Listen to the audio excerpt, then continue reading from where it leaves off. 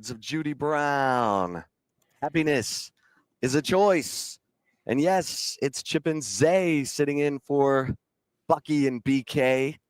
Kind enough to let us go this morning so that we can be free to cover the Texas Longhorns as Arch Madness descends on Hotlanta here at the College Football Hall of Fame. I am Chip Brown. He is Zay Collier. Zay, what's going on, my man? Good morning to you. Good morning to you, man. It's very nostalgic being here early in the AM, but feeling good, feeling great. How you doing? I'm doing good. Now, for everyone who thought we were at the KFC yesterday, please take note. Please take note of the gentleman behind me and the hat he is wearing. Oh, that's right. He's wearing a Texas Sports Unfiltered hat.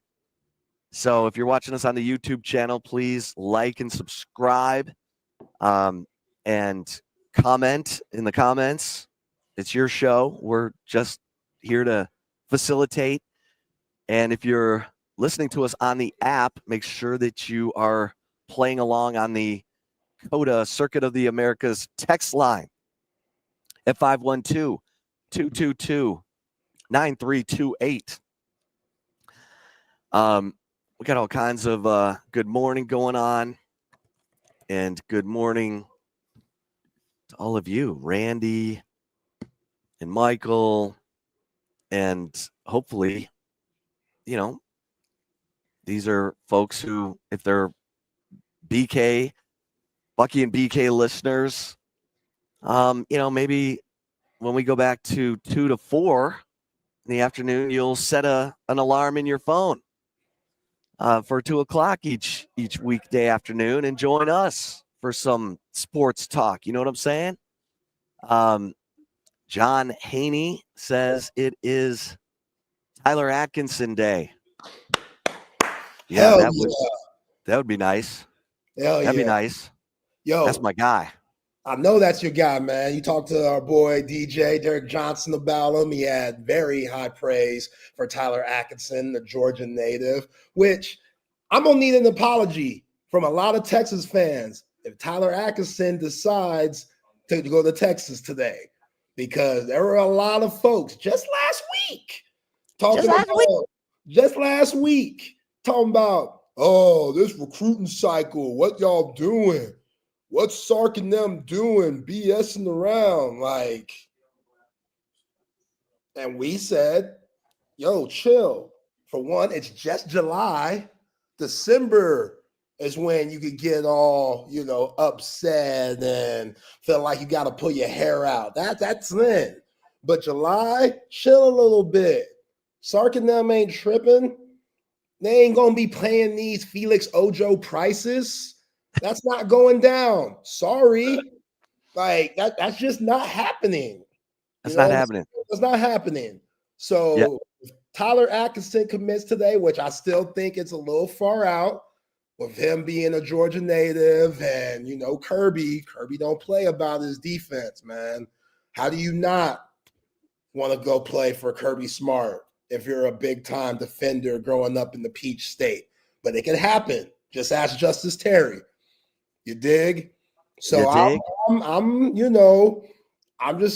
would like an apology from them hating Texas fans out there, but it's cool. It's cool. If Tyler here's the thing. Here's the thing. Even if Tyler Atkinson decides to go to Georgia or somewhere else, you still got the transfer portal. Now, I'm just saying, Steve Sarkisian, he doesn't panic. Now, would I like to see Tyler Atkinson? If I'm a Texas fan, would I like to see Tyler Atkinson sign up or commit to the Horns? Oh, yeah. Because I talked to Derek Johnson, the Longhorn great who won the Butkus and the Nagurski Awards in 2004 at Texas. All-time leading tackler for the Kansas City Chiefs. A multi-time Pro Bowler. And he said, this guy's football IQ is beyond his years. And he said he gave him some NFL drills that he caught on to so quickly. He's like, oh, man, I got to move him on to the next drill. So Tyler Atkinson is Anthony Hill Jr. in the 2026 recruiting cycle. That's all I need to say, because Texas fans know what that means. That means 16 and a half tackles for loss, 8 sacks as a sophomore. You'll take that every day. And to me, linebacker is the biggest need remaining in the class, because if you've got Anthony Hill Jr., who 99.9% is probably going to go to the NFL after this season, you got to have a guy who can come in and fill that role, if not as a true freshman, but maybe as a true freshman. You got to have that guy in the pipeline. You know, if Brad Spence comes back, I like Brad Spence. I think Brad Spence can certainly play and do some of the things Anthony Hill Jr. does. But you get the picture. You got to, you replace Kelvin Banks Jr. with Trevor Gooseby, a guy they think could be a first-round pick after this season. You then replace Trevor Gooseby with Nick Brooks. You got to have the next and the next and the next. If you're going to keep competing for college football playoff appearances and national titles and conference titles, you got to have them on the runway. You got to have big-time impact players on the runway. Steve Sarkisian has done a good job of that. And Tyler Atkinson, this is a big day. I don't normally get all, twisted up about commitments in July, because, as you said, Zay, you can still work that recruitment until December. We saw Texas get some late flips last year. Justice Terry, Xavier Filsamy, some guys flipped on signing day. And so it's just something to watch today for sure. For sure. Tyler Atkinson, he's my favorite linebacker in the 2026 class. We'll see how this goes, because you're right. He is from Georgia. And it's tough to pull those Georgians away from Kirby and Athens, Georgia, because Athens is about an hour and a half from Atlanta. And, of course, Kirby Smart and the Georgia Bulldogs are at SEC Media Days today. Like, are you kidding me with this? We're going to have Texas and Georgia on the same day. So we've got Auburn and Georgia this morning, and then Texas and Tennessee this afternoon, which is why we're doing the morning show. Thank you again to Bucky and BK. Those guys are rock stars. Thanks for hanging out. Shout out to my man Tom McKay, Audiovisual Consultations, who said he popped up TSU this morning and it looks like I ate Bucky. Yo, Tom, you cold for that. Hey, appreciate Bucky and BK for letting us do the morning show. So, Chip, you could cover the horns today, but no, I did not eat the Buckster. That's my guy.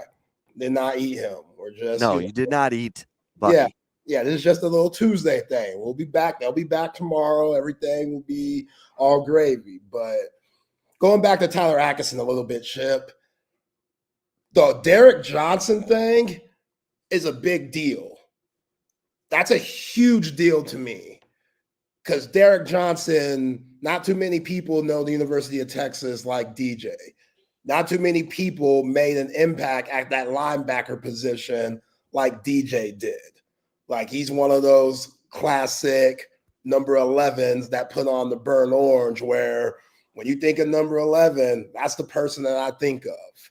So if he's working out with him and DJ is not only giving him game on the field, but also off the field about what the ATX is like and how he'll be treated, and the fact that, again, look at Derek Johnson. Like, look how good life is for him coming back to the ATX, whether it's him being on third and Longhorn or just his, friendships and bonds and relationships with people who were here when he was a college student.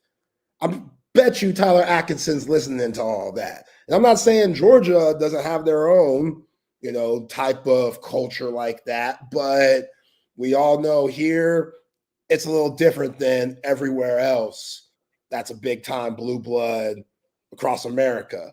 So I think that gives the Horns a certain advantage. Now, I don't know who he works out in Georgia. He could be working out with a big time alum there, but him working out with DJ, that's a very big deal in my opinion. Well, and Derek Johnson was part of his recruiting weekend to Austin. He told me it looked like Tyler was having a good time down here. I went to the recruiting weekend, talked to his parents and all that stuff.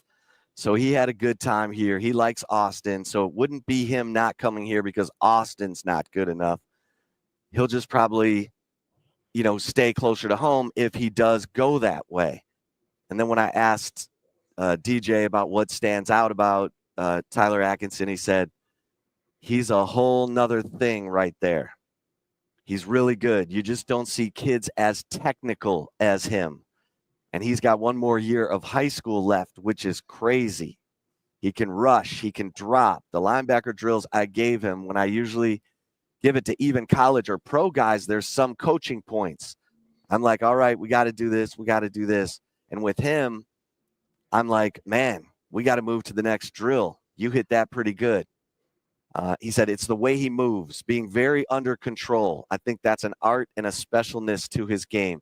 Being able to move with a sense of urgency and be under control at the same time. That's hard to do, especially as a young player.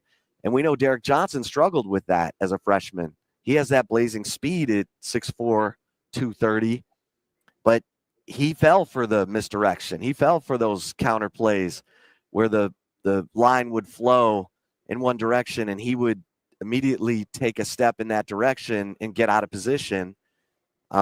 No offense to DJ. If I had those wheels, I'd be wanting to try to get ahead of everything too. But Colorado in the Big 12 championship game in 2001, they game planned for that. And they ran counter all day long trying to get Derek Johnson out of position. And then he learned and he became the best linebacker in the country. Greg Robinson, RIP Greg Robinson, but Greg Robinson got him right and got him to take read steps, little tiny steps, not big steps, until he knew exactly what was going on. And so it's a big day and it's an exciting day. I mean, here in Atlanta, I just got done doing a radio show appearance on a station here in Atlanta, and it's all Arch all the time. And we'll, if y'all want to talk Arch, give us some comments, and we'll kick it around, because obviously that's going to be the lead topic, the lead item of the day. Everybody's anticipating the arrival of Arch Manning and how he's going to handle the throng of 1,200 credentialed media here who all want to ask him, you ready? You ready? You ready? You ready?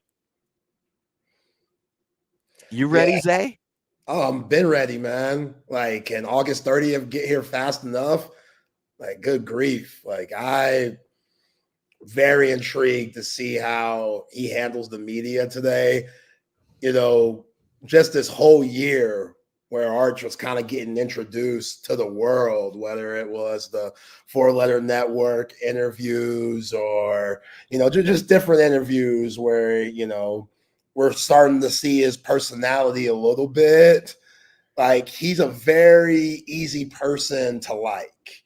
And if you're every other school, the rest of the 15 schools in the SEC, he's very easy to hate because he's so easy to like. It's like, oh, damn it, he's cool too. Not only is he a Manning, but he has a certain aura and a certain swagger that, as good as Eli and Peyton were, don't have. Like, both of those guys are kind of nerdy, kind of quirky, and it works to their favor of being great quarterbacks. But Arch just, he has a, he just has a swagger to him that seems infectious for his teammates and the rest of the coaching staff, to where, no matter who we play, we're the biggest, baddest MFers in this thing. And that's refreshing.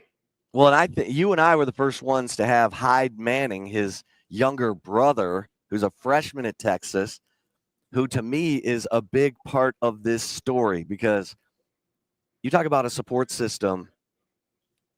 You got Arch here at Texas. Then Hyde decides, I want to go to Texas.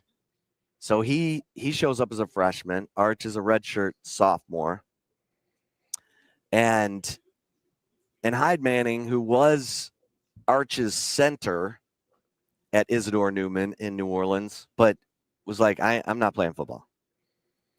He comes to Texas. He joins a fraternity. He told us, I'm living my best life.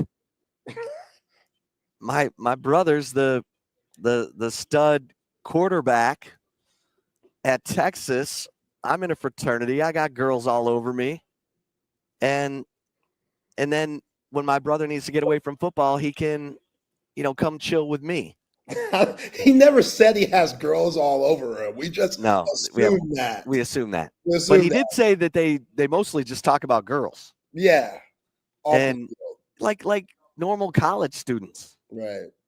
So Hyde Manning is sort of the secret weapon of Arch Manning's ability to stay grounded and have somewhat of a normal college experience, even though he can't walk to class anymore. He drives to class because it's just too much. Everyone's like, can I get a picture? Can I get a picture? Can I get a picture? He's like, I got to get to class. Like, if you're Arch Manning, you can't walk to class with 5 minutes.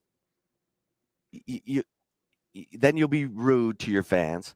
He's got to walk to class 20, 30 minutes early so that if he gets stopped, he takes the picture and can get to class. So now he drives to class, but it's hard to find parking on the Texas campus. And those tickets are expensive, man. The biggest money-making operation at the University of Texas is parking services.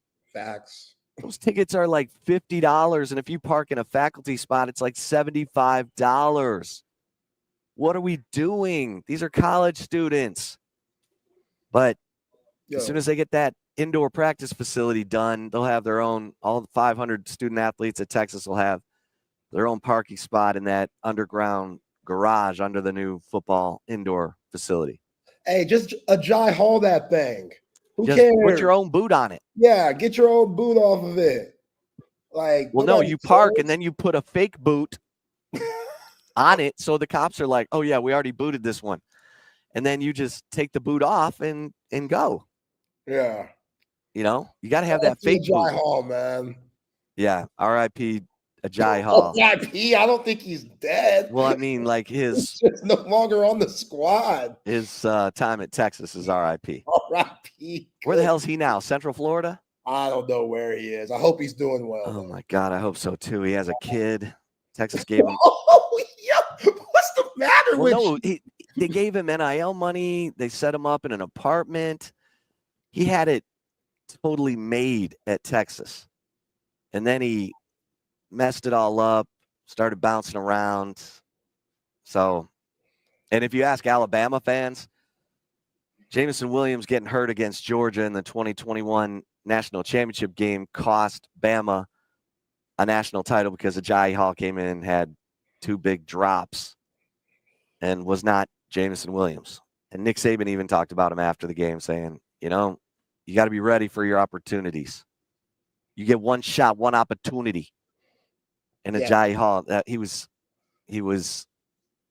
indicating Jai Hall was not ready for his opportunity. But enough about that. So that's Arch Manning. He's got to drive to class because otherwise it's a mob scene. Just imagine if he's good. Just imagine if he's like legit good. Like starts to show he could be the number 1 pick in the draft. Because everyone's already given it to him. Let's not give it to him. He doesn't want it given to him. I think 1,000% today you're going to hear him say, I don't get all this. I don't know why y'all are mobbing my stand. You should be talking to Anthony Hill Jr. because That dude had 16.5 tackles for loss and 8 sacks last year and wasn't even a Butkus Award finalist. You should be talking to Michael Taaffe because he's one of the best stories in college football right now. Former walk-on, now All-American, who came back after having his heart ripped out in that loss to Ohio State, and he wanted to leave with his boys, Jahdae Barron and Andrew Makuba, but he's back because he loves Texas that much. He wants to try and use every last opportunity he has to try and win a national title. That's what Arch will probably say, because Arch is pretty chill. He's pretty chill, and he's in on the joke. He'll make fun of himself. He talks about, I lost my ID, when I was a freshman, and remember Hyde told us, he's like, I just make fun of Arch because he doesn't know how to use a microwave. And we know Arch he's a smart dude, but when it comes to football, and David Cutcliffe said this yesterday to me, Zay. He said, I see a lot of Peyton in Arch in that they're constantly asking questions, more questions. And he said Peyton was that way. Yeah, I love the stories about when Peyton talks about Arch Manning, and Arch will just send him a text on, just a normal football question. And then Peyton sends a voice memo that's about 7 minutes long, giving them a very, very specific answer. And that's just kind of how Peyton's wired. And I'm sure Eli has a lot to that also. But well, he said when he asks Eli the same question, he gets back like a 5-word answer. Right. So Peyton gives him 7 minutes of answer, and Eli gives him the Cliff Notes version. They have different personalities. But I think Arch is kind of a combo of the two, and he's certainly more athletic than both of them.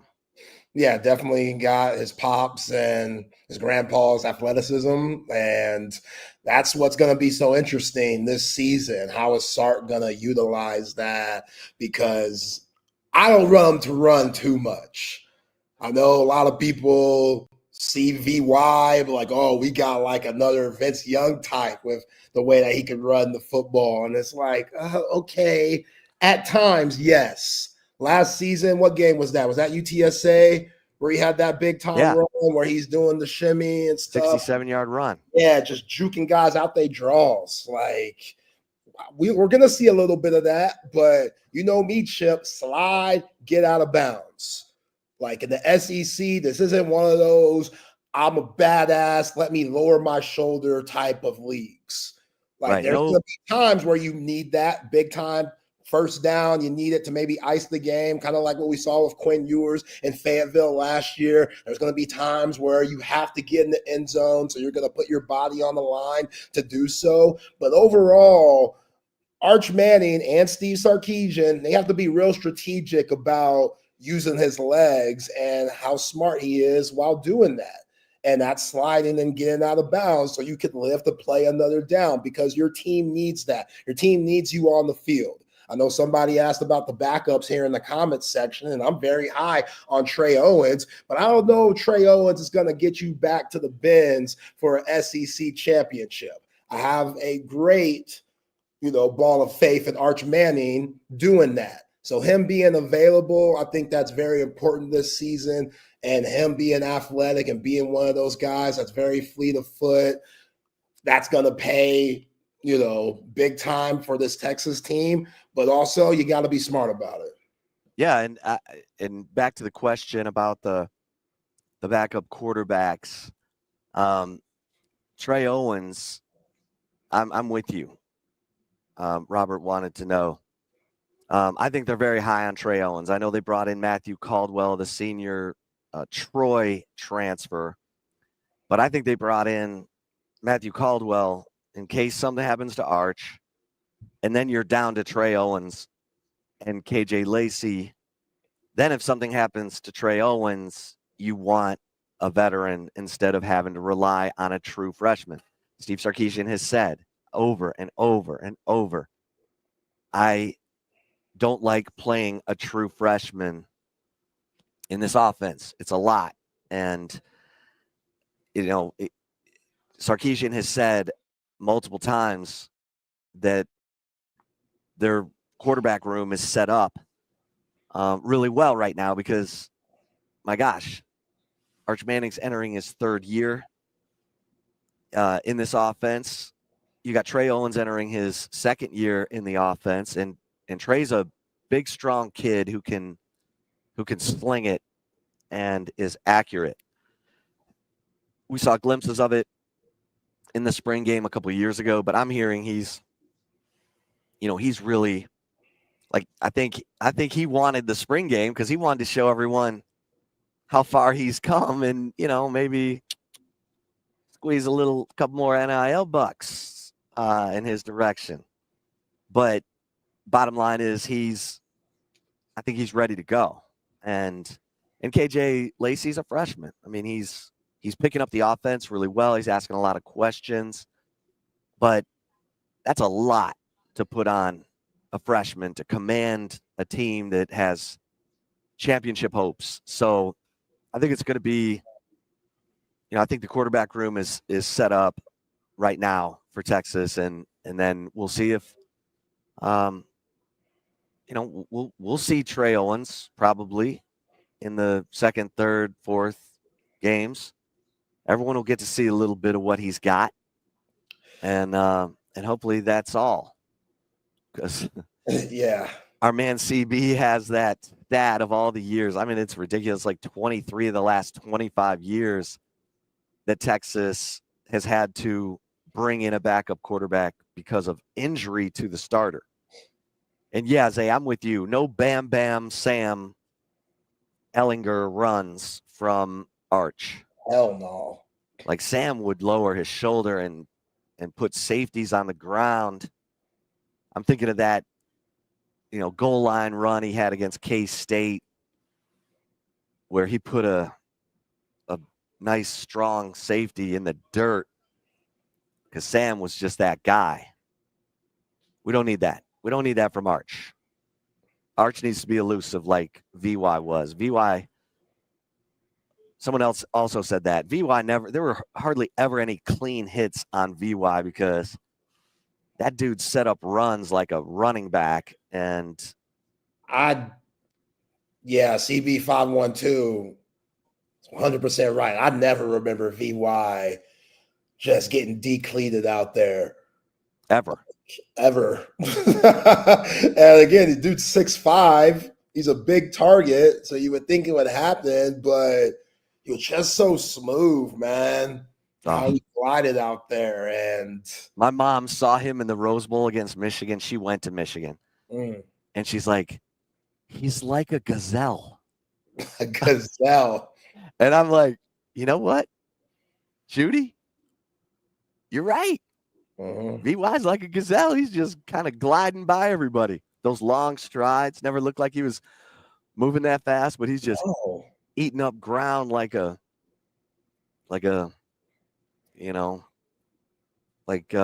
billionaire, just gobbling up land left and right. No. I bumped into the head of the Rose Bowl here, and she went to USC, and I said, oh, okay, well then I won't tell you that Vince Young owns the Rose Bowl and rents it out to UCLA for home games. And she's like, no, that's fine. You can make fun of UCLA all you want. Just go easy on that 05 national championship game. Because that one still hurts. And USC fans, oof. I mean, I get it. 4th and 5, the national championship on the line. Yeah. No, shout out to Steve Sarkisian. Good looking out, Sark. Oh, yeah. Keep old Reggie on that sideline, baby.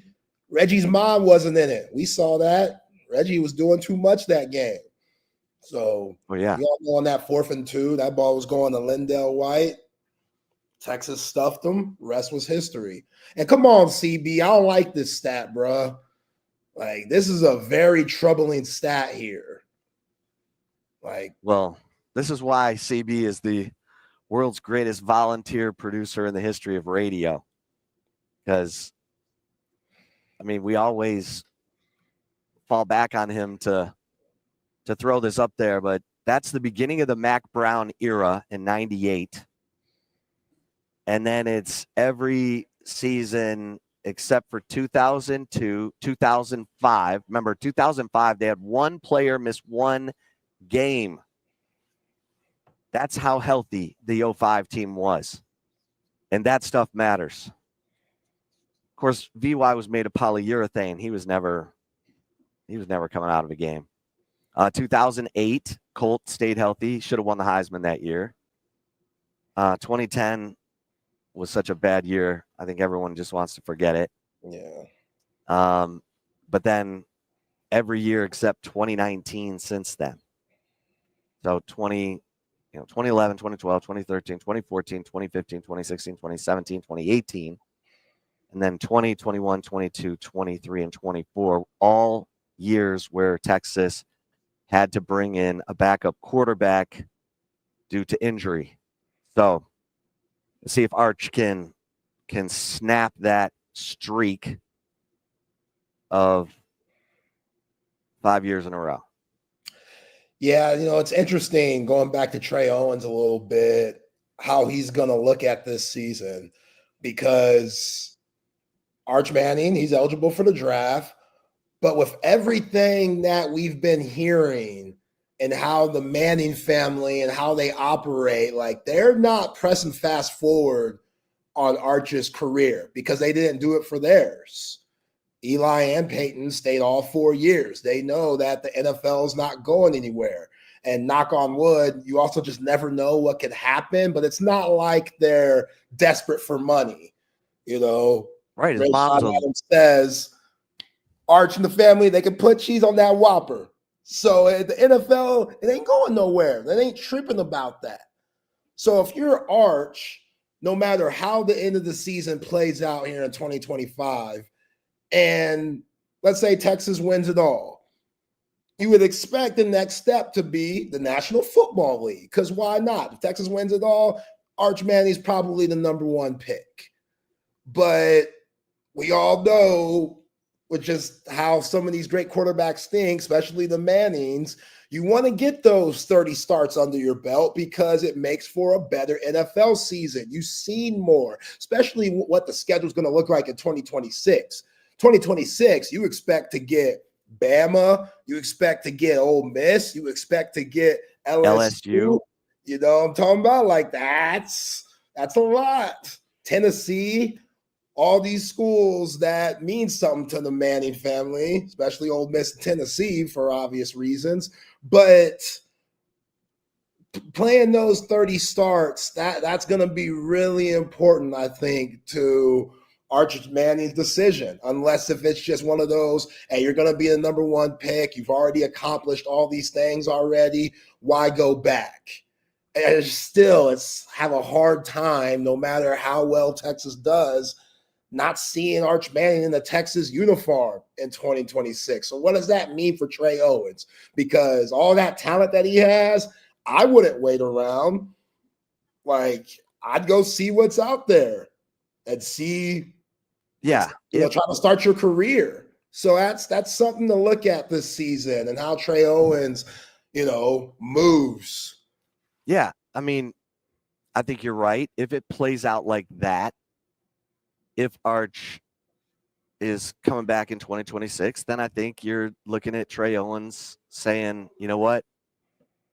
I need to get on the field, because he will have spent, he'll be going into his third year with no sign of playing time.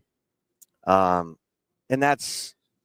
we'll see how that plays out, but that's certainly understandable.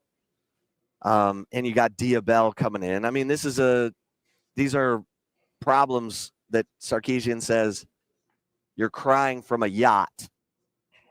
And that's you're hoping that maybe Trey Owens is Mac Jones, that he's willing to wait for his 1 year. We've seen that. We've seen that where guys wait, get to play 1 year, and then go to the NFL.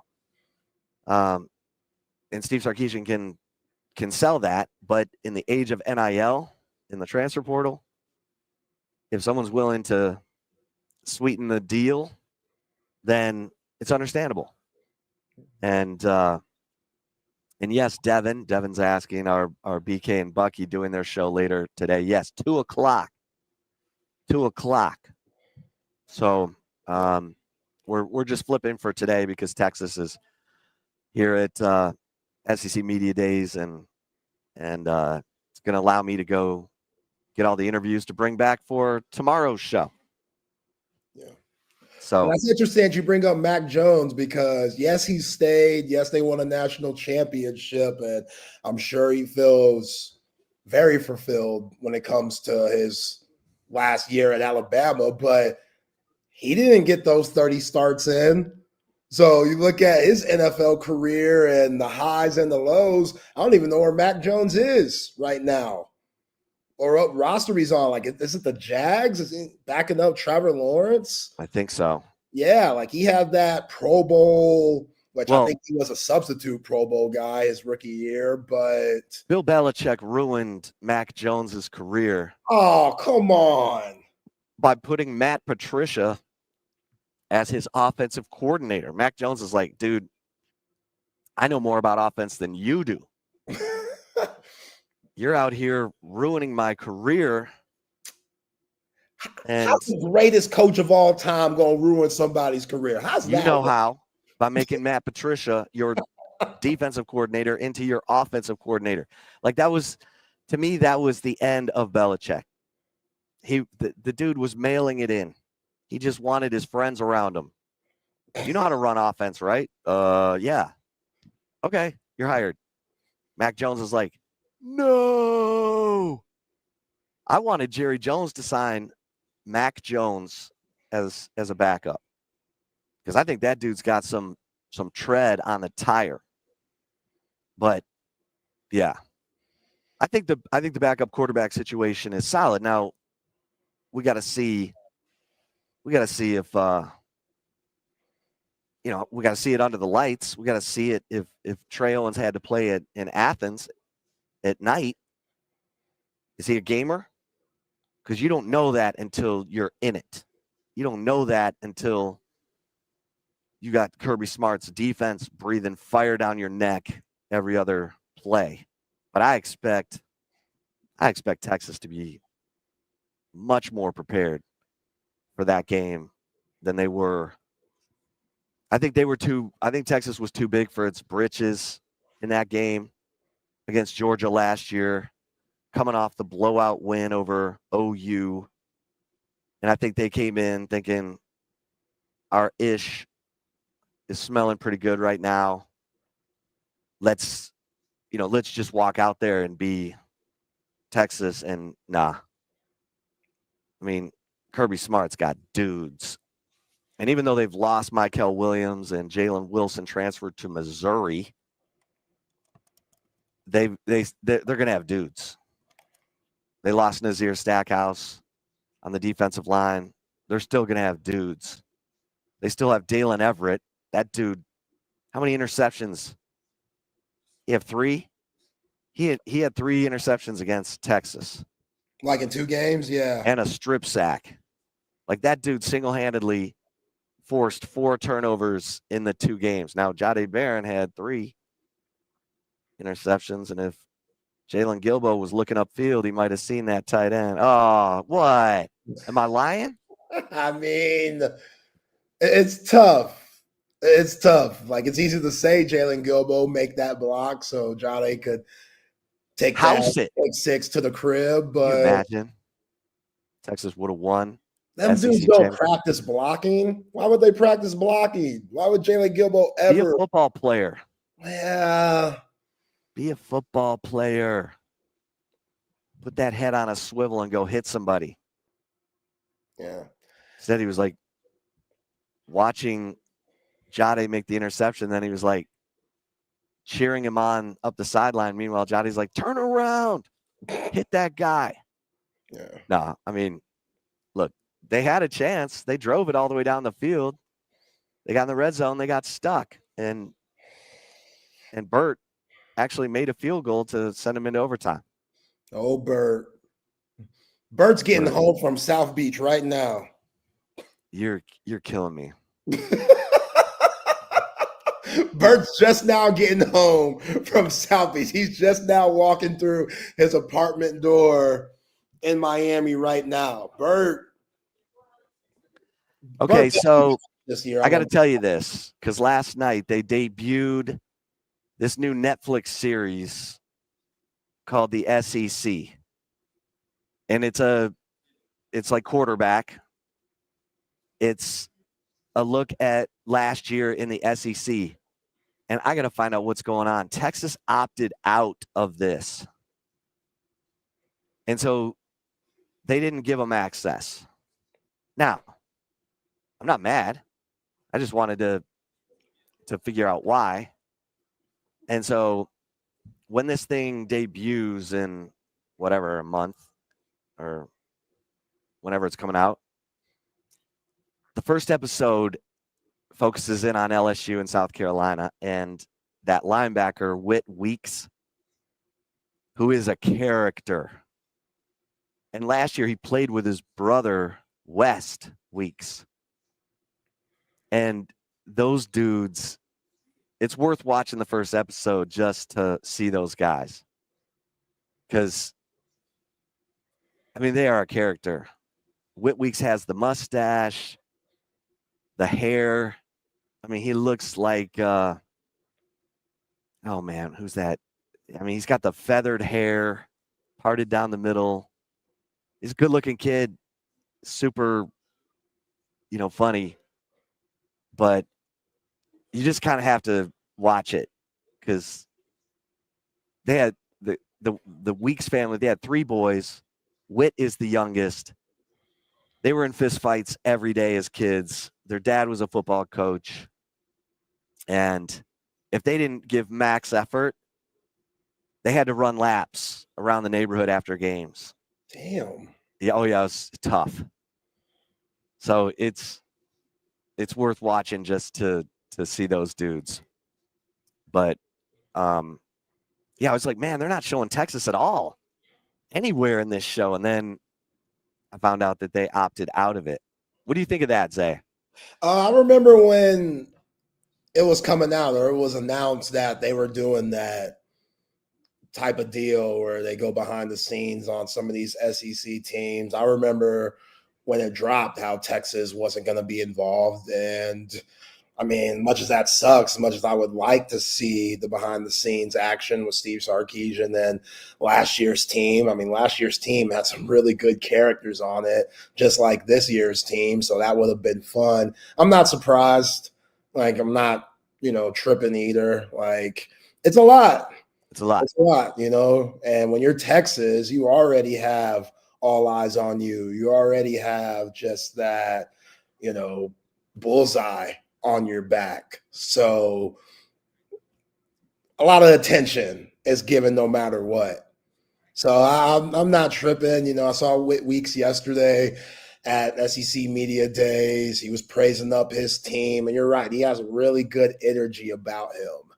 And you felt bad for him when he got hurt in their bowl game last year and his foot was looking like Dak Prescott's. It was turned completely the wrong way around. Yeah. And you're like, And Brian Kelly said he's expected to be available for their week 1 matchup, which just as big as Texas, Ohio State, that week 1 matchup, LSU and Clemson, the nightcap, August 30th. That's going to be a movie within itself. But, yeah, I don't mind Texas not being a part of the SEC. One thing I'll say about after watching that, Brian Kelly feels like he's disconnected, man. Like, he's yelling at guys. They're not paying attention to him. Stop. They don't show that on the show. They do. Wow. And they were like, I don't know, but he doesn't have the command of that locker room the way I thought he would. And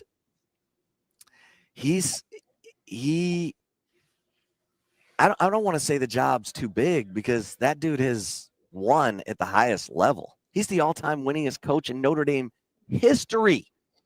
Brian Kelly. And I was like, they're not listening to him. And the Blake Baker, the defensive coordinator, just wasn't impressed. Now, maybe they've upgraded or guys have matured, but they weren't listening to him. And I can see where Brian Kelly gives off the vibe that he's distant, that he's, I don't want to say aloof, but I can see it. Yeah. And you wonder if he's in legacy prison. You know, he's the all-time winningest coach at Notre Dame. And now he's going into year 4 at LSU. And it'd be one thing if the arrow was going like up. But LSU fans, that Alabama game where Jalen Milroe came into Tiger Stadium and just ran them out and the place was empty late in the third quarter, like that never happens. Like even though LSU had a winning season, they beat Baylor in their bowl game, whatever, it doesn't feel like it's, you know, like LSU's on the verge of a national championship. It feels like LSU it's like watching a 12-year-old learn to drive a stick shift. It's like, you know, they're jerking forward, then they're jerking backward. And it's not smooth. It's not consistent. The arrow's not going up. And I know people are like, oh man, it's a 4-horse race in the SEC this year. Texas, Georgia, LSU, Alabama. And I'm like, I don't know. I could be dead wrong about LSU, but I don't feel it. I do not feel it. I could see someone else maybe getting in there, or just those 3 teams, Texas, Georgia, Bama. You know, we'll see. We'll see if it's, you know, who's got what. But the arrow for Texas has been going up. At LSU, it goes up, then it goes down, then it goes up, then it goes down.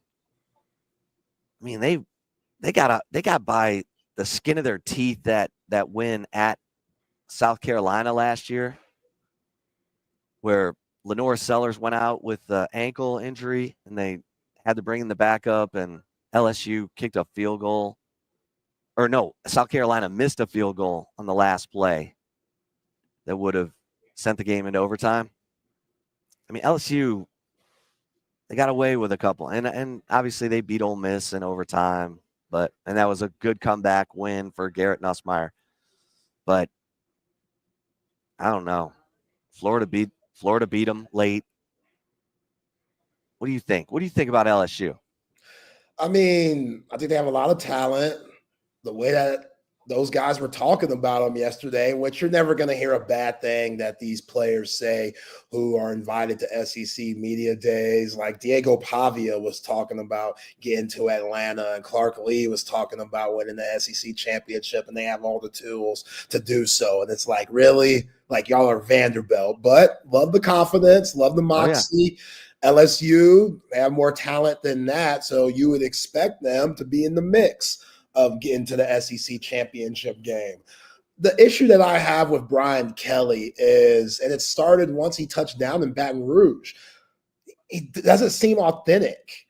Like when he was doing that fake ass Cajun Creole accent that he's never done a day in his life. Like, isn't he from up east? Where's he from? Massachusetts. Yeah, like that's not even close to the boot.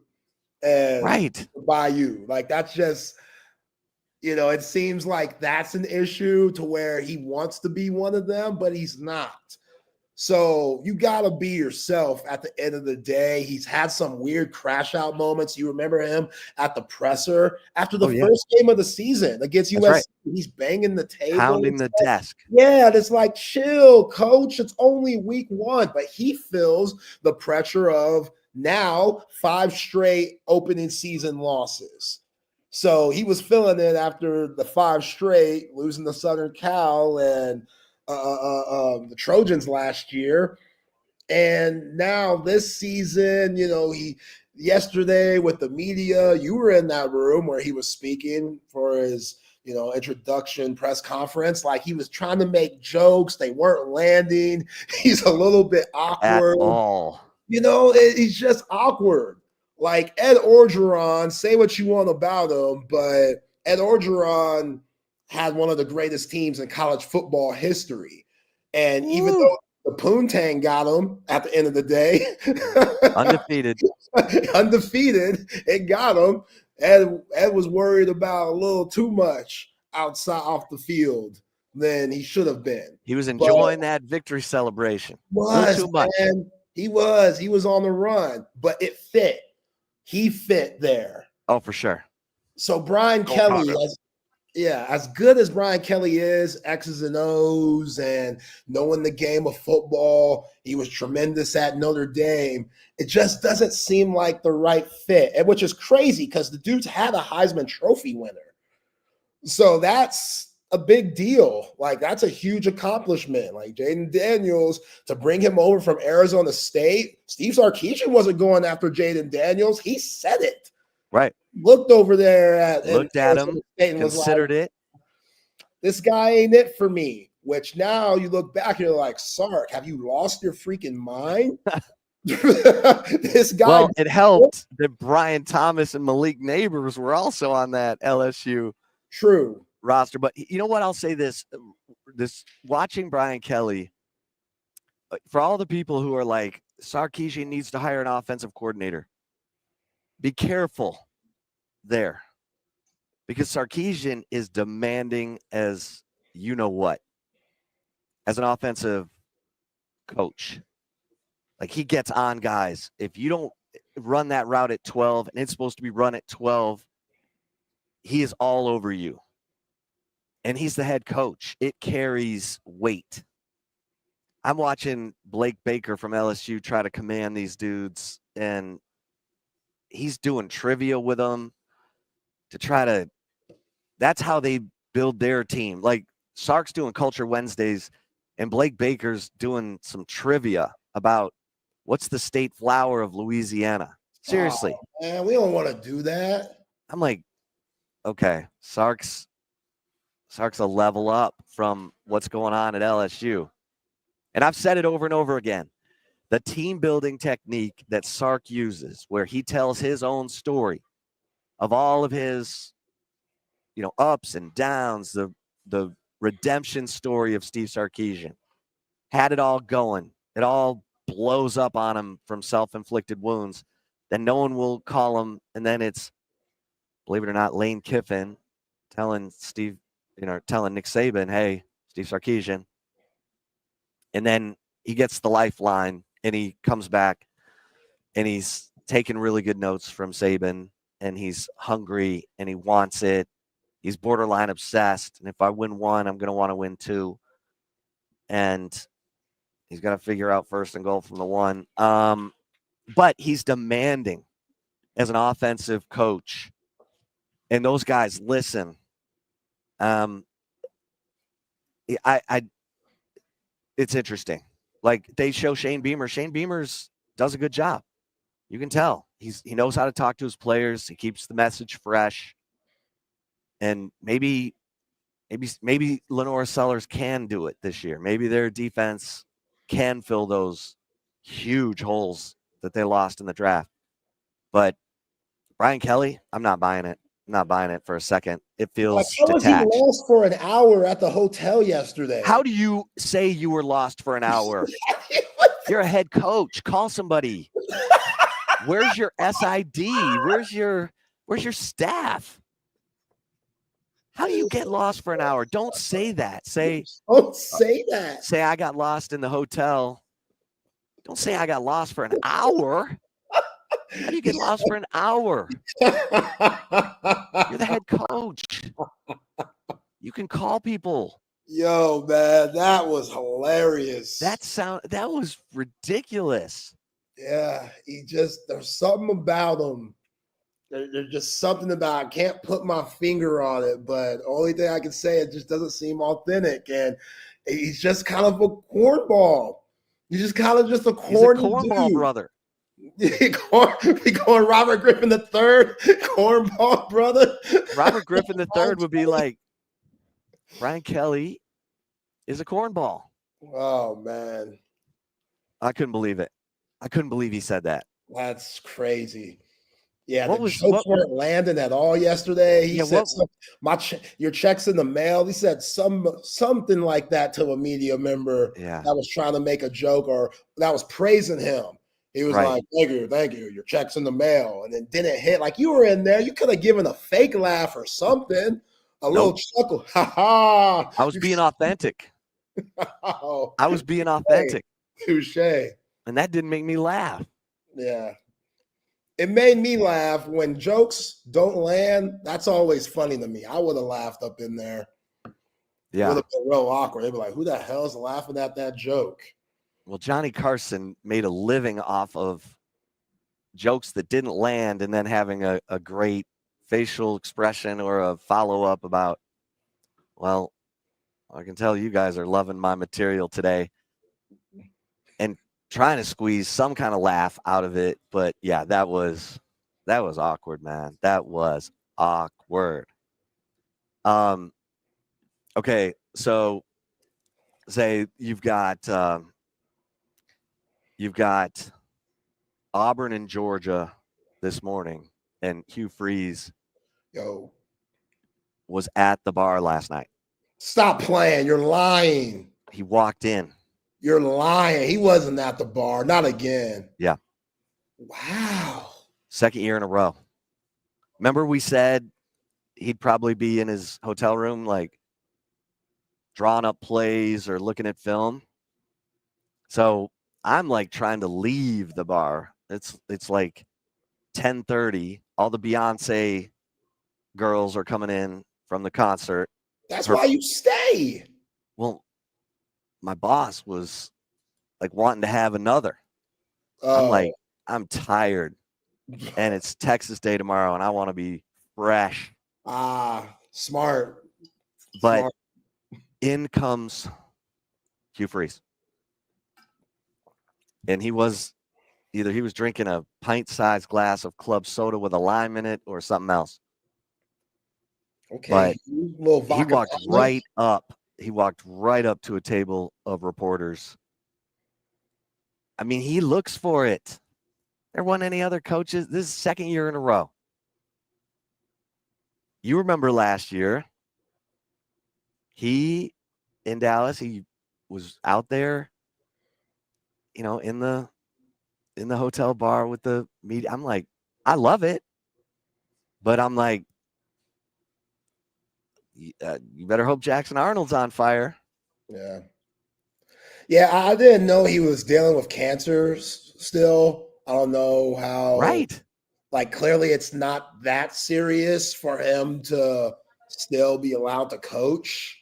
So I'm glad that he's there and he's present. Like, did he look good? Did he look just lively? Okay, that's good. Like, his health is everything. And obviously we have to critique these coaches. That's our job. But I want Hugh Freeze to take care of himself before he even is able to focus on football. With that being said, Hugh is in a weird position because, Lane Kiffin, he going to be petty. He going to be messy. He was talking about Hugh yesterday, and he's been sending those weird, tweets and stuff about Hugh's golf game and whatnot. And we've heard about Hugh's golf game and how he's been on the course all summer long, where it's like, bro, this is a lot. I get it. All coaches golf, but what you're doing seems like a lot for a coach that should be locked in, getting ready for a season, especially being on the hot seat like he's on. Like, it'd be different if Auburn was 10-2 last year, getting to a college football playoff. Did they even make a bowl game? What was it, 5 wins last season? Like, I don't remember. Somebody might have to remind me a little bit. But if I'm Hugh Freeze, I want to be a little bit more low-key. And maybe he feels like he has to get out there because he knows he'll always be in the Crimson Tide's shadow. So he has to go, make his own publicity and be seen with the people so folks could talk about him a little bit more.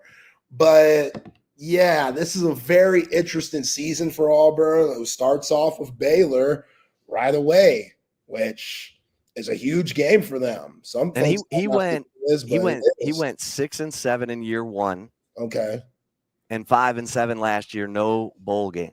Yeah, 5 wins, exactly. And hooked his wagon to Peyton Thorne, which I thought was a big mistake. And then now he's rolling the dice with Jackson Arnold. And maybe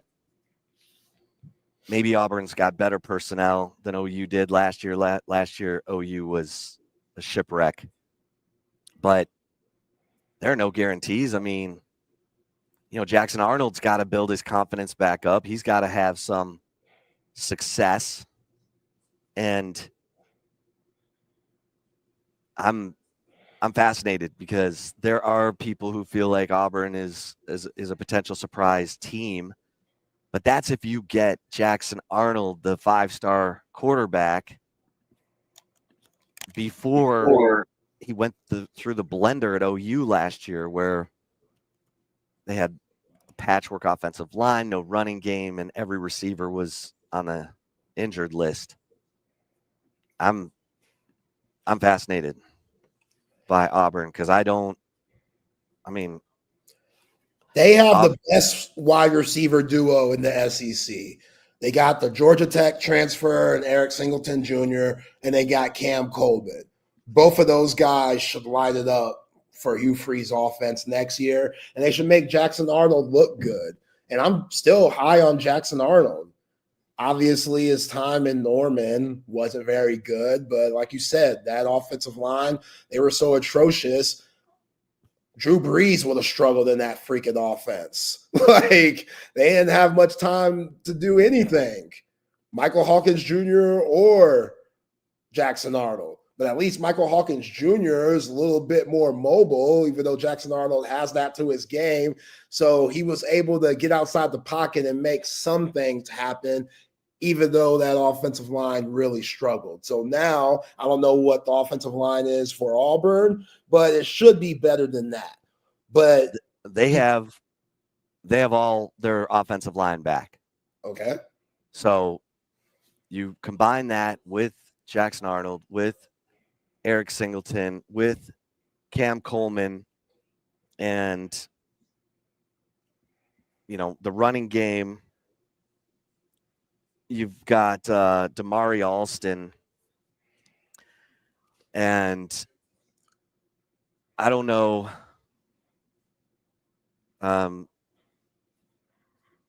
They lost Jarquez Hunter, who was a 1,200-yard rusher last year, averaged 6.4 a carry. That's a big loss. And now, you're going with Damari Alston, who's a younger guy. He's a senior. He's been waiting his turn. Who averaged 5.3 a carry last year. So maybe it is. They got 4 starters back on defense. That's where the question's gonna come in. Can they stop anybody? And like you said, they open with Baylor at Baylor, and then that game at Oklahoma in the Jackson Arnold Bowl on September 20th is huge. Oh, yeah. It's huge. That is James Brown, the big payback type of game for Jackson Arnold. Hell yeah. I'll be locked into that one because you Jackson Arnold, they did you so wrong, bro. And now everybody's so high and mighty on John Elway Mateer. Oh, yeah. It's on and popping if you're Jackson. John Elway Mateer. That's the way we talk about him. The dude beat all them Mountain West teams and was putting up numbers and running all over them. UNE Henry talked to the San Jose State coach who played them last year, and he was talking all high on John Mateer. And I'm like, dang, San Jose State? I appreciate what you do, coach. I respect it. I respect any coach in the business. You're talking to a coach's son, but San Jose State is San Jose State. That's a little different than LSU and Florida and Alabama and the rest of these SEC teams. So, John Mateer, you're going to have to show me something. But either way, if I'm Jackson Arnold, who you committed to and signed with Oklahoma for a reason, coming out of Denton Guyer, that game's going to mean something to him. He wants that game bad. So how's that going to look? After Auburn, you get Georgia today. Kirby Smart, Gunnar Stockton taking over for Carson Beck. And Georgia is the team everyone feels comfortable picking to win the SEC because they did it last year with Gunnar Stockton coming in and having to play the second half against Texas. And he did just enough, and Texas made enough mistakes. And Kirby went for the fake punt. It was successful. It turned into an 18-play drive. And Texas loses in overtime in the SEC title game, a game that felt like Texas let get away. Georgia has 4 starters back on offense. They brought in Zachariah Branch, the wide receiver from USC. They brought in Noah Thomas from A&M. And they're hoping that those guys can catch the football after leading the nation in drops. You've got both of those tight ends back, Oscar Delp and Lawson Lucky. Those guys are good players. Yeah. And you've got some, you've got to replace a couple of starters on the offensive line. And then, on defense, you've got to replace all the guys that we mentioned earlier, the Michael Williams, Jalen Walker,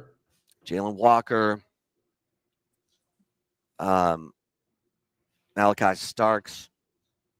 Oof. But you just assume Kirby's got dudes ready to walk in and get it done. And they've got Nate Frazier at running back, who I like.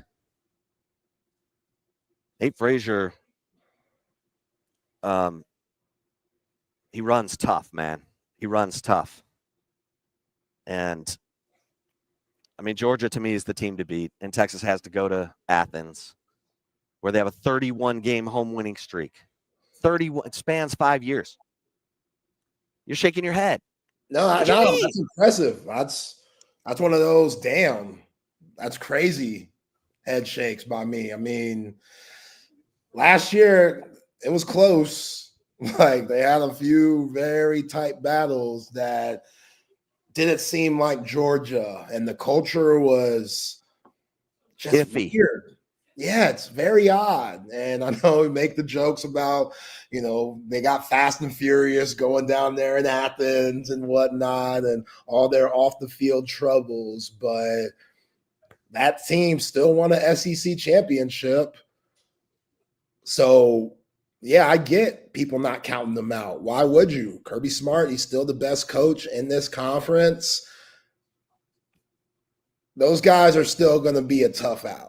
And I think one of the more underrated picks in all of college football is Zachariah Branch, because you're a team that led the nation in drops last year at the wide receiver position, and you bring in Zachariah Branch, who's one of the most dynamic wide receivers in the nation. We saw what he did under Lincoln Riley at Southern Cal.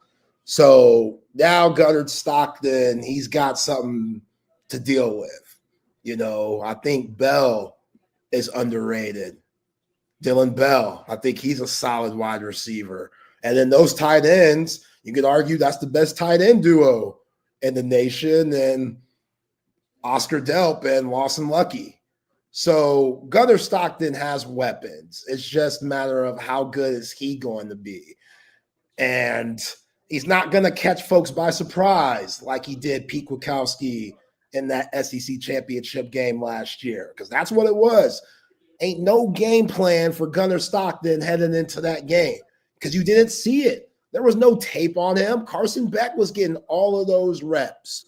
Carson Beck gets hurt by our guy Trey Moore, Big Ocho. They come back with Gunnar Stockton, realize he out here running like Doug freaking Flutie, making things happen. It caught everybody by surprise. Marcus Freeman and Notre Dame, they weren't caught by surprise.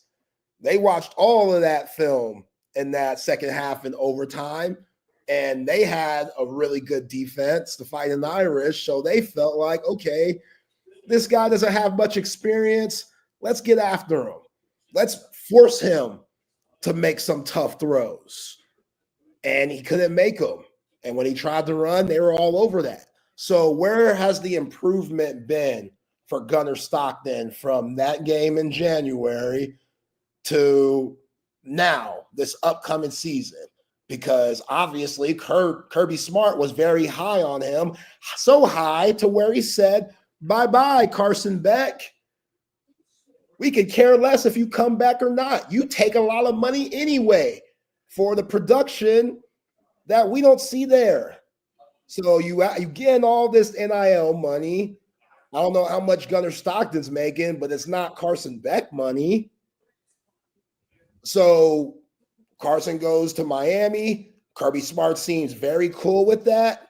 And that's where I'm like, okay, if Kirby's this cool, not willing to fight for Carson Beck to stay, then he's throwing all his eggs in this Gunnar Stockton basket, which means Gunnar Stockton, who was a very highly touted recruit in the state of Georgia, has a lot of records. Like when you look at his high school credentials, they mirror Justin Fields and what's my man with the hair, Trevor Lawrence coming out of Georgia. Like he has records like that coming out of high school. So he ain't no rug roast. He ain't no scrub. He could play a little bit. He just doesn't have the experience. So if he could come into his own and have maybe like a Stetson Bennett type of aura around him, because he kind of has a lot of Stetson Bennett in him. Nothing's too flashy, but he gets it done. And he's more athletic than you think. If he could provide that for the Bulldogs, then why wouldn't they be right there again for playing for an SEC championship? Well, Rex says Gunnar Stockton didn't do jack against Texas. Our offense couldn't move the ball. And that's true. Texas could not run the football against Georgia. And then when they got put into passing situations, they turned the ball over.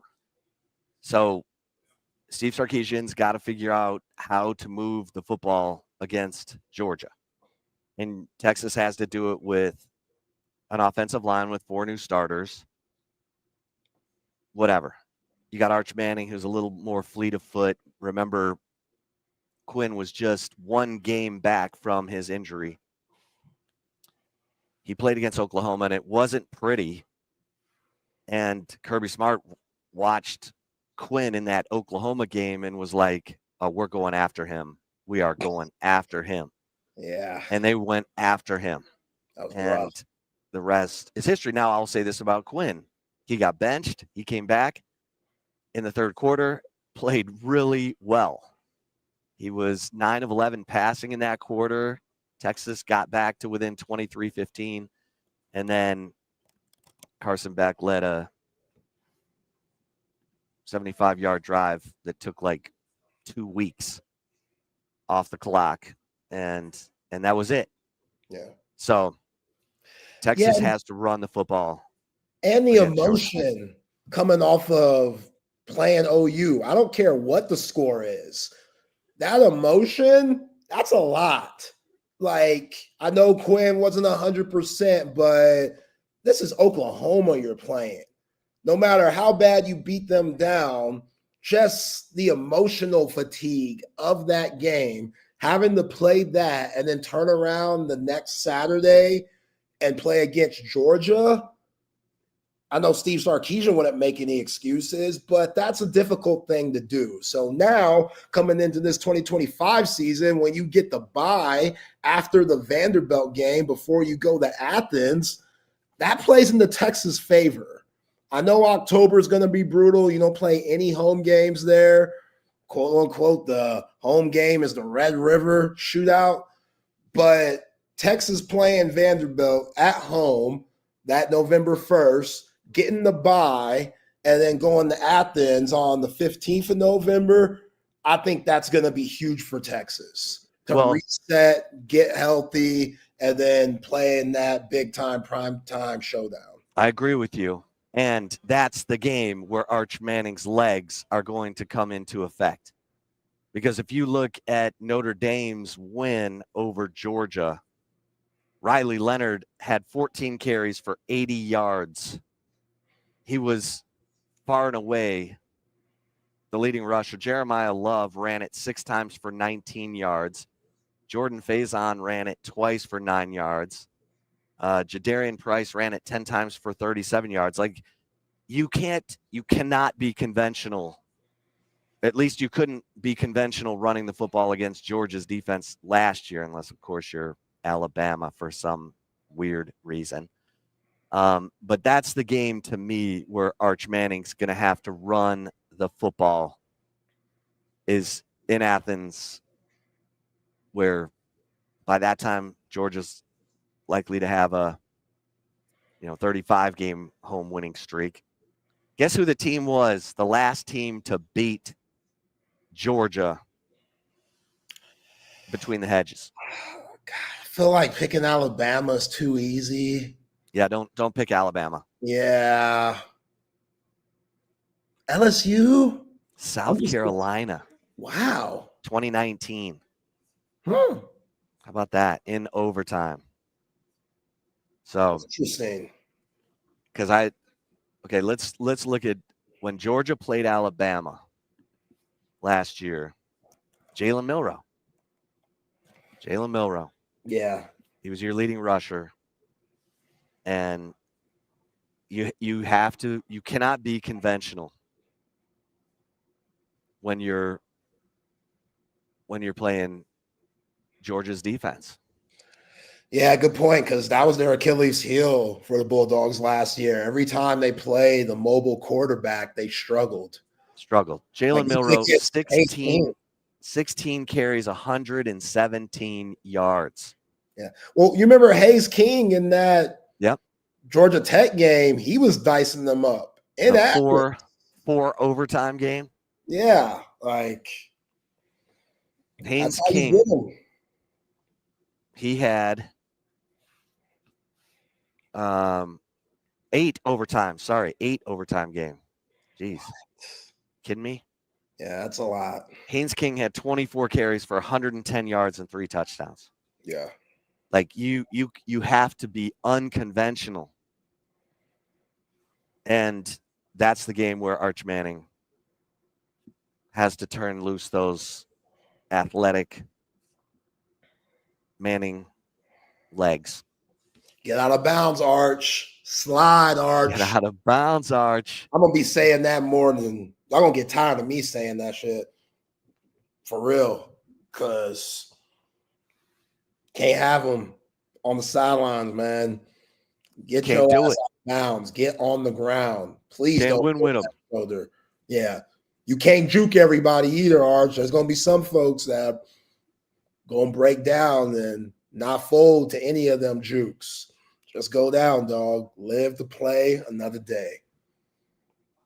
Hey, let's get a couple mentions in here. Our incredible travel partners who are making our appearance from SEC Media Days possible, like Port O'Connor Premier Lodge. If you love to do a little fishing, a little hunting, then this is your spot.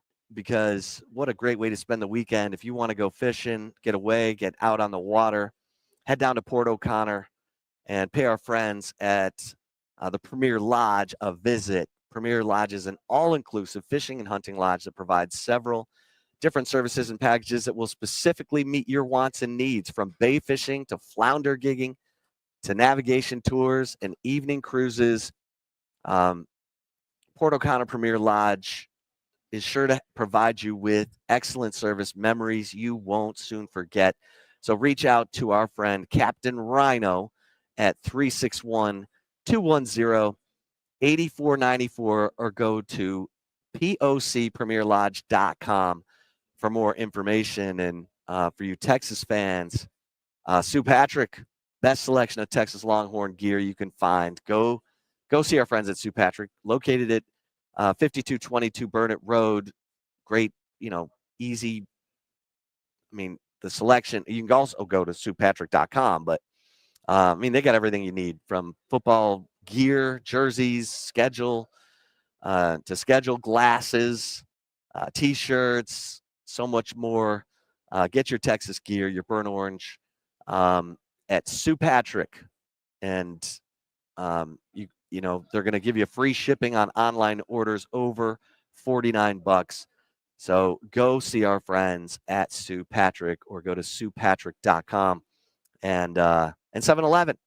Hey, when it's breathing fire outside on your neck, go get a Slurpee like I do. I cannot pass a 7-Eleven without stopping and getting a Slurpee. That is I have to have it. It's my go-to. Sometimes I just go out of my way to make sure I pass a 7-Eleven because I got to have my Slurpee. I always go with the Coca-Cola Slurpee. But 7-Eleven's got everything, man. Their go-to food right there at the checkout. Oh, man, the pizza, they got it all. I love 7-Eleven. So make sure you check out the 7-Eleven rewards program on the free 7-Eleven app. Download that app right now. That's an easy no-brainer. You're getting free stuff every time you shop at the best convenience store in the world. And, of course, our man Tom McKay, who says he thought Zay ate Bucky when he tuned in this morning. Bucky will be back. We're just doing the morning today because Texas goes this afternoon. But we love Tom McKay because he's the best. He makes it easy for you. So when you're ready for the big screen of your dreams, get hooked up this season by AV Consultations. Let Tom and his crew bring everything to you, from big screen TVs to home theaters to Sonos surround sound, new lighting, surveillance, electronic shades. AV Consultations has everything you need to make your home the place to be this football season. Give them a call at 512-255-8678 or go to avconsultations.com.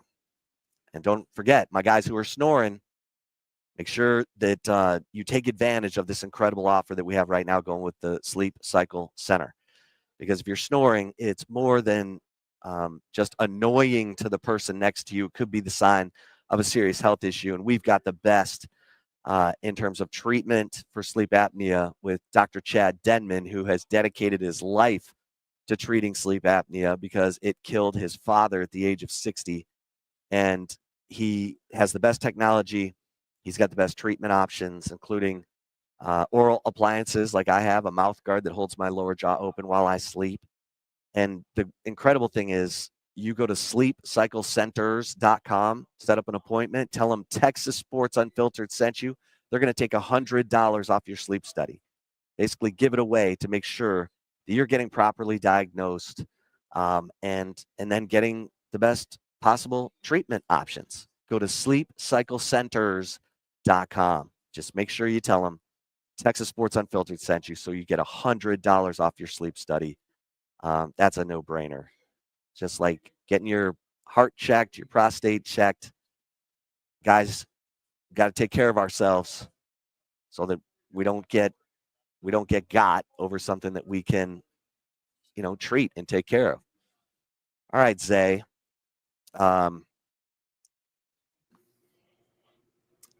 This afternoon, it's Texas. Give me your thoughts on what you're expecting and what questions you would want asked of the three player representatives of Steve Sarkisian, the player representatives, of course, Arch Manning, Anthony Hill Jr., Michael Taaffe.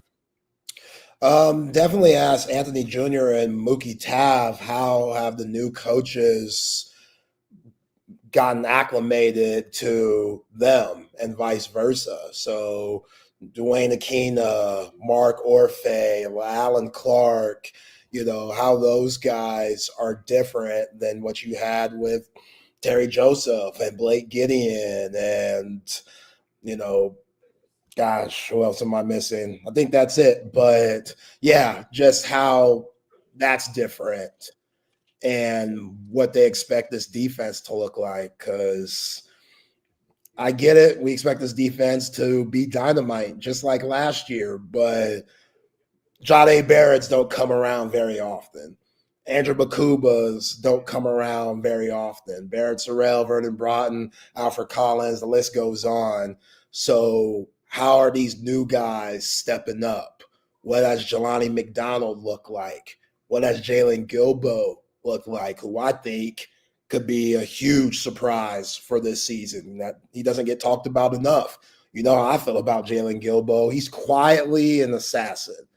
He was quietly really good at that star position this past 2024 season. So now with all the rumblings of him kind of taking the Jahdae Barrett approach and going from that star spot to an outside corner, what does it mean for him? Because we still don't know about that star spot exactly. We know Jalen Gilbo can play it. Sark's talked about that a little bit. We know Jelani McDonald can play it, but Jelani McDonald's also a big-time safety, and that's what the beauty of this Texas secondary is. You got so many guys that can play multiple positions because they're so versatile.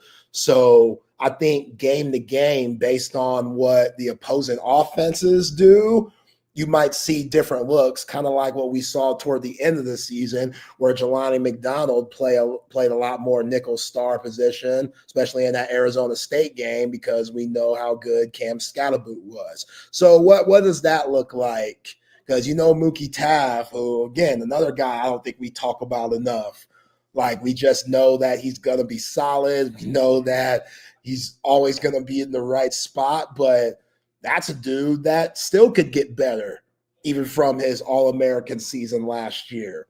So I want to hear what Ant Hill and Michael Taaffe have to say about this team, because those guys are the leaders on the defensive side. Arch Manning, how is he getting acclimated to his first start, or him being the starter from the jump?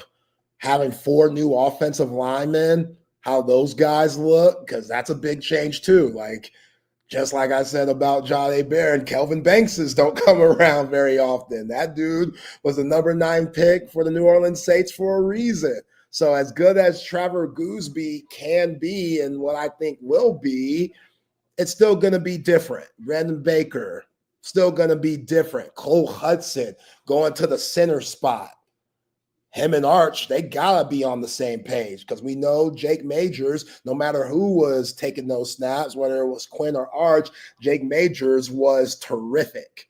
So Cole Hudson taking over that center spot, what does that look like? I believe in Cole Hudson. I think he's going to be a heck of a player, but this is all new territory for a lot of these guys. And as much talent as this Texas team has, the newness, that could be their Achilles heel, their lack of experience in a way. So hopefully Sark can figure all that out, because you get tested early, obviously, playing against the Buckeyes in the shoe August 30th. But yeah, those would be some of the questions I would have to ask if I was there at media days. How about you? I like those. I wrote them all down. Okay, appreciate it. Yeah, how are the new coaches doing on D? Akina, Orfe, Lallin, Clark.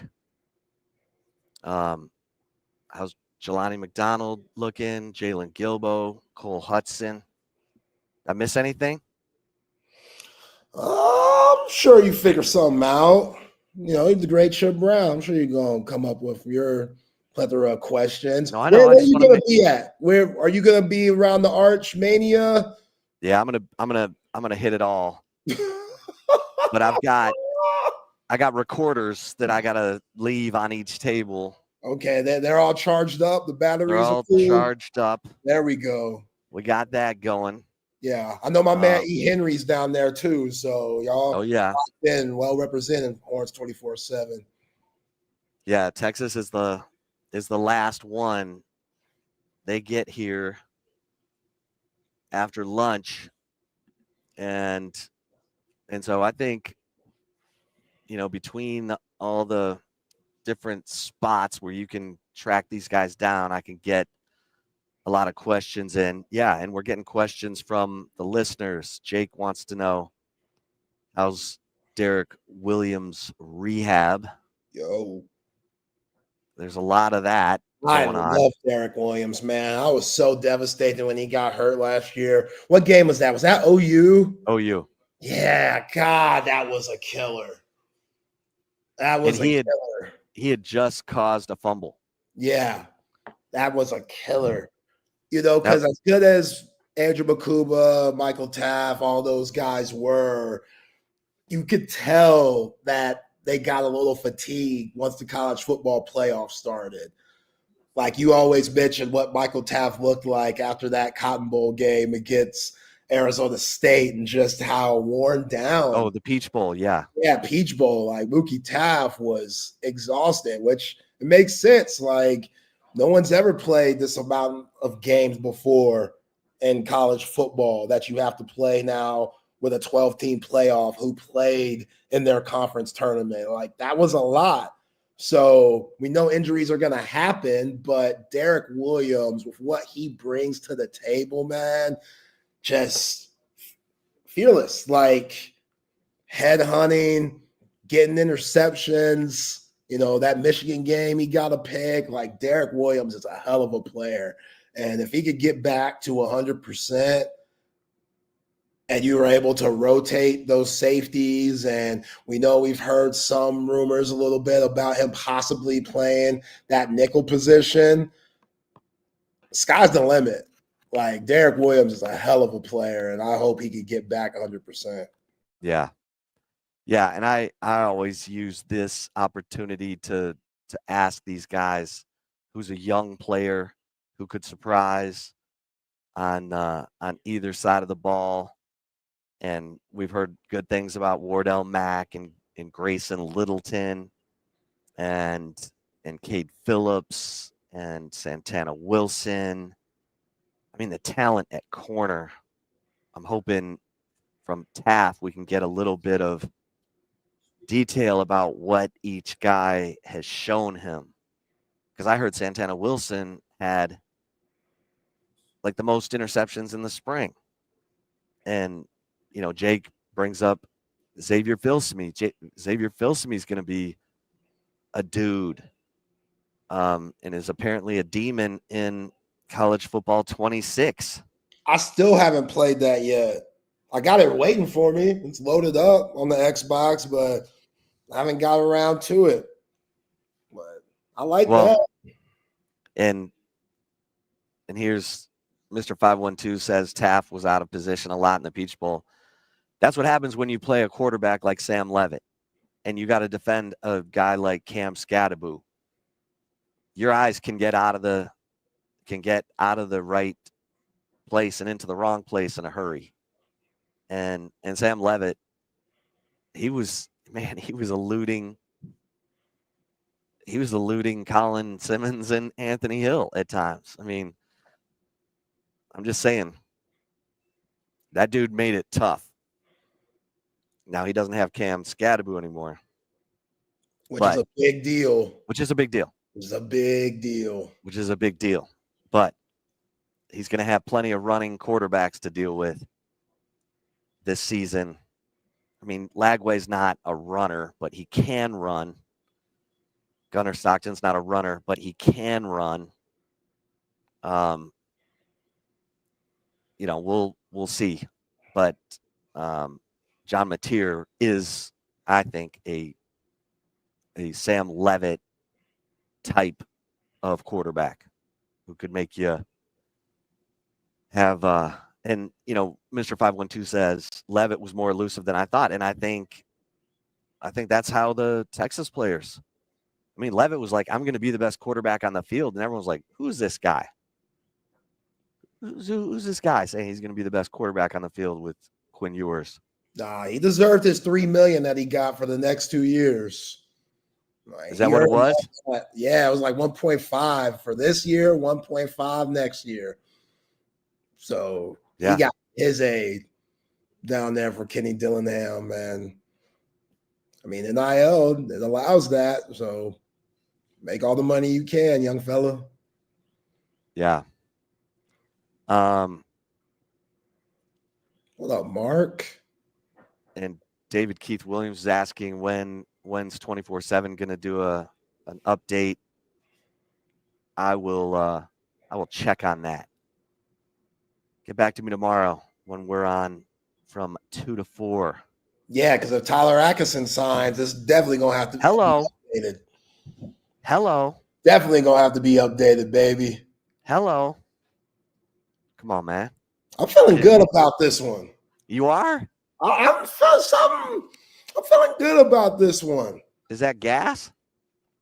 It might be unleaded, but it's still gas. We'll see. But the whole Derek Johnson thing, that's where I'm like, okay, you're working out with DJ and stuff. We're cooking with grease a little bit. So well, I'm gonna send a text. Maybe I can get something back real quick on that. Yeah, man. By the way, our boy Garrett Wilson got Pizze. Oh man. Yes, he got Amon-Ra money. Yeah, he got Amon-Ra money. He got Amon-Ra St. Brown money. Yo, shout out to my girl Shay Holly, man.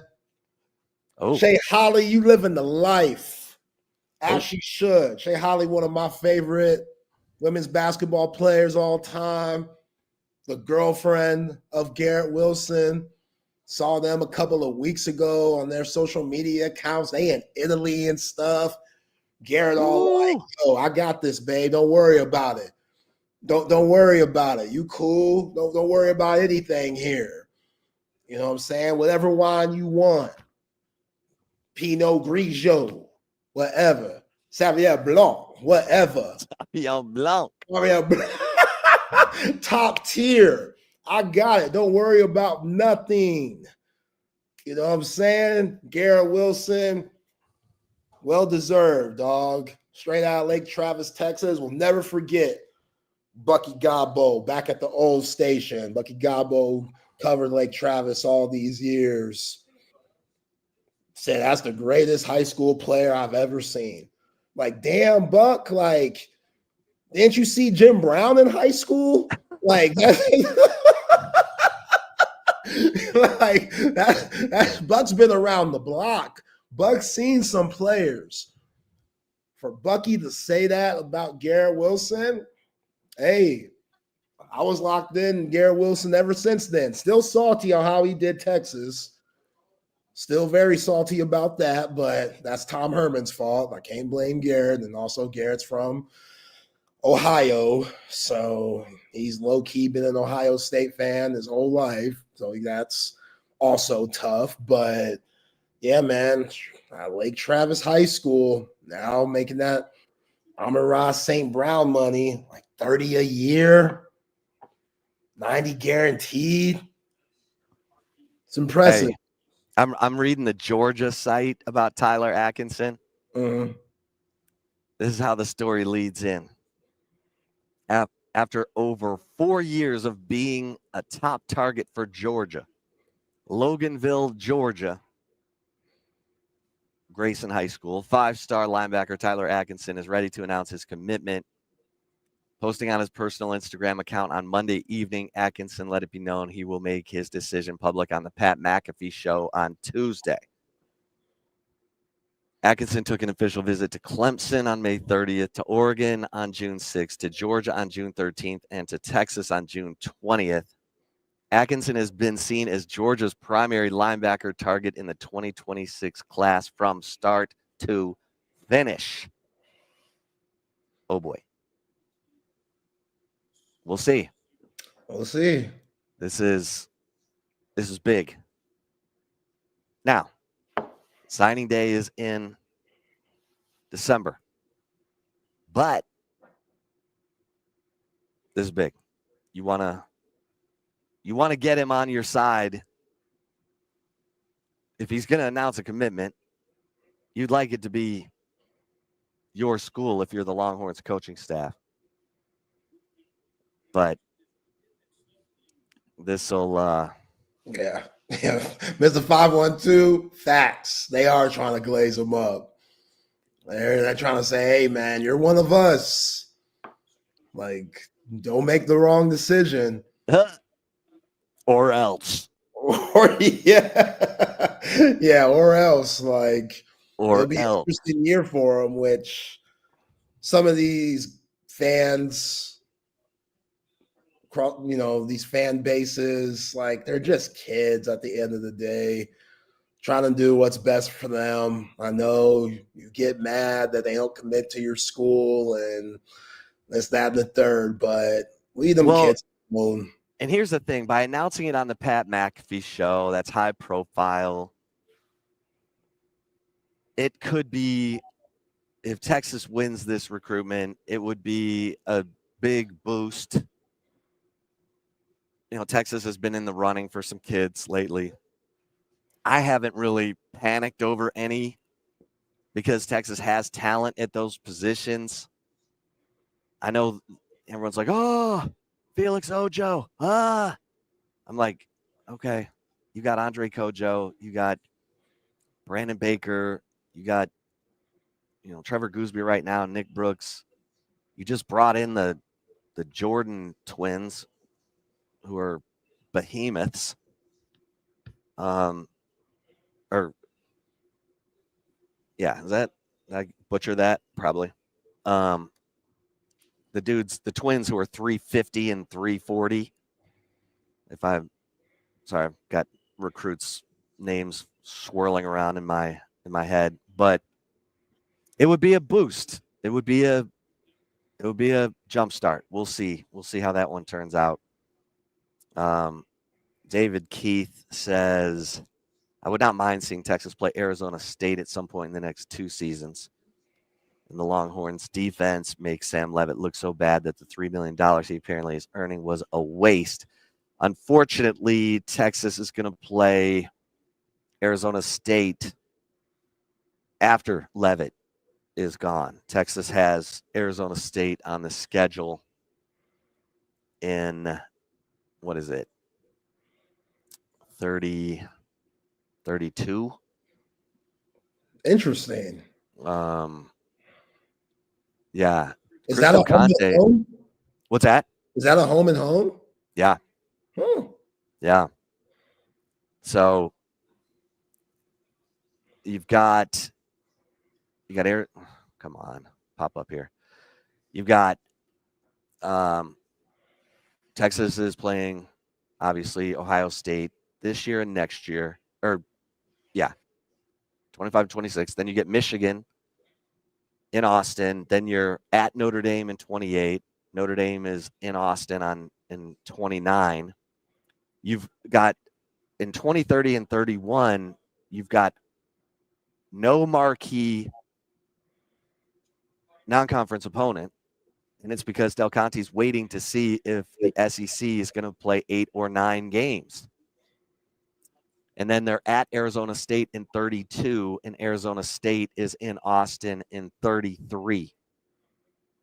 So the Sun Devils are on the schedule, but it'll be after Sam Leavitt has moved on. Yeah, the Coleman twins. Thank you, Rex. Coleman twins. Those are the behemoths that Texas just brought in on the offensive line. They just enrolled this summer. They were not part of spring ball. But yeah, man, if Texas wins this with Tyler Atkinson after beating him for Justice Terry, Kirby Smart's going to lose his mind. And the crazy thing is, we're going to know the answer while Texas is still at SEC Media Days. Woo! It's going to be hot. Yeah, you know, Kirby, they're not going to stop recruiting the guy until he's signed on the dotted line. And even then, you just never know. But yeah, Tyler Atkinson's a big deal. He'd be a loss for any of these schools that are in the mix. You know, y'all need to leave my man Emmanuel Acho alone, dog. They got cut on the Fox channel, Fox sports show that they had, Joy Taylor, Paul Pierce, Shady McCoy, and all them. They're cutting all those shows. I see just everybody on social media attacking my man, Maniacho. And it's like, was he really that? Like, I never watched those shows, but I always liked Manuel Acho. Now, maybe I'm biased because, again, I'm literally wearing a Texas shirt now. But yeah, what was it that Acho said or did that I don't remember? Texas fans were pissed at him? I don't know if it's Texas fans. I think it's just sports fans in general. Like, I don't know what he did. Right. Like, I know the whole Joy Taylor rumor, but that was just a rumor. Everyone's cheering him on for that. Yeah, I was cheering him on for that too. That dude had his socks off at her crib. So socks off. That means something. For a brother to take his socks off, you gotta be comfortable with whoever you're with. I'm never taking my socks off. I'm never taking I take my socks off in front of my wife. That's about it. Because I know I got her locked in. Right. So no one needs to see these mangled tree branches. Yeah, got bunions and stuff. Like, that ain't a good look. Emmanuel Acho, he got them football feet too. Ooh. So CCB says he has the worst takes ever. I don't watch the show like that. So I have no idea. I did see one clip where he was talking about his opinion on what championships in the NBA are more valid than others.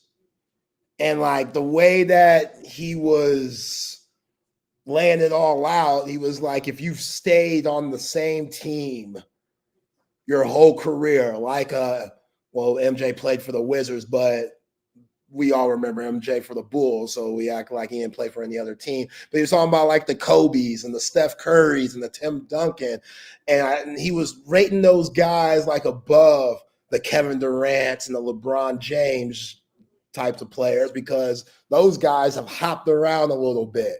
So the ones that won rings with the teams that drafted them, they meant more. And I don't necessarily agree with that. But again, it's all subjective. Everybody's entitled to their own opinion and their own takes. So because I don't agree doesn't mean that it's necessarily a bad take.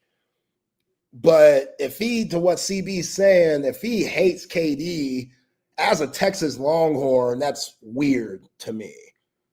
What are you hating Kevin Durant? I should be the homie. You should be biased in a way. And maybe he's trying to get away from that. Maybe he's trying to show that he's completely objective on everyone, no matter what ties him and Durant have with one another, which is going to the same university. But I don't know, man. Rex stupid. Deion also never takes his socks off. Deion Sanders has about 8 toes, man. That's why. Oh, God bless. That's wrong, Rex. Deion. Man. That poor dude. He's losing circulation. That's terrible. Yeah, that's funny. Well, I mean, what a day. What a day it's going to be here in hot Atlanta. And then on the Pat McAfee show with the announcement from Tyler Atkinson. And we'll see. That would be amazing. That would be amazing. If the 5-star linebacker ends up picking Texas, the 5-star linebacker from Georgia, if he ends up picking Texas, but we've got that going. And obviously, you got Texas and Georgia going today at SEC Media Days. That's just crazy. If you think about it, with like Tyler Atkinson announcing today, do you think there's any significance to the fact that it's also the day that Texas and Georgia are at SEC Media Days? I mean, it's definitely ironic. He just announced it, like out of the blue. Yeah. That he was going to announce today. Yeah. I don't know either. That's what, I mean, I just remember what, 04? No. Whenever the Ryan Perilou recruitment was, and he, the kid, he's from Louisiana and he's committed to Texas, and all these rumors he was going to flip to LSU, and Mac and Sally Brown were so excited about Ryan Perilou coming because they thought he was the next Vince Young that Sally bought a horse and named him Lulu. What? Ryan Perilou, yeah. And then sure enough, he was a signing day flip to LSU. And guess who Texas brought in that recruiting class? Colt McCoy. Colt McCoy was never supposed to play at Texas, and he ends up with his name up in the stadium. And Ryan Perilou helped LSU win a national championship in 07, along with Matt Flynn, who I met yesterday. Matt Flynn, the former LSU quarterback, former Green Bay Packers quarterback. And then Matt Flynn was brought in by the Seahawks when they drafted Russell Wilson, and Russell Wilson beat out Matt Flynn. We never heard from Matt Flynn again. But, yeah, Ryan Perilou, that recruitment was probably the craziest I've ever covered. But, man, it's a roller coaster ride. You got to be willing to take the big dips and the big rises and hang in there, because don't lose your mind until December. Yeah. Even then, don't lose your mind. But, just hang in there. Yeah, and I know the linebacker spot, definitely one that's needed for these upcoming seasons, but we said the same thing about the defensive tackle position, which those guys who just got to campus, all those transfers at defensive tackle this season, Rod Watson, Levon Johnson, Harold Canoe, Travis Shaw, Cole Brevard, all those guys, they're going to have bullseyes on their back. Like, they're going to be attacked early on, especially by Ohio State. And what are they going to bring to the table? I expect them still to be good, because I believe in Pete Kwiatkowski and I believe in Kenny Baker with what he's done in the last year.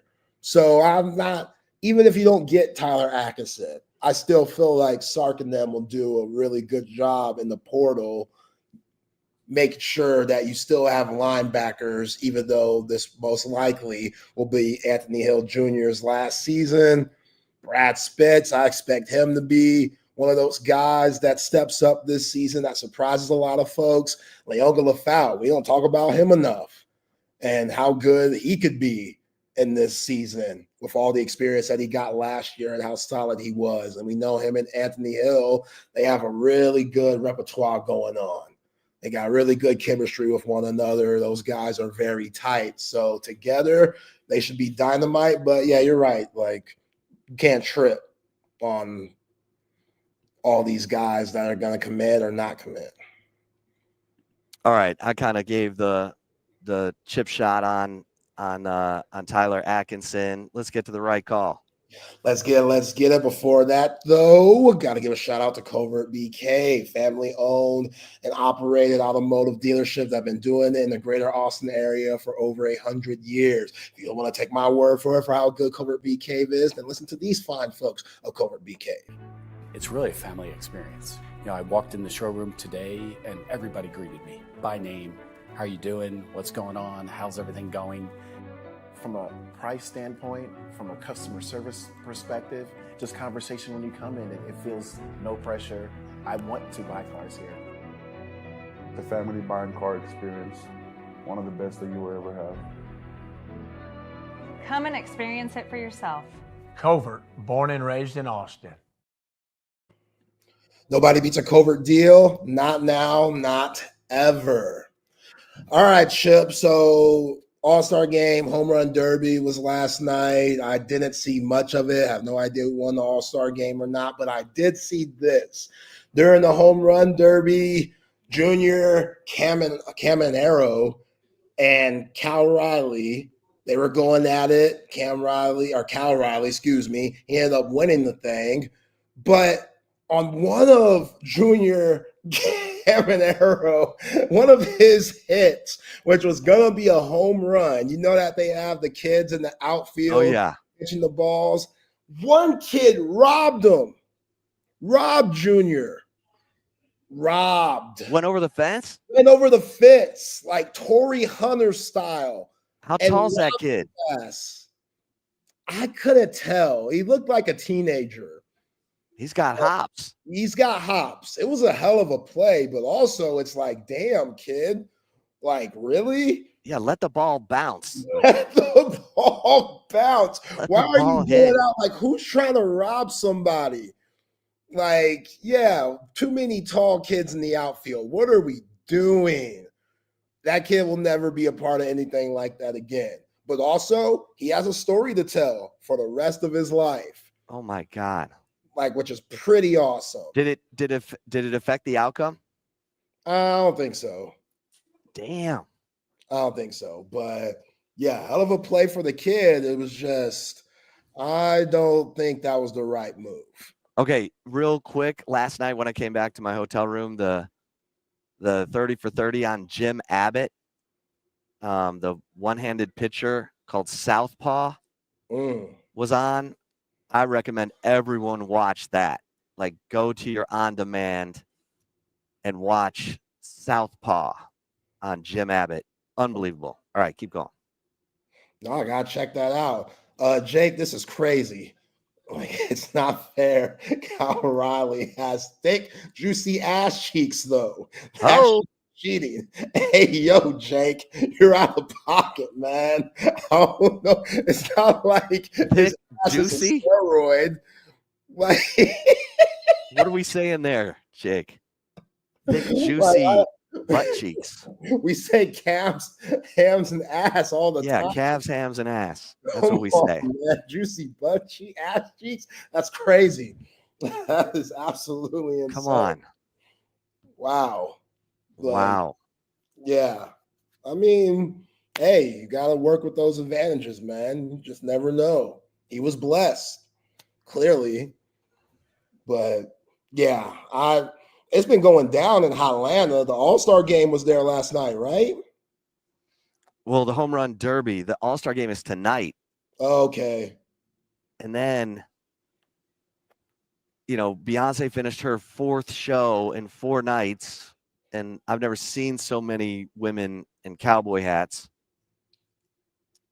And they had a Beyonce cutout in our hotel lobby with a red carpet, and people were taking pictures with the cutout. But it was a mob scene for Beyonce, her cowboy album or whatever. It's weird because she just went country for that last album, which I think is awful. Like, you think it's an awful? It's all. I mean, I'm not the biggest country guy, but I like my Chris Stapleton. Like I got some little bit of country in me. Kenny Chesney. Yeah, a little something. You know, Keith Urban. What's up? Keith Urban. Let's go. But Beyonce and this whole cowboy bit, and now everybody's doing it and stuff. Like she just cowboy hats on sisters everywhere. Which I'm definitely with that. Like give a sister a cowboy hat. That's what I'm talking about. Some attitude. The music though, like she ain't. I'm with all the CMT folks, man. She ain't really country. Like, right. This just in. This is just this Houston girl is one of the best songwriters of our generation, but hadn't really been country. I get it. She's from Houston, so she has a little bit in her, but ain't nothing country about Jay-Z. Brooklyn's own, Marcy Projects, Jigga Man. Nothing's country about that. That's her husband.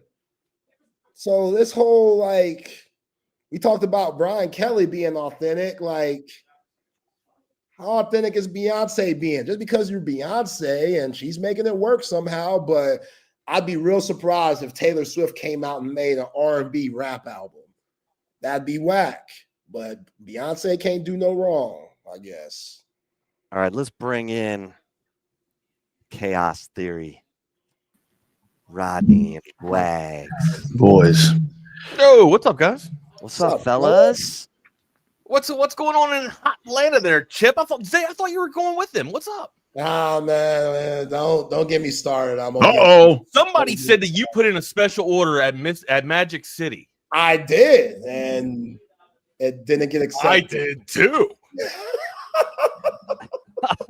I just want wings. That's all. I don't care about nothing else. I want some flappers. That's what I don't want. I don't need the wings. I need the flappers. Yeah, I'm just head down eating the wings, man. Ain't worried about anything else. I'm just trying to support local people in Atlanta. That's all I'm trying to do. I'm just trying to support people on the come up. That's all. I'm just trying to help people out. That's all. Hey, I'm trying to offer a little bit of my check. When I was single, I had a T-shirt of a girl on a pole saying "Single moms need love too." Oh, what? Hey, supporting the youth of society. They need all the help they can get. Mother's Day comes around. Everybody's got to hit the tee or hit the ball off the tee, right? Moms need love too. Come on, get that pole up there. Hey, tomorrow, fellas, we'll be back at our normal time, 2:00. Thanks to Bucky and BK for letting us sit in this morning so that we can go cover Texas at SEC football media days. Don't forget Tyler Atkinson announcing on Pat McAfee. Fellas. Was it an absolute madhouse getting in there this morning? Well, not for me because I came in super early to do the show, but it's bonkers today. So BK says Big 12. The Big 12 media days was pretty much set up a little bit better than the SEC media days the past 2 years. Would you agree with that? Any comparison? Yeah. We're on three different Cherry World. Yeah, you got a lot of room over there. Yeah, we're on 3 different floors here at the College Football Hall of Fame, so it's a lot of up and down and all around. And are all the pressers going in the same spot though? Usually, yeah, all the pressers are. You're in the Hall of Fame, aren't you? Is that where you are? You're in the Hall of Fame area, and all the pressers are down on the first floor where they have that football field. It's not a full football field; it's like a fakey, smaller football field. But it's like there's not enough room. Yeah, right. And honestly, so especially for Arch, so we'll see how that goes. Yeah. They is still like glossing from vacation. He's still got that glow going. I'm just sweating my ass off here. Yeah. So speaking of that, Chip and Zay. So I leave tomorrow morning for Mexico, going to Cancun. Ooh. So if they don't let me back in, I love you guys. Oh my God. You'll always be dear friends of mine. And I appreciate everything y'all have done for me. Double R. Like you be all right, you got that passport. Then they'll see your last name Rodriguez and be like, oh, okay. Dude, I get hauled into customs every time I travel abroad and with abroad. I think that's the problem because my broad is white, very white. And they haul my ass in there. And, you know, when they sit me down in the customs room, the dudes are all, you know, Hispanic. So I'm talking Spanish and they keep me there longer. Oh my God. Hey, have fun. Have a great vacation.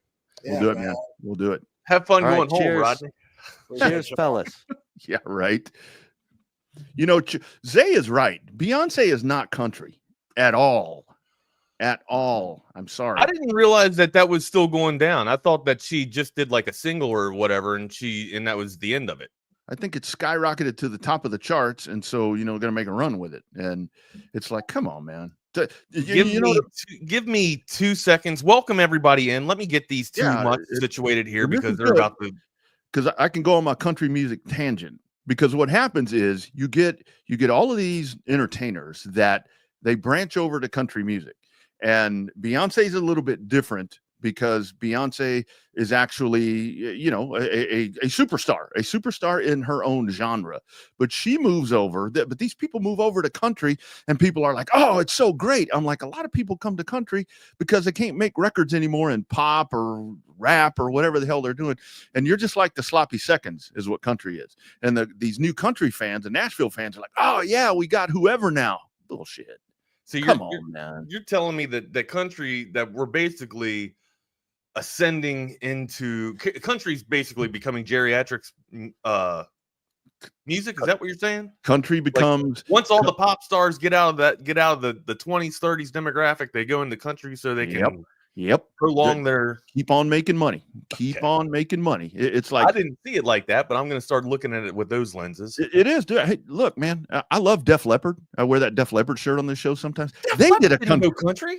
They did a country song. They did a country shit. Did they really? Collaboration? Yeah. Are you serious? I'm serious as a heart attack, dude. And I'm like, wait a minute, what is this? What is this? I have to look this up. I do not believe you. They did. What is their country song? What is Def Leppard? Man, I don't know. I didn't listen to it, but it was a collaboration that they did. But you look at these, and like when they have the CMA Fest, man, that ain't no country fest. Again, like Chris Stapleton. Well, no, I absolutely agree with you. There's even the modern day country is kind of like bubblegum pop almost, right? Yeah. Now like Sturgill Simpson, you know, I love Sturgill Simpson. I feel like that's got like a classic traditional Waylon sound, right? Mm-hmm. But then also when he brings in the trumpets too, he brings like an Otis Redding sound too, like a big band sound. So there's a lot going on with Sturgill Simpson, man. And people just tell me that I'm an old country head. Ryan Bingham's a good one too. Yeah, because it's like you just want to fiddle and a steel guitar. I'm like, no, that's totally fine. That's why I like Texas Red Dirt. But it's like I don't necessarily need that, but I want a country tempo. You know, I want something that sounds country, not like what you're talking steady about. Pace, steady pace. You know not like what you hear on 96.7. I think of Johnny Cash, right? Yeah. You know, like right now, Lainey Wilson, and again, let's take the looks out of it. Lainey Wilson, I think, makes great music.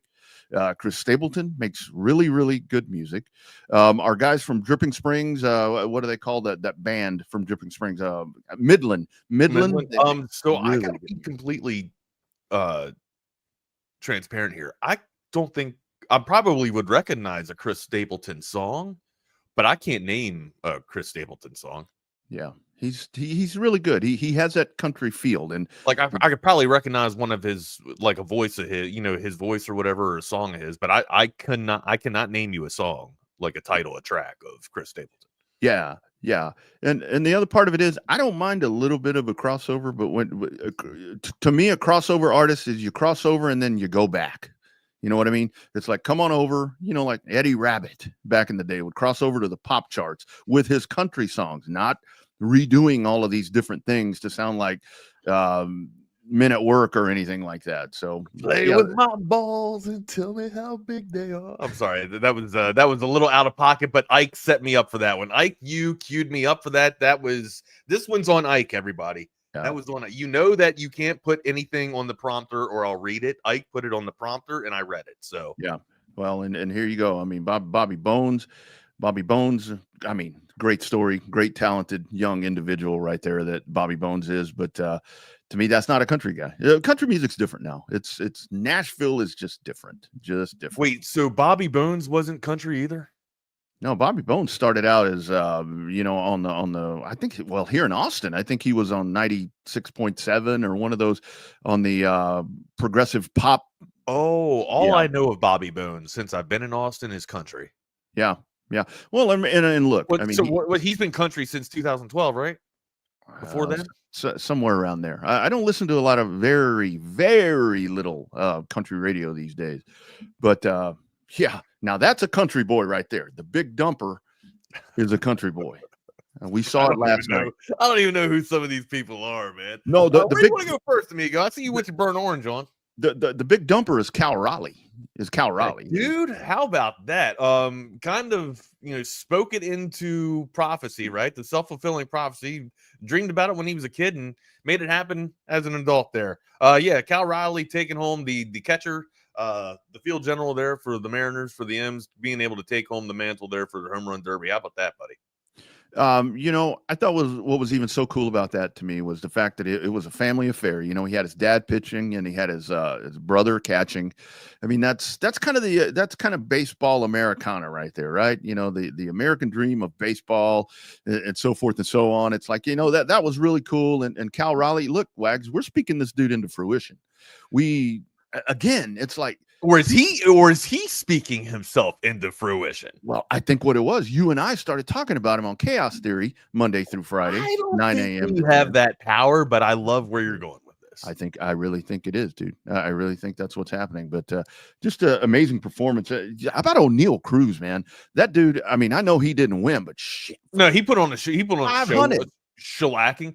So look, real quick to Rob, crazy that this is the first catcher you would have thought Piazza would have won too. So we had this conversation about 2 weeks ago, maybe a week and a half ago. When was the last catcher that was mashing like this?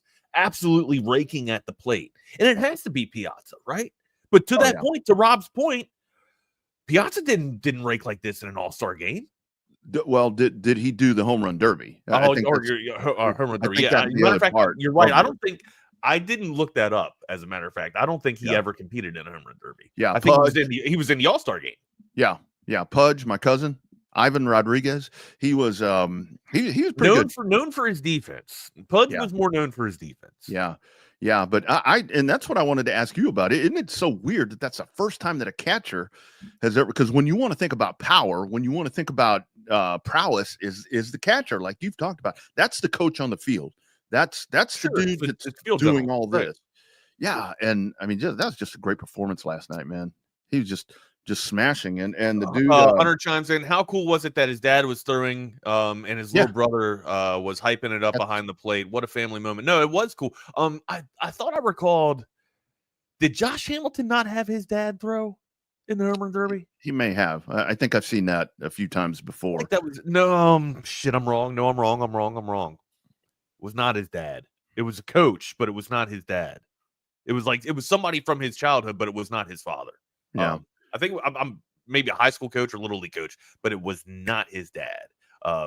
So I was wrong on that. Hunter, good call on the moment there for. It's a very good baseball moment. That's a very good moment for baseball, and I'm glad that they actually let it play itself out and like talk to them all, and not it all together. Riley. I mean, it's Riley's moment though, right? But yeah, it's a great moment for Riley's family there. But yeah, it is. It's kind of like Riley's moment, right? Like everyone else has been there. Like Alonso's done it, or even though he pulled himself out, I believe. He pulled himself. He didn't get injured, right? He pulled himself out. Oh man, I don't recall. Yeah, I think so. I think he took himself out, but I thought he just didn't feel like playing. I didn't know if he had an injury or not. But yeah, just a magical event last night for Riley there. And can he keep this up? Right, he's leading. I still believe he's leading in numbers for the he's baseball. Can he keep this thing going? If so, what number do you think he can get to? Or what's the highest the catcher has gotten to? I should have looked this up too before we came on the show. I think he goes 58. I think he's going to be. Where do you get 58 from? What What fucking lottery number are you pulling 58 from here? That was my cousin's motocross racing number, and he was really good at it. And I just like the way the 5 and the 8 look together. I think he's gonna kind of taper off a little bit. That 8 really looks cute next to that 5, doesn't it? And here's that 8, man. That snowman. Boy, that 8's got a really nice bottom on it sitting next to that 5, doesn't it? Damn, that snowman sitting next to the 5 looks awful sexy right there to the right. Just the curves on that 8 with the jagged edges of the 5. I'll tell you, really, man, if you love big hips, you love that 8. But and I got to tell you, so here's me being Debbie Download and always the naysayer and Cry Me a River and all these different things. As all this is going on last night, I'm thinking about Cal Raleigh, and I'm like, okay, here he goes. He's playing his way. He's playing his way out of Seattle. He's playing his way out of Seattle. Gonna be a Dodger. You say that the M's, it's not exactly, it might be terrible to live there, right? I mean, I'm speculating, but just constantly just gloomy and always raining on you. That's when I think of Seattle, I think of just constant rain, right? I think of Pittsburgh, but on the other side, like West Coast, right? I think of here lately is I said something the other day. I said, welcome to Central Florida. And my buddy said, this feels more like Seattle. I'm like, well, I've only sat at the airport there. I've never been. The past week, it's rained like Seattle. Been a little crazy. Torrential downpour. I mean, just outrageous. But it really is a great performance last night. But then to that point though, it's not like the M's are that bad, right? Would you not want to play for the Mariners? And I feel like they just hit a couple of studs in the draft too. So.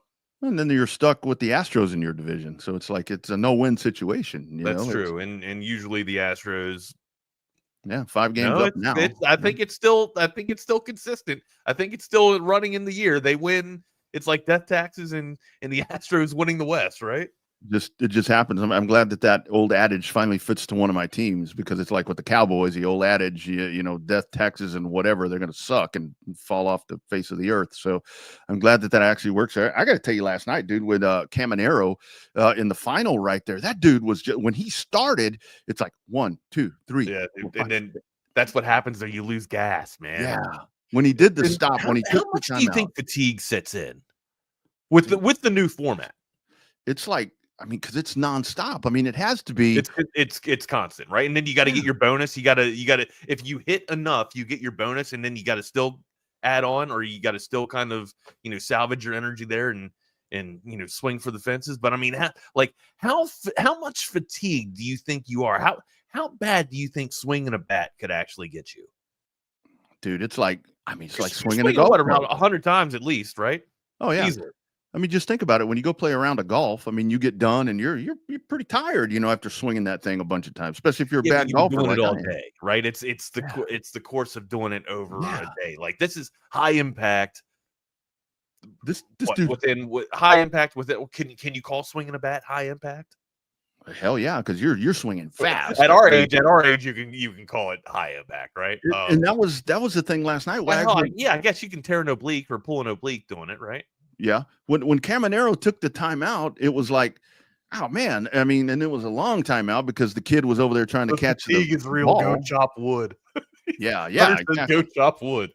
When he took the timeout, he was never the same after that. It was like, should have just kept raking. Because I think he'd have caught him at the pace he was going, and then you had the youngster out there because he thought that Caminero hurt his hips a little bit there. Maybe so. Maybe got a hip pointer. Maybe got a hip pointer there. That guy was swinging. Because I think in the first 10 pitches, I think he hit 8 home runs or so. But yeah, then the kid robbed him of one. So that was kind of the stoppage. Right? You can't blame the kid. Hell, I'd do that. Number one, I couldn't jump as high as the fence, but that the kid kind of stole the ball right there. Come on.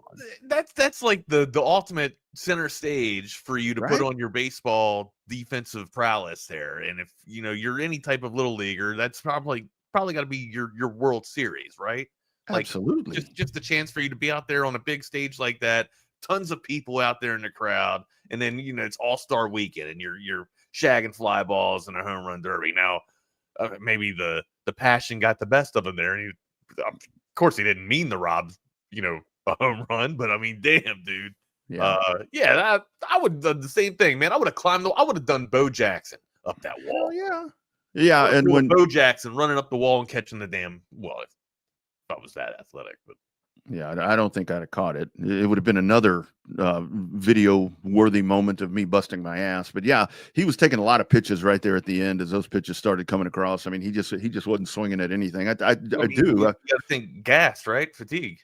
I hadn't heard that he hurt himself. He may have hurt himself because it was a very big decline after the stoppage, man. It was like a totally different ball player up there.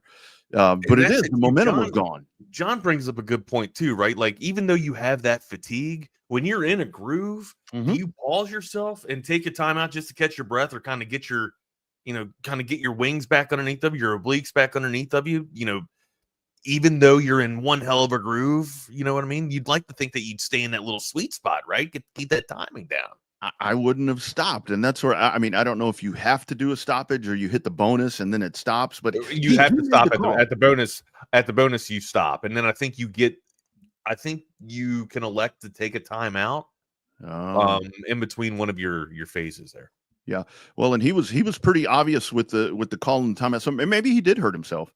And this kind of goes back to the whole thing where we're like, why ain't Shohei in this? And why aren't these different guys in it? I mean, that's why right there. If he did hurt himself, but you have to think the hips take a massive pounding with the. I would think so.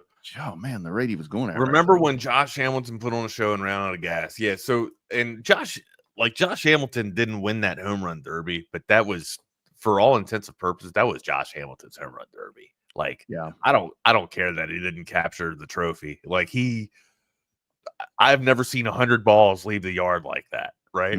I have actually in a real game where he did it to the Orioles, where Texas beat the Orioles like 33-3. But no, like, there has been nobody more impressive in a home run derby for me in my lifetime watching than Josh Hamilton. Hamilton was probably the best performance in my lifetime of a home run derby. It just sucks that he wasn't able to capture the hardware.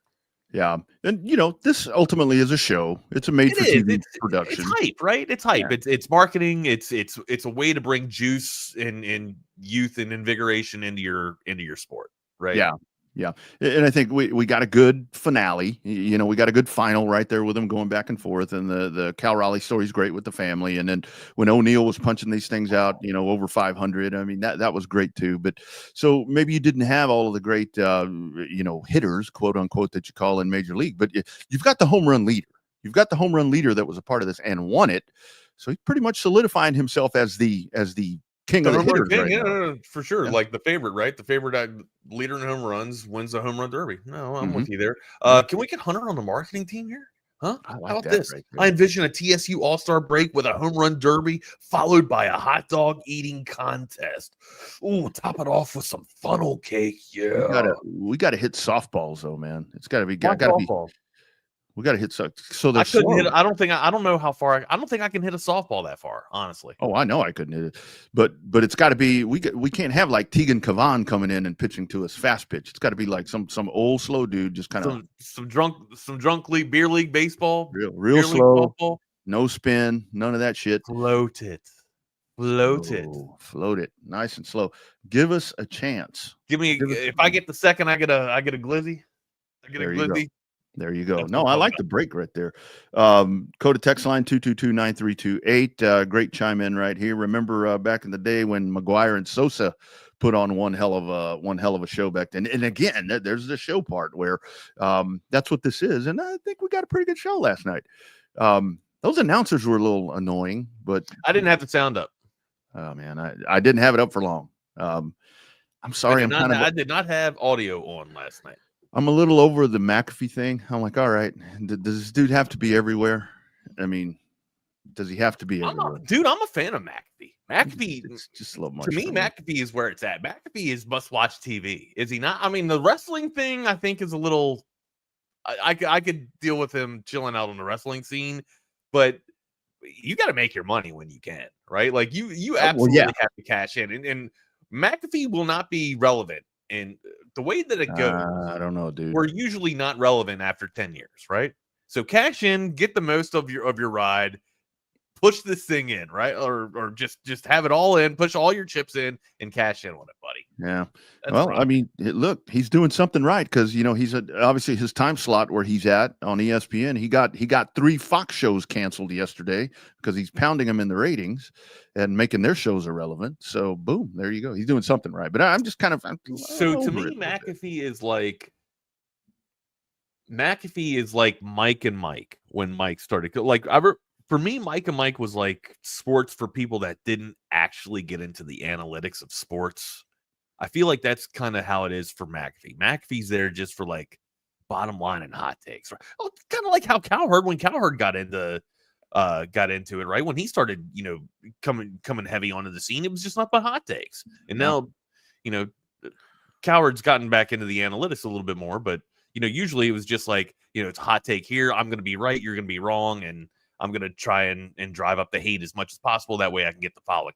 You get more of a following when you have haters. That's been proven. Absolutely.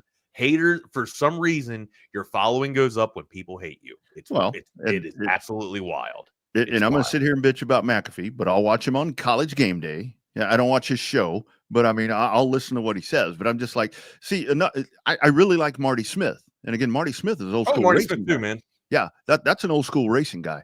I lived through Marty Smith. That dude gets to go to the Kentucky Derby. He's at Super Bowls, baseball games, NBA. That dude is everywhere. And he was just an old racing guy. Well, not old. I mean, not as old as I am, but now that dude, I really like that dude's style. See, I thought he was baseball. I thought his forte was baseball. I didn't know he came from NASCAR. He came from the racing. Yeah, that's a racing guy, man. He's really still good at that. And that's where I give him a lot of credit because he goes back to racing. It's like you get a lot of like SVP with golf, right? SVP, his main thing's golf too. He's fantastic when he covers the Masters and other golf stuff. U.S. Open this week, dude. That's what I'm going to be watching in Cancun. I thought you were going to be in it. I thought you were going to leave Cancun and go to the U.S. Open. Well, they invited me. I qualified for it the other day with my round at Mustang Creek in Taylor, Texas. But I told them I can't. I got to go spend a few days with the wife in Mexico. Yeah, you're full of shit. what do you got planned for Cancun, right? I don't know, man. What do you do in Cancun? Is this your first time going to Cancun? I haven't been to Cancun. Been to a lot of other nice spots in Mexico. I'm just going to go where they tell me to go. I coordinated the checking in for the airline flights and all that shit. That's my job. I'll be the translator. All inclusive? Yes, sir. Is it? Yes, sir. I'll be the translator for the wife and I. I'll go down there, and that's a cool part about doing that. When we go down there, it's like I get to talk to the folks in Mexico, and like I get to talk about people, and they don't know what we're saying about them. I love that. A lot of times we're talking about my wife. She has no clue what we're saying about her. So you're not going to be leaving Mexico and going to play in the Open? No, I'm going to wait till next year. Okay. I'll play in the Open next year. Okay. You and me, both of us. If I qualify. You'll qualify. First, you got to invite me to come over on Saturday mornings to play with you. Taylor, if I'm good enough then. To Taylor, Texas. Maybe I'm good enough to get to Taylor. I don't know. Oh my God. Where do you want to go next, partner? SEC Media Days. I think we can kind of jump on. But before we do that, let's talk about our friends at Covert Bee Cave. CovertBeeCave.com. If you're looking for that new or pre-owned car, truck, or SUV this weekend, go to CovertBeeCave.com first of all. Then go check out the dealership and check out the amazing variety of chariots, as my friend Wags talks about. And then it's the cool stuff Tom McKay says on the Coda text line. Cancun, watch tits, fish, and drink. Pretty much what's going to happen. Sign me up. I am in. Sign me up. Put me right next to Tom. Yep. Covert Bee Cave. How about some, again, with just another great lead in. How about some great testimonials from some Covert Bee Cave customers? It's really a family experience. I walked in the showroom today and everybody greeted me by name. How are you doing? What's going on? How's everything going? From a price standpoint, from a customer service perspective, just conversation when you come in, it feels no pressure. I want to buy cars here. The family buying car experience, one of the best that you will ever have. Come and experience it for yourself. Covert, born and raised in Austin. Absolutely. Nobody beats a Covert deal. Not now, not ever. Friends, there's a new lawyer in town. Man, Never want anything bad to happen to our great friends, to anybody. We need to take care of our neighbors. But when that storm hits, you call Hurricane Hecht. That's right, Ryan Hurricane Hecht, your go-to personal injury attorney right here in the Austin, Texas area. Proud Texas Longhorn, fighting for fellow Texans. He's not just a lawyer, he's a Longhorn through and through, and he brings that same fire and pride to the courtroom. If you're injured in a car accident, a work accident, whatever the case is right there, be ready. The phone's going to be ringing. It's going to be those big insurance companies. Have I got a deal for you? Don't take that call. Say, I got to talk to the hurricane first. I'm going to talk to Ryan Hurricane Hecht. He will deal with the big insurance companies for you. Best thing about that, guys, you don't pay unless you win. Some of these folks that you see on TV just raising a stink right there and telling you how great they are, you don't deal with them. You have to pay a retainer, whatever the case might be. That's not what happens with Ryan Hurricane Hecht.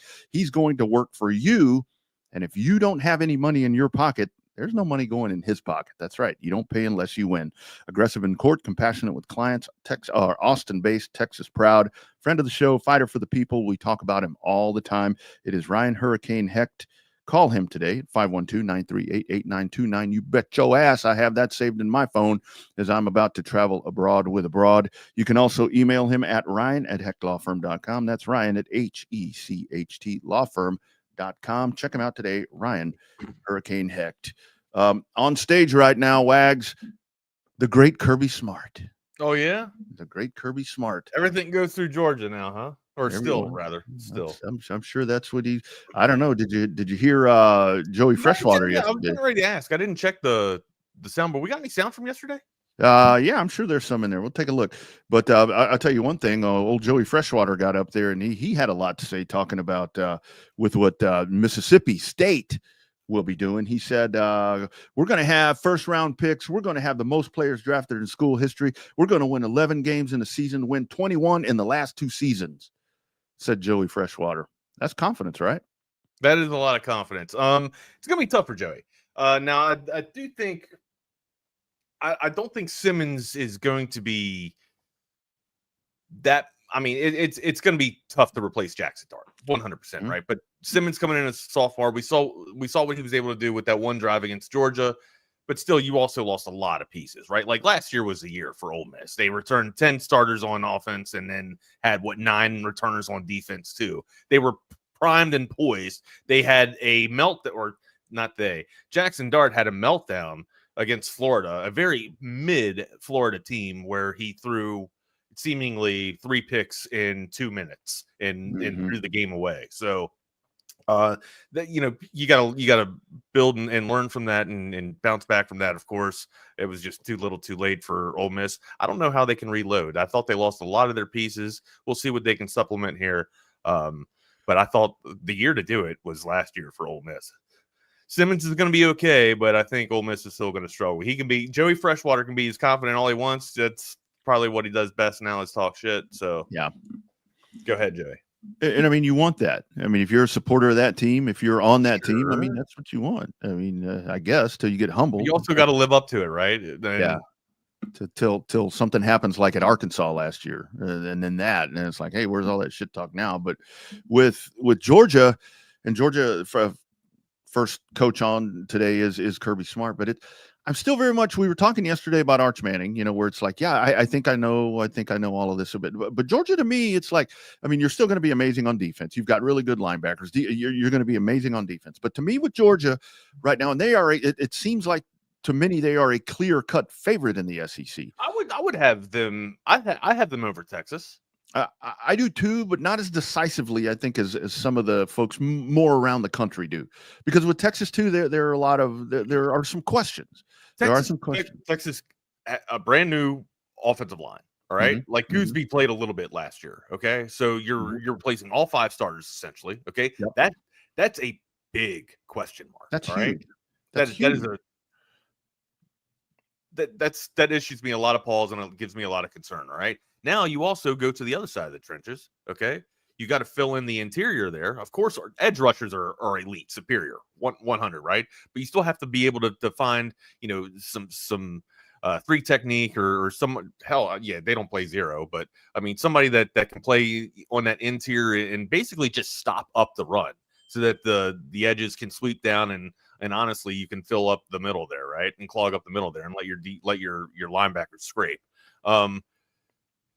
Taaffe comes back. Secondary, you lose a little bit on secondary, but I think defense you'll be okay. All right, wide receiver room is the question mark for me, but ultimately it's the offensive line. Like Gooseby, I think Gooseby's going to be okay. We saw flashes of him do some magical stuff last year in spell of Williams and in spell of Banks, but ultimately, man, that's the big question mark is, can you reload and supplement like a Georgia or an Alabama can do in times like this where they ship people off or draft people off to the NFL? Like, can you reload? And that will be the answer. If Texas can do that, then maybe Texas has arrived to the SEC and it wasn't just a fluke of a year.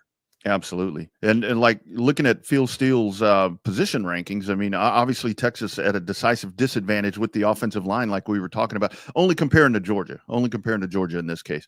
But Right. where Texas does hold kind of almost the same advantage going the other way is at the running back position, which I think I agree with you. I agree. But caveat to that, you can have Ricky Williams in that backfield, brother. You got to win the line of scrimmage. If you can't block for Ricky, it's going to be tough for Ricky to be Ricky. Yeah. So that's I don't know. And maybe I'm an old X's and O's guy when it comes down to that. I just believe that we're not stupid. Like, everybody that watches this game knows that you got to win the trench warfare. If you can win that battle, you're usually going to win the game, right? That's unless you throw the game away or give the game away with turnovers, right? Usually, if you win trench warfare, you're going to win. Yeah. Yeah, absolutely. Right. And Rob, I think Florida could be a dark horse, but here's the thing about Florida. Does Florida not have the toughest schedule? I think Arkansas does. Arkansas and South Carolina are, but Arkansas and South Carolina aren't. Florida's pretty damn. Florida's got a tough schedule. Florida's very hard. Yeah, Florida. Yeah, Florida probably does have the hardest one. Florida's got the toughest schedule in the SEC. Yeah. And I mean, the other part of that, I still think that the coach is coaching for his life. I mean, I think the hot seat is still there. So I think it's a step up here. Napier's getting in recruits. Lagway didn't transfer out, so something's building there at Florida. I think they've been down for so long; it's been so hard for them to get back up, right? And look, when you're down 3 years in the SEC, that's an eternity. That's a lifetime. And again, you gotta sit there and try and keep up with the Georgias in that same pipeline. You got to keep up with now, a Tennessee that's kind of been coming on a little bit strong here. And that's a big rivalry for Florida too, right? Miami's starting to catch back on again. So they're trying to take away from your recruits there. And then also, I know Florida State's down too, but it won't be long until, the embodied state of Florida football is back, thriving again. So I would venture though that Alabama and Georgia are stealing a lot of those recruits from the speed state right now. And this is where I think let's say for LSU and Alabama, I've heard OU in this conversation as well, but I'm not going to lump them in here. But I think this is where for LSU and Alabama, everybody has questions. It's just, I think Texas and Georgia don't have as many. And the whole thing is, I think that's where one of these, maybe Florida. I don't think Florida. I would still think it would be Alabama or LSU that could sneak in here and punch one of these projected number 1 and 2 in the jaw and become more of a factor. I mean, I don't wish that.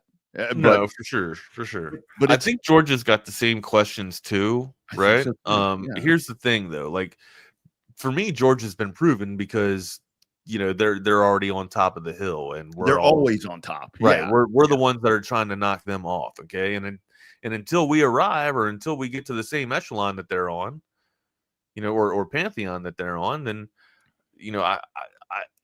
I can't say that I'm going to question Georgia more over Texas, right? Like if Georgia loses their entire offensive line, I feel like they can reload a lot easier than Texas does because they've had the stalwarts and the studs kind of come through their recruiting process and start to build that, right? Texas doesn't exactly have, in my opinion, Texas doesn't have that full cycle yet, right? It's building, it's getting there, but when you can ship off 14 or 13 players to the NFL and then come right back and have a winning season, a championship caliber season again, that shows to me that you've come full cycle, right? Like now you have your machine is fully built. It's that Alabama of old. It's the Georgia of new, right? Texas is on the doorstep. I just don't think it's right where Georgia's at now. I just think a lot of it is perception. A lot of it is with Georgia right now, kind of like it was with Nick Saban in his time in Alabama, to where it's like you just assume that they're going to be okay and that they're going to be fine because they always have been. Well, look at what they're doing in recruiting too, right? They're killing it in recruiting as well. Yeah. So and that's where it's now, with transfer portals and all these different things, to where it's like.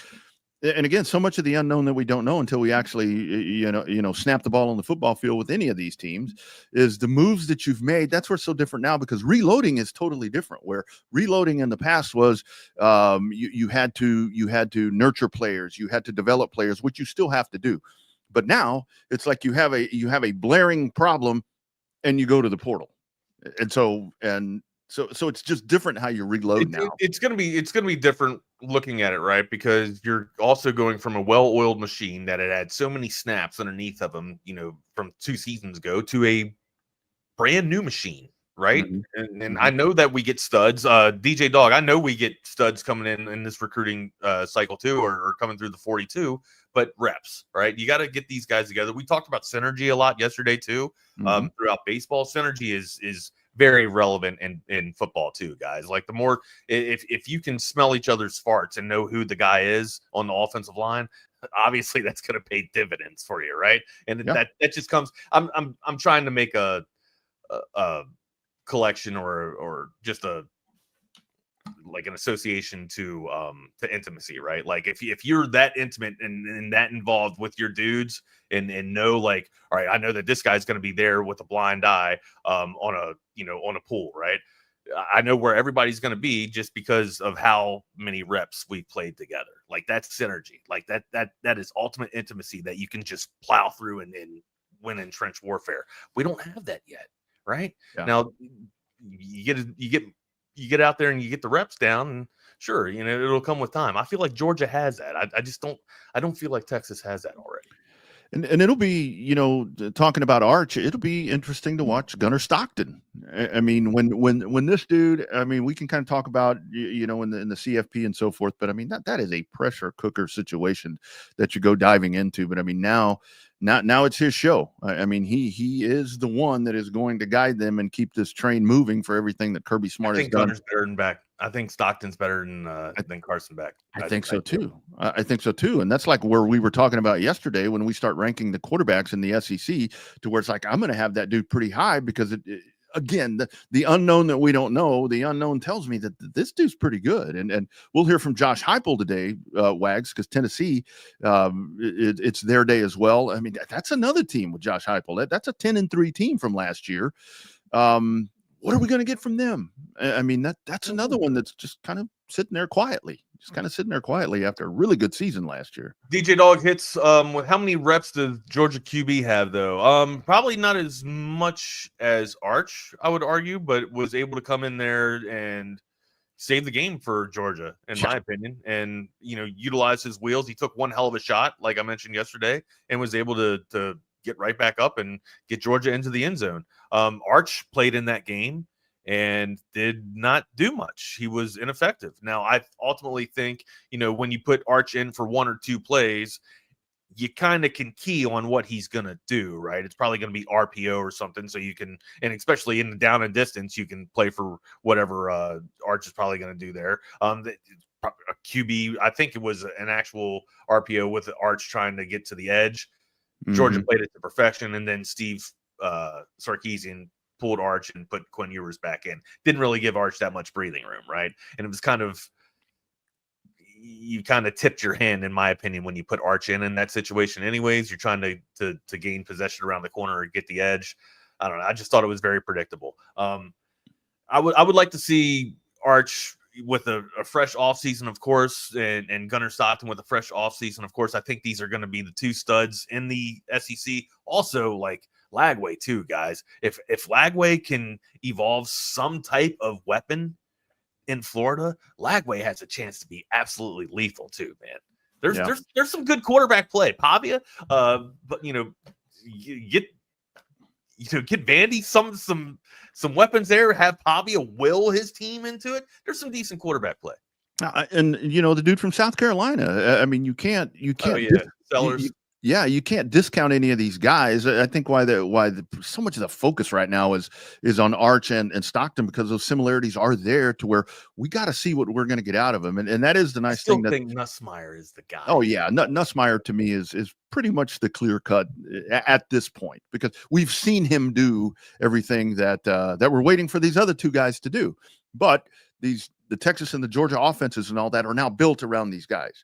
And I mean, something else that you mentioned right there, where we talk about the added the elusiveness of Arch and all that.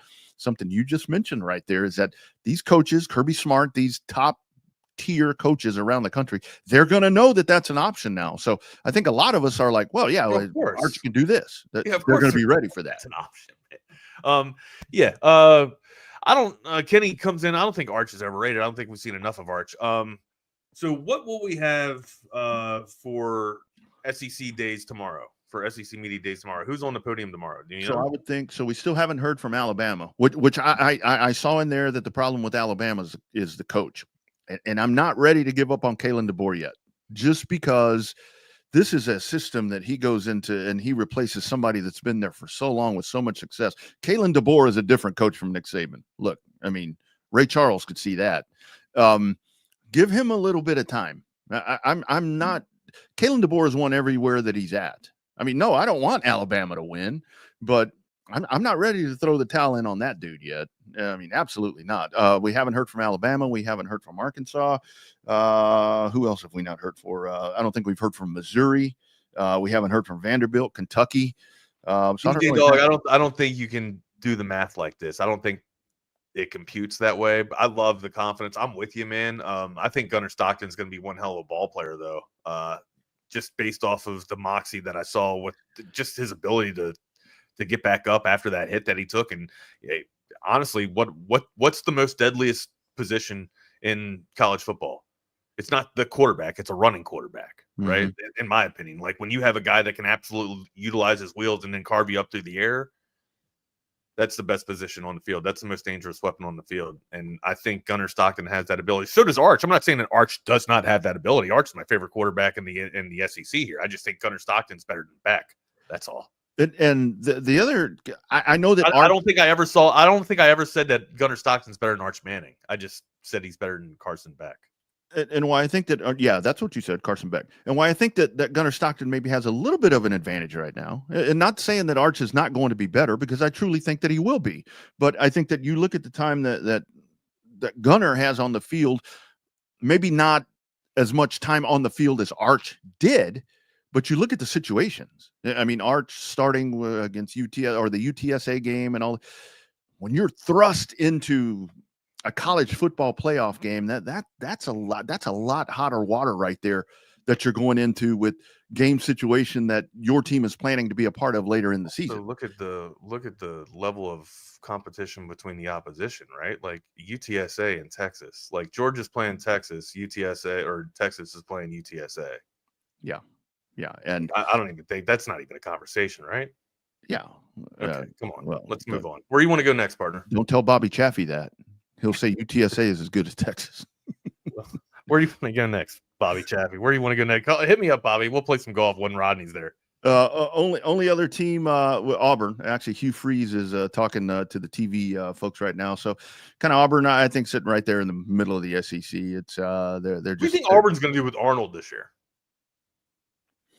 I think they'll win the games they're supposed to win and lose the games that they're supposed to lose. That doesn't give me much. That's kind of my whole thought, where they're not going to sneak up and beat somebody and ruin somebody's season with anything that they're doing. So I don't expect to be flabbergasted or blindsided by anything Hugh Freeze and Auburn do. Okay. Just Auburn is kind of the way I look at it. Gotcha. 500 ball club. Gotcha. 500 ball club. That's about what I'm thinking, man. All right, partner. Where do you want to go next? What else we got going on? Oh, I had to ask you this. Did you see, this is a quick racing nugget. I didn't even send you this morning. Did you see that Apple TV, They are offering Formula One $150 million for the TV rights to take them from ESPN. No, I didn't see that. It's a lot of money. ESPN pays 80. Apple wants to pay 150. It's a lot of money, dude. It's a lot of bread. I think I'd take that deal. Top 10 quarterbacks released yesterday by ESPN. Just briefly touching on that. Gee, can I take a guess who's in the top 10 quarterbacks of the NFL? Let's go. Let's start at number 10, Baker Mayfield. Okay. You like that one? Yeah. 9. So wait, is Baker's top 10 for sure? But I think so. You think Baker's the gatekeeper? Has Baker not put on play the past 2 seasons to make you think that he's more than just the gatekeeper to 10? I think Baker's a we'll little have to higher. hear the remainder of the list, but Yeah. based on, so I'm going to say Baker's getting some this. I mean, it's great to be on the top 10, but Baker at 10. Let's hear the rest of the list here. Let's see if he's the actual gatekeeper. Yeah. Number 10, Baker Mayfield. Number 9, Jalen Hurts, who probably wouldn't have even been on that list last year. But again, good surrounding cast, Wags. Good surrounding cast. Yes, he makes plays. He does. That's tough for me. I that's to have Jalen Hurts that low. That's pretty tough. Yeah. I think Jalen Hurts is a top 5. Mm-hmm. Yeah, based on recent history. Sure, and just in putting your team in the position to win. So. Yeah.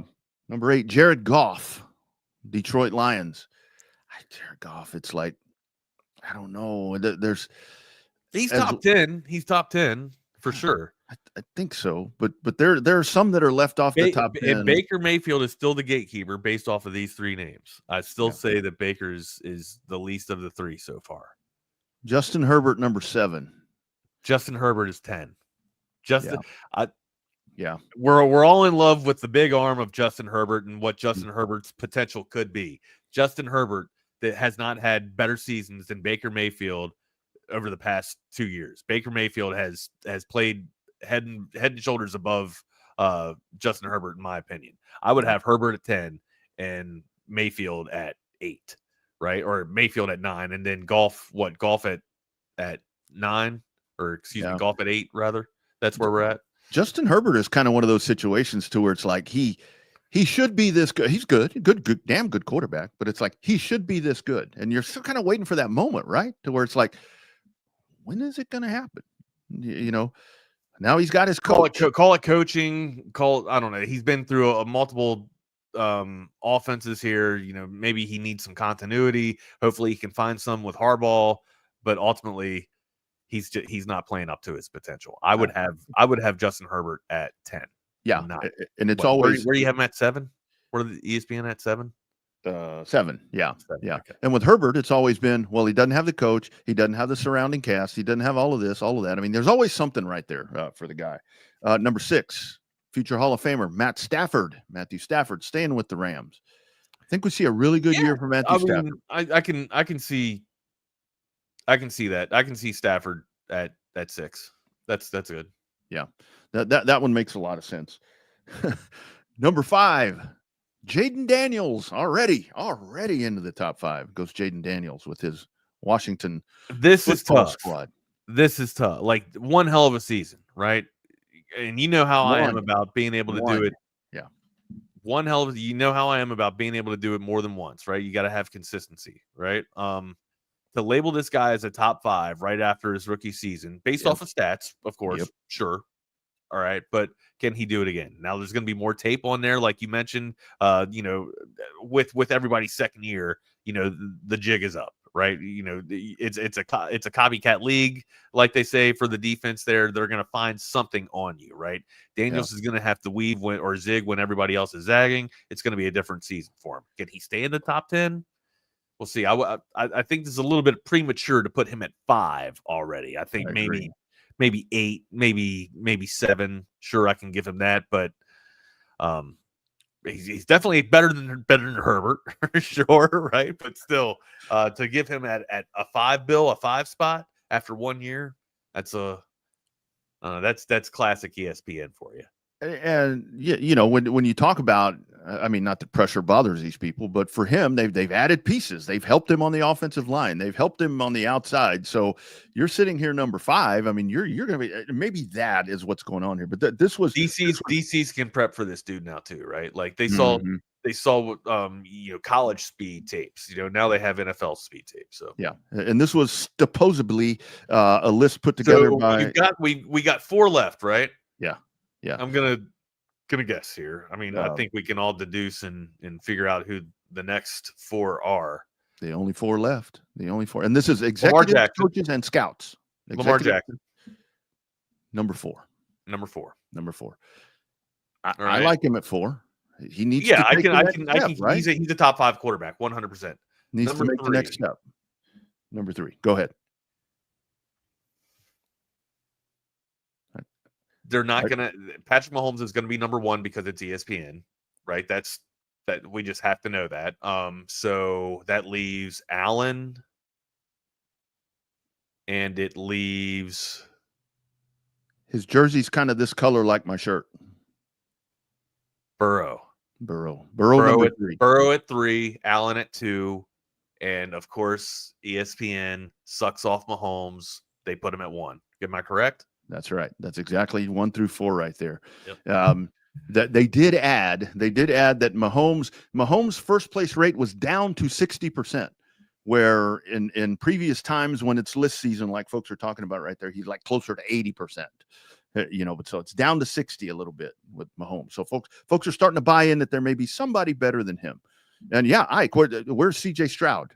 Is obviously. So CJ, and again, so to this list's point, right? CJ Stroud, amazing rookie season, comes back sophomore slump.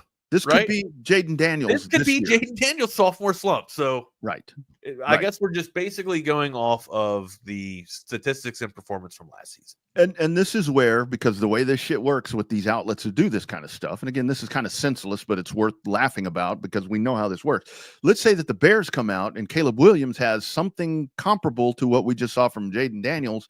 Now with Ben Johnson, not our Ben Johnson, the other Ben Johnson, he'll be 5 or 6 next year, because he will vault into that. So, guys, I'm gonna reorder this list. I'm going to. There's no mention of Jordan Love. Jordan Love isn't on Stroud here. in there, right? Put Stroud up in there. Yep. Put Mayfield up and take Herbert to 10, or maybe even take Herbert out of it. Carve Herbert out and put Stroud in there. Would you say? All right, I would say Stroud or Herbert is the gatekeeper for the top 10. Would you not? I would put Stroud in and take out probably Herbert. There's a part of me that wants to take Goff out of there too, because Goff's team got to a late playoff stage. So I don't think you can, like, based off of stats, maybe, but you, if you're talking top 10 quarterbacks, Jared Goff's a top 10 quarterback. Yeah. Dak's not in here. I've seen some. Where's Dak? I mean, Dak's a great regular season quarterback. I mean, I would think if you look at body of work, I have to have Dak Prescott in the top 10. Dak Prescott is a top 10. You do. I mean, he can't win. He was riddled with injury last year too, right? Yeah. I mean, look, the dude is a great regular season quarterback. I mean, he's done some really good stuff, but they're clearly not just going off of stats alone. If they went off the stats alone, Sam Darnold would be in there too. So right. I'm surprised he's not in here. And I did see some people saying, "Where's Geno Smith?" I'm like, Geno Smith, 18. Geno 19. has consistently done it at a decent level, at somewhat of a high level, keeping Seattle in the mix for a while. Let's see what he can do, in his new house with Vegas. But I don't know if Geno is a top 10. I don't. I don't. Geno might be 11 or 12. Yeah. I think I have a pretty good suspicion that next year when we get into this, that somewhere around 10, we're going to have Bo Nix in this discussion, because I think he with Sean Payton. Herbert had the best route runner in all of football, right? Herbert also had one of the fastest wide receivers in all of football, QJ. They weren't able to do anything with Quentin Johnson either. Mike Williams was fantastic. Herbert has had a ton of weapons. He had Eckler, Austin Eckler as well. Herbert's problem is that he's had multiple offenses that he's had to run through, right? And sometimes Herbert just can't get out of his own way. So I would take Baker Mayfield over Justin Herbert any day. And with the Mahomes discussion, I mean, the thing is with Mahomes, and again, a lot of it's overplayed just for everything that we've talked about. But with Mahomes, if you look at it, I mean, it has kind of been a carousel of people that have kind of come through there. So, I mean, you give him that, but I think they will take a step back this year. I'm not going to, whenever we start picking who's going to win the AFC, I'm not automatically going to give Kansas City the division this year because the division's loaded again with the folks that we're talking about. We keep saying that, and every time I want to tip the cap and give it to somebody else, Kansas City comes right back in there to sweep it up. So I know. Well, I mean, last year I thought they were done. I mean, not done, but I thought that they were vulnerable, which they were in the Super Bowl. But yeah, so where the hell's Brock Purdy in this list? All that money he's making? All Brock Purdy does is win. All he does is win. Isn't that what it's all about? I mean, and that's where you can go back to Dak, and it's like he ain't won shit. Okay. Brock Purdy is your girl next door quarterback, right? He's you can put him in any offense, or actually you can't. I'm misspeaking here. I think honestly, the only offense that he can orchestrate seemingly is San Francisco. I think it's just a well-oiled machine. I'm very intrigued to see how it's going to be like next season, right? Yeah. It seems like all the pieces has been there for Brock Purdy. And I hate to give him a backhanded compliment of saying that he's managed it well, right? But each year has a different story and a new story all in itself. I can't wait to see what this story has. Mm-hmm. Where the hell's Kyler Murray on this list? Playing video games, man. Call of Duty's out. He's busy. He's busy right now. Playing video games. He's busy. Good little top 10 list there for you, man. Hey, there is going to be a big announcement today. So make sure you guys are paying attention to Will and Jordan today. They're about to come on. They're very busy. Again, this is the time of announcements and a time of news of people coming to the 40. So make sure that you guys have your ears open and pinned for this. I believe it's even going to be on a national spotlight too. So they will be making a huge announcement around 10:30 or 10:50 or 10:55. So make sure you guys are still staying on and paying attention to the Lone Star Playbook. Anything else we got to get off our slate before we go and roll it over and turn it over to the dudes? Oh man, we got to tell folks about audiovisual consultations. Baseball season, great time of year to have that set up. How about AV Consultations talking baseball? Now, stepping up to the plate is a household name, weighing in at roughly 115 pounds with a wingspan of 98 inches. It's Samsung. Kid, I know it's baseball season, but this isn't what I meant when I said to incorporate sports into the company commercial. Sorry, old man. I just want everyone to know that audiovisual consultations can make your home feel like a stadium. That's true. Audiovisual provides stadium surround sound, huge screen video, controlled lighting, and even temperature control. On our roster, every customer is an MVP. Sounds like audiovisual knows how to score a home run with our customers. All right, kid, that's enough with the baseball puns. But I'm trying to tell everyone that audiovisual is a real catch. You'll love our services. Kid? There's nothing coming out of left field when you give us a call. We won't break your balls. Kid, we only have a minute. Pitch, please. I don't need your attitude right now. Rest assured, listeners, audiovisual is much better at installing and designing custom home theaters than we are at making jokes. Just check our stats. Give us a call at 512-255-8678 or visit us online at avconsultations.com. Oh, yeah. Now, stepping up to the plate is a Gotta stop it. There it is. Good stuff right there. Remember when some crazy asshole on Texas Sports Unfiltered said that Bo Nix was going to be the best quarterback out of that class? I can't believe that. I can't believe some asshole would have said that. Who was that? I don't know. Oh, man. He's looking like a genius right now. Yeah. Speaking of the Tampa Bay Buccaneers and Baker Mayfield, I just saw this flash across the Twitter. So they're bringing back the popsicles too. Take a look right there. There's our man Baker Mayfield. Dude, I like that. Dude, that is clean. I like that a lot, man. The creamsicle. I love that uniform, man. The red's cool too. I like the red, but I'm a fan of the orange, man. And you wouldn't think that the red and the orange would go together, but when it's on the white like that, it pops. Yeah. That looks pretty damn good. That is a great outfit with the creamsicles. I'd wear that. I wish they'd wear that a little bit more. That was a pretty drastic change when they went to that pewter or whatever the change was right there. But those look pretty clean. Pretty clean. No problem with that one. No problem with that one at all. Shoot, man, I think we got everything covered. SEC. Oh, so I don't know if their announcement is. It's not the Tyler Atkinson, is it? That one's what you. I don't want to steal their thunder, buddy. Okay. Well, they were talking about that before we came on. So they sent us a text message, so I don't want to. Oh, did they? Okay. Yeah. Okay. I'm not. I don't know if it's going to be that at all because I don't know what the answer to that is going to be. So anyway, well, we're gonna let them answer. That's what we're gonna do. That's right. We'll let them do it. Where do you want to go next, man? We're 5 minutes over. We're waiting for the guys to come on, but so I do want to talk. Excited. I'm gonna try to check in. May not catch you guys live, but I'm interested to hear you and Ty Henderson. Yeah, we're gonna have next few days. Ty Henderson coming on. This little shit. He got me into an online dynasty league for college football 2026.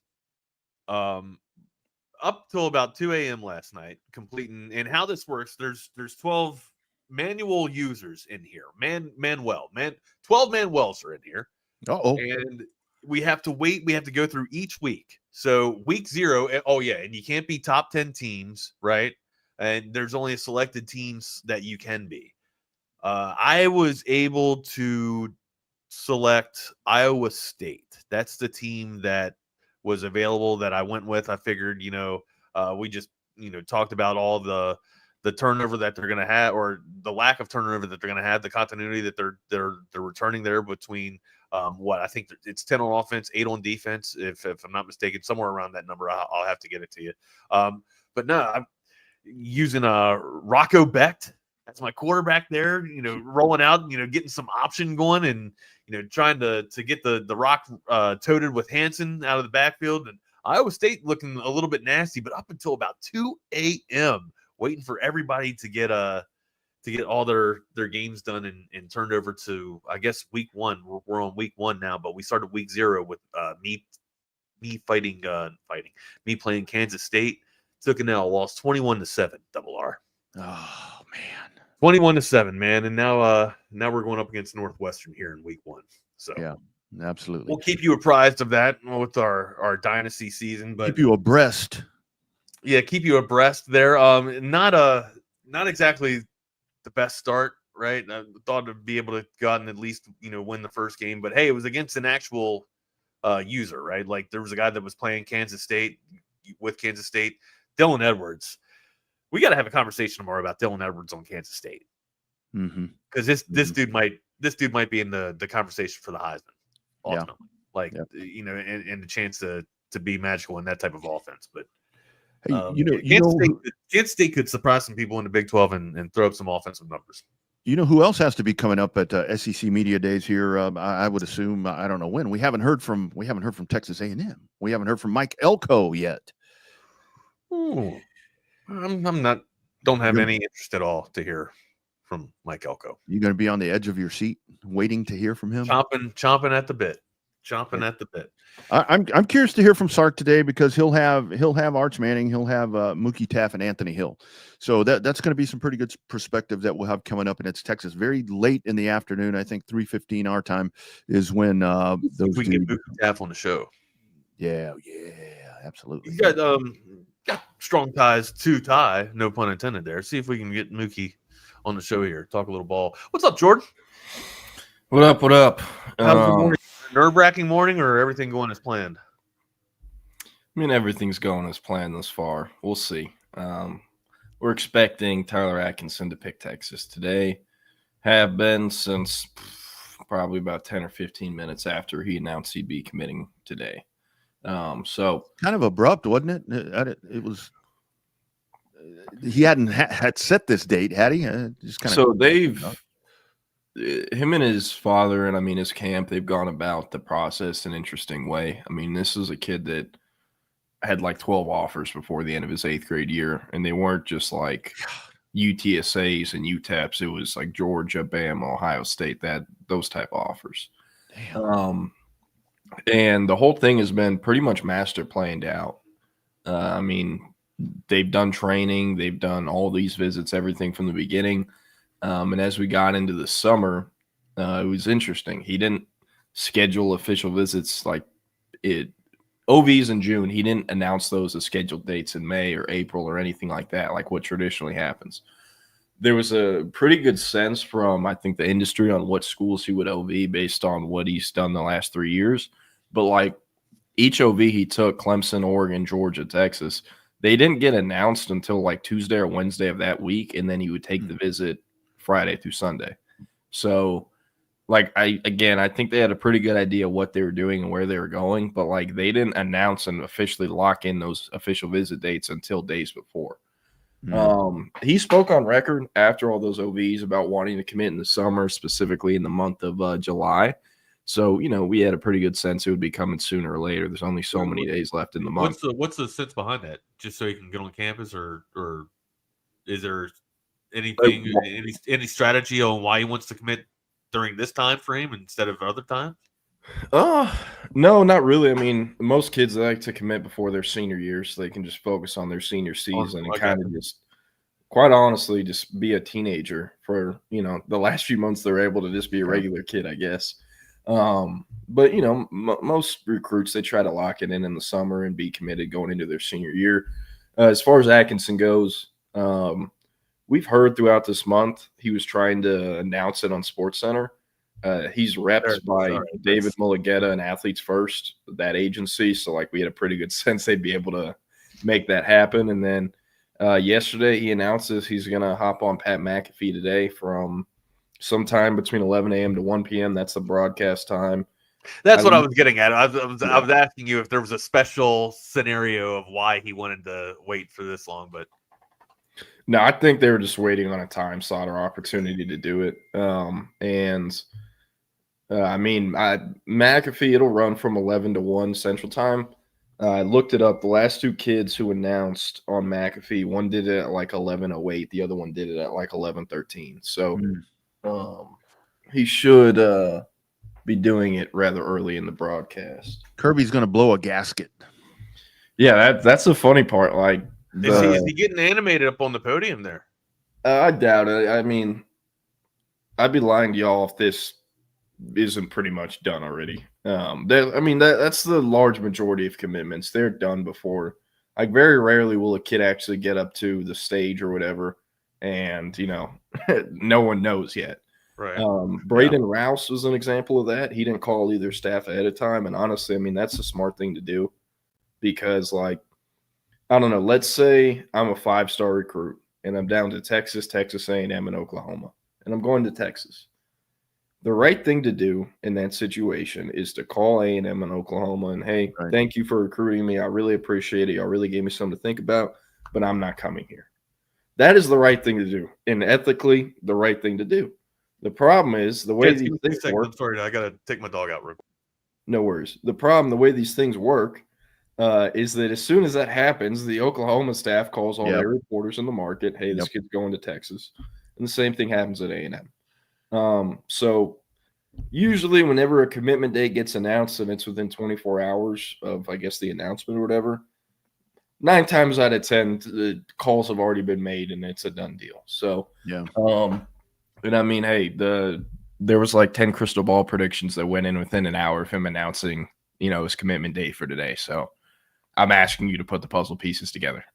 Just a little ironic timing, the way this all shakes out. But I'm glad you mentioned that because I think that's something that we talk about a lot of times with commitments and so forth, to make that courtesy call, because it's like, man, these people have been working their ass off and they've been investing in you when you're not invested in them yet. And to make that call. But you're right. I mean, I can only imagine what happens when I'm like, Jordan, I'm going wherever. I mean, it just goes apeshit crazy, I would imagine. Yeah. And the recruiting world is fascinating because, like, there are kids and their families who know that whatever they tell the staff when they tell them they're not going there, it's going to get leaked. Yeah. So, like, Colin Simmons, for example, His top 3 was LSU, Texas, and Miami. He told all 3 schools he was coming. And like LSU and Miami knew damn well he had to be lying. Yeah. But because he did that, like it didn't really leak ahead of time. I mean, he committed on a Thursday. I found out through Tuesday because I had an NIL source that told me it's a done deal to Texas. It's Texas. Trust me, it's done. And I if I'm not mistaken, was the first in the Texas market or in the recruiting industry to go from being like, yeah, it is Texas, but, you know, it's the recruiting world. Anything can happen. Mm-hmm. I was the first one to be like, no, it's Texas, you know. Crazy. And it's because it was done on Tuesday and he committed on Thursday. And he continued playing the game for the next 48 hours with the Miami and LSU staff. Like, I'm coming, man. Come on. Julian Lewis did the same thing. Like, some of these recruits are starting to figure out what happens when you tell a staff you're not going there. And so they tell everyone in their top 4 that they're coming. Right. Yeah. All 4 schools know damn well it ain't true. So it's interesting, man. Little gamesmanship. Yeah, no doubt. All right, about kids, I gotta get on. My dogs are acting up, so I'm gonna get off here. Will, I'll see you in the show, man. Have a great show, See you guys. Y'all See you guys. Take care. Peace. Well, welcome into the Lone Star Playbook. I'm Jordan Scruggs. That is Will Turboff.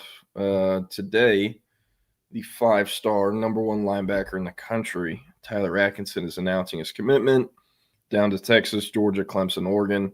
We are expecting it to be Texas. I think that is the mass, you know. Come on, get the energy up. We're expecting Texas to get a 5-star linebacker. Let's have some enthusiasm here. Oh yeah. We're talking about the highest rated linebacker. You know, if he ends up fanning to Texas, the highest rated linebacker, is it all time Texas history of the Sarkisian era? I have this. Let me pull this up. I have it somewhere. He's I know he's tied with Malik Jefferson as far as like his current composite rating. Here, let me pull this up. I can tell you exactly where he lies. Okay, so Sergio Kindle and Jeff Coat are both counted in the database as linebackers. So was Jordan Hicks. So he would be tied with Malik Jefferson if he ends up at Texas as the 16th highest rated prospect in the modern era to choose Texas. And he'd be ranked as or tied with Malik Jefferson as the 4th highest ranked linebacker in program history, behind Jordan Hicks, Jeff Coat, and then Sergio Kindle. So yeah, it is a huge deal. Sorry, I don't know. The way things have gone in the last few weeks, like yeah, you're used to not coming on here with a ton of joy and enthusiasm, but today I think we can be a little different. Oh yeah. Some SEC media days for those curious. According to our sources in the chat, where is this? According to our sources in the chat, Kirby's already spoke today. If you aren't paying attention to SEC media days, Georgia, Tennessee, Auburn, and Texas are all going today. Like, is there a more interesting quadrant you could choose in the SEC? But they'll be today. Yesterday was Ole Miss, Vanderbilt's. Who else went? Those were the only 2 that I saw. So it might have been Stoops. Brian Kelly went because he was yelling at people. Oh yeah, that's right. And I'm forgetting the 4th, but we'll be halfway through SEC media days by the end of today. Steve Sarkisian is supposed to speak, I believe, at 3:15 Central Time. So yeah. I don't know. Should be a fun day. For those curious, it will be on Pat McAfee. I believe he is live from SEC Media Days, which is kind of funny because, I mean, this is like a Texas-Georgia recruiting battle, and both coaches are speaking today. So it's funny. I'm curious to what McAfee will say to kind of, I don't know, stir it up a little bit, but we will see. What else do we have here in the chat before we get into it? But yeah, no, please don't slash my tires. I would appreciate it. I can't I don't know. Not 1,000% hit rate, but I feel pretty good about today. Someone asked, anyone listening or hosting, was Malik just not as good as advertised, or was he just not developed? Malik Jefferson primarily, okay, so what Kosiak Pala is right now as a primary edge rusher that has to learn linebacker and play linebacker in college, that is an exact, pretty much description of what Malik Jefferson was. He was at Mesquite Petite. Back in the day, they're a lot better than they are now, but he was primarily an edge rusher that they used in high school because he was a future NFL player. And you can affect games a lot more as an edge rusher rushing the passer every snap than you can as a Mike linebacker. So he had to learn a new position and was thrown into the fire as a true freshman. I was young, so I'm not 1,000% sure on this, but I believe was starting as a true freshman at Texas at my Mike linebacker in his first ever season playing linebacker. We all remember not a ton of talent around him. You know, Mac didn't leave the most stocked cupboard, and it was also Charlie Strong coaching him. So I think it was a mix of all factors. Like if you stick Malik Jefferson and put him in the 2026 class and he ends up at Texas, I think it is fair to say he probably would end up with the better career, you know. But hey, he still played in the NFL, and I'm pretty sure was still drafted. So I will say that it seems like the hit rate on 5-star, especially defenders, has gone up kind of in that time, 10, 12 years. Like there's now, I'm not saying there wasn't always a financial aspect to it, but now there is an explicit financial aspect to these higher rated guys, and they have more pressure. And obviously we know how it's, done at Texas, with the talent all around. So if Malik Jefferson commits to Texas in 2026, I think he probably doesn't start as a freshman, maybe gets a good amount. I don't know if he's on the level as Anthill, although Anthill was a lot more raw in high school than Malik or Tyler Atkinson were.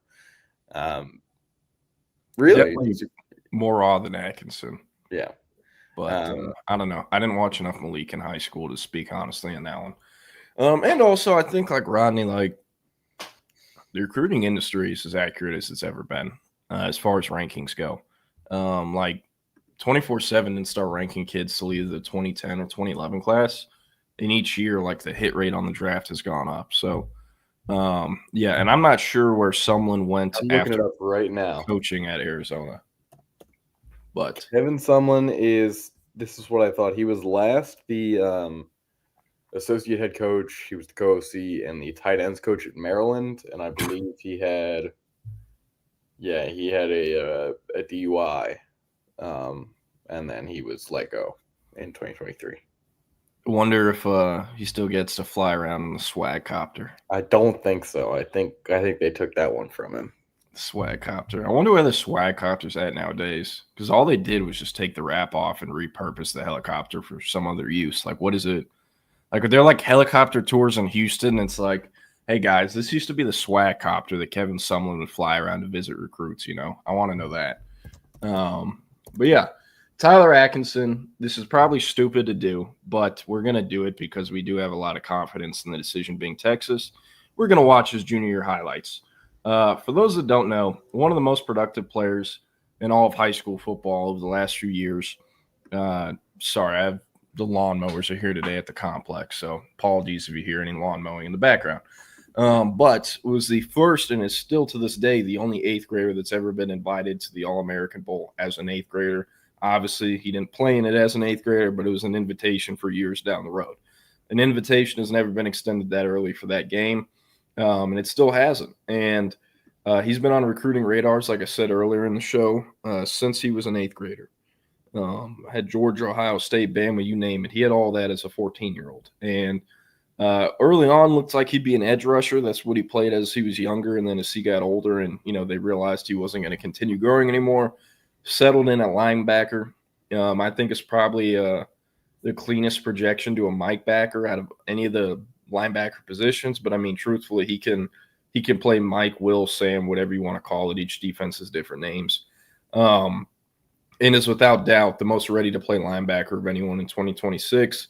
And would be the most ready to play linebacker of the Steve Sarkisian era, probably of, I don't know, however many years you want to go back to Texas football. There's no one more ready to play with a higher floor than this guy. Very curious what the numbers are. Heard a very high number that he was looking for throughout the summer. Not sure if Texas is paying that. I don't think anyone was going to, but I think it's about who came the closest. So going to try to do some digging and see what I can get on that. But, hey, man, Texas, there isn't a bigger need this cycle than offensive tackle and linebacker. Still figuring out offensive tackle.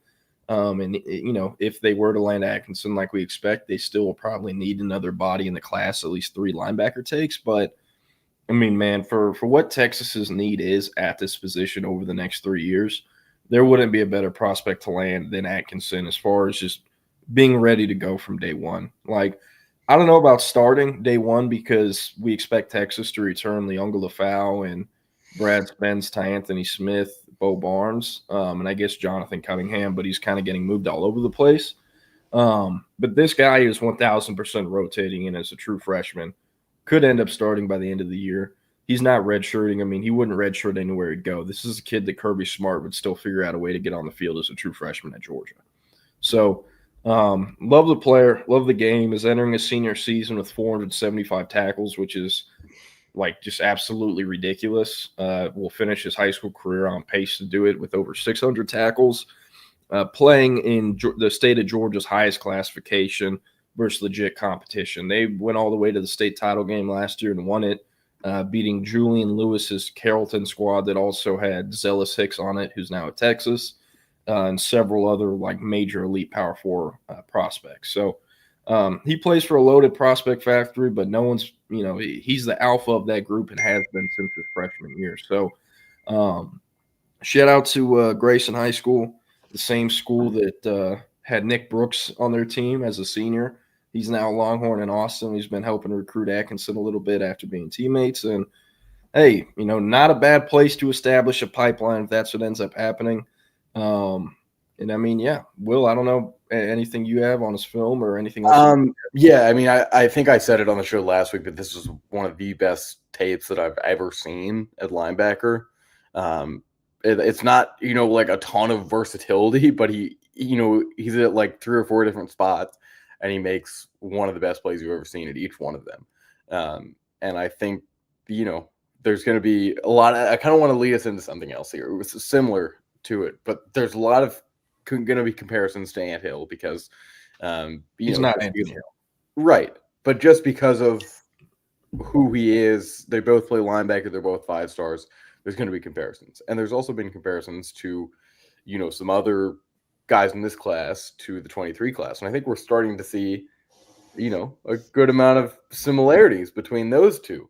Arch Manning at the top. Diabella is now emerging as, maybe the nation's top quarterback. Is by some sides. Anthill will be the, finishes the number 1 linebacker. Tyler Atkinson could very well finish there too. CJ Baxter. And this is how I was leading us into the next one. CJ Baxter, your big running back out of Florida. And it seems like Texas may have another one of those now. Yeah. Derek Cooper. So this is an interesting thing, Will. So have you been able to watch junior year tape and like look into other stuff on Cooper and Atkinson? On Atkinson, yes. On Cooper, not a ton. Okay. So I've seen Texas fans on Twitter being like, man, Derek Cooper's the best running back prospect of the last 5 years. No, he's not. He's not even the best running back prospect in this class. Now, that doesn't mean he's not good. Like, I just think Savion Hyder or Hitt or whatever it is that's probably ending up at Michigan or Tennessee or whatever out of Virginia, that's probably the best you'll get.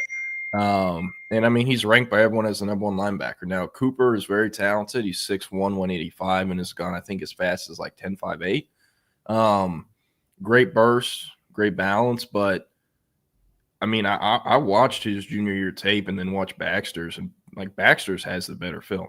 And Baxter, he didn't run as fast and as Cooper, but he's also not as small as Cooper. Baxter's bigger than he is, at least at high school. So he's very good. If he ends up at Texas like we expect, it'll be a great get for them, especially with the need at running back. But I don't know. Hate to pour cold water on him, but I just think we can lower the expectations a little bit. But with Atkinson, I have kind of struggled to come up with a comp with him. Our scouting team, their comp for him is Roquan Smith, which is kind of funny because for the longest time, people thought he was going to Georgia. But, I mean, hey, I don't know. Super productive space and pace linebacker that can play all 3 positions and be on the field for all 3 downs. So, yes, DJ Dog, we still believe that Texas is the choice for Tyler Atkinson. At about just to clarify, because we've been saying it's coming today, on the Pat McAfee show, we believe around 11:10, 11:15, somewhere around there. So right after our show is done, I would head right to ESPN when Pat starts, because I think it'll be pretty soon. Yeah, and we'll probably close a little early, like 10:55, 10:58, somewhere in there, most likely. We can come back to Atkinson here in a sec, but y'all want to see something funny? Man, Pete Kwiatkowski's Twitter is hilarious to me because it's like he almost never tweets. He just threw this up on the timeline if y'all want to get excited. So if PK's throwing this up on the timeline and is excited, you probably should be too. Wonder who that could be about. But yeah, so I'm playing Dynasty last night, Will. I'm in the transfer portal, and I get some great ads. You want to hear the list of names I landed out of the portal, and it is 1,000% broken. You ready? Kedrick Falk, DJ Lagway, just missed out on Jordan Seaton and Isaac Brown finished second. I got Coy Parrish. Ahmad Hardy finished second for him, but it's okay because I got Caleb Lamu from Utah, Ashton Stamps, Charles Jagasaw from Notre Dame, Eli Bowen, younger brother of Peyton Bowen, corner at OU, DJ McKinney. You knew it was coming. My guy Micah Hudson. I got Lincoln Cure as well. Wait, I'm not done. Also got Kip Lewis. This is at Texas? Yeah.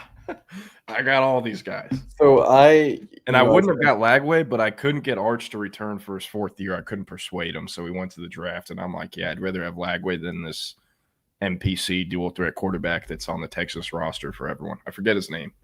I spent 3 long years at Sam Houston State, and then moved him to the Big 12, and then just kind of got sick of it in the middle of the season and sim the rest of it. So I took the OC job at Missouri. I think the way that you get jobs, like I won 2 Conference USA championships and finished second in the Big 12. And the best job offer I had was, this is good actually. Missouri went 1-11 in the sim, 0-8 in SEC play. So obviously they needed a new staff. Do you know how hard it is to recruit, especially in the portal, to a team that just went 1-11? Because they don't adjust. Like they don't say hey, it's a new staff. Maybe they're championship contending and they're, winning. Got the new car smell. You have nothing. Everything's a D or a C. Their overalls are in the 70s. They're playing in the SEC. So it's going to be an uphill battle, but we're going to, we're really going to have to rebuild Mizzou. Hey, you can sell playing time. There you go. Yeah. I mean, we're heading into year one with a safety that's a 65. Bang. Real quick, saw this funny clip from our great friends at Texags talking about one of us here at Texas Sports Unfiltered. Funny. I saw this clip. This is, funny recruiting story. So I'm going to turn it up. Y'all can tune in. Y'all might have already heard this. But Bucky Godbolts went out to Glen Rose, Texas to recruit Dan Campbell. It did not go very well. I'm going to play it and stop talking. Well, that and the Longhorn coach, what happened on that recruiting team? He came to see you, and that's a great story. It was it Bucky? Tell that one, because that's a classic. Bucky Godbolt. First of all, look, my parents, Billy, you know my parents. Yeah. My dad, I mean, he's a cowboy, man. We grew up in the country, working cattle, goats. He's also a Marine, and so he's wanting me to go to A&M. I'd had a cousin, family member that went to University of Texas, so that piqued my interest because my older cousin went there. It's like, but A&M had been on me, and man, they showed interest from the get-go. But my dad, man, he really wanted me, A&M. A&M's right for you. It matches you. It makes too much sense. Yeah, I got it, Dad. Well, Bucky comes out there, recruiting coordinator, or, came out recruiting me from Texas, and we live out in the middle of nowhere. So I had to give him, in the dirt road, you're going to take a left when you see this, yada, yada. You're going to cross a bridge and, all this. And, you're writing down what I'm telling you here. And so he gets there and he gets out of his truck. And of course, mom and dad come out. And, we got dinner. They make dinner for him. They get out of the house. He gets out of the car and his eyes are, they're like this big. And he's got this look like, what? He goes, man, I've never seen a black deer like that, And my dad because I knew what it was immediately. And my dad just looks at me and drops his head like, and so I know that was already strike one. And it ended up, they were Spanish goats that our neighbors had that had gotten out through the creek bed, and they were on our side of the pit. But they're just our neighbors' goats, man. They're just Spanish goats. And so my dad, when he said that, it was a downer. And needless to say, RC shows up about 3 weeks later. He knew exactly what they were. Great Spanish goats out there. Those are beautiful Spanish goats you got there, Larry. And he was like, well, those aren't mine. Appreciate that, Coach. But those are, but he's all in now. Yeah. I don't know. Thought that was funny. If anyone knows that Bucky commented on that this morning, let me know, because that tweet, I guess, went semi-viral. It has like 56,000 views. I wouldn't have known about Spanish goats. I don't know about you, Jordan. When I saw that clip yesterday, that was the first time I'd ever heard the word Spanish and goat next to each other. Are they just black goats? Is that all it is?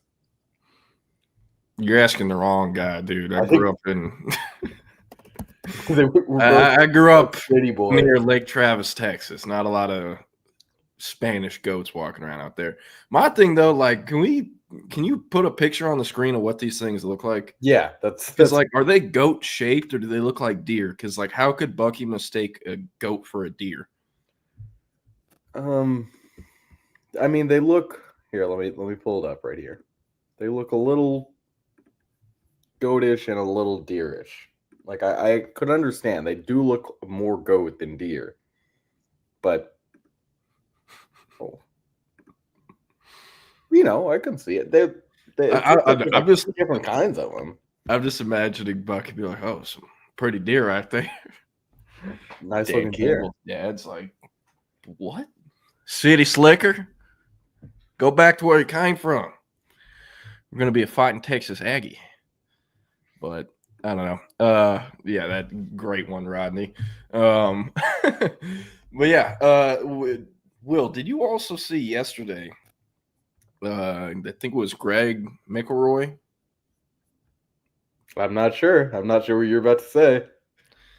I think it was Greg McElroy on SEC Network yesterday. Said he's hearing Nick Saban could be returning to coaching. Oh yes, of course. And they pressed him. They're like, what do you mean? You can't just say something like that. He's like, well, I wouldn't be saying anything like that unless I trusted my source and it was a great source or whatever. I believe that his source is Nick Saban. I think that Nick Saban told him, hey, I'm thinking about getting back into college football, back into coaching. If you'd like to report this and go for it. Greg McElroy I believe it's pretty well known that him and Saban are buddies. And obviously he played there. So, does he take the advantage? We could spend a good amount of time on this. Where I think I have a spot where I think Nick Saban coaches, and I think it works out perfectly with the timeline. Okay. First, give me your one. Just give me one. I can tell you right now, it's not going to be Alabama unless they plant drugs on Kalen DeBoer because he has like an $80 million buyout right now. So, like, Bama, not the brightest bunch, but they're not like A&M stupid where they'll be paying their head coach over $60 million to fire him. That's just not happening because they're going to have to pay Saban, out the wazoo. Anyone will if they get him.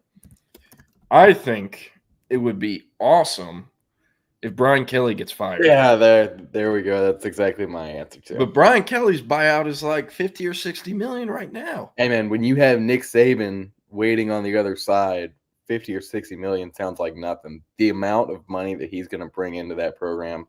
And I know when you're at LSU, you feel like you're maxed out all the time because the fan support's always going to be there. When you bring back the guy, who won, I know Edo won your last national championship, but the last legendary coach to win you a national championship after he's already retired from the game, man, LSU, first of all, will be a recruiting juggernaut. Saban would put together the best staff. I do think I think that 2 head coaches and maybe even one that's a Power 4 head coach would leave their job to be on a Nick Saban LSU staff. Yeah, I could see it. You know what is very interesting, though? The 3 LSU head coaches before Brian Kelly all won a national championship. That's Ed right. O, Les Miles, Nick Saban. All 3 of them. And all 3 of them either did it in year 3 or year 4. Brian Kelly's currently entering year 4. And I don't think there's anyone outside of Baton Rouge that likes their chances of winning a national championship. Can they do it? Do they have a shot? They certainly do. They're one of like 10 or 12 teams. But inside that 10 or 12 teams, there's like a group of 5 teams that are, they have higher chances just looking at them. So I don't know. I think it would be awesome to see him at LSU.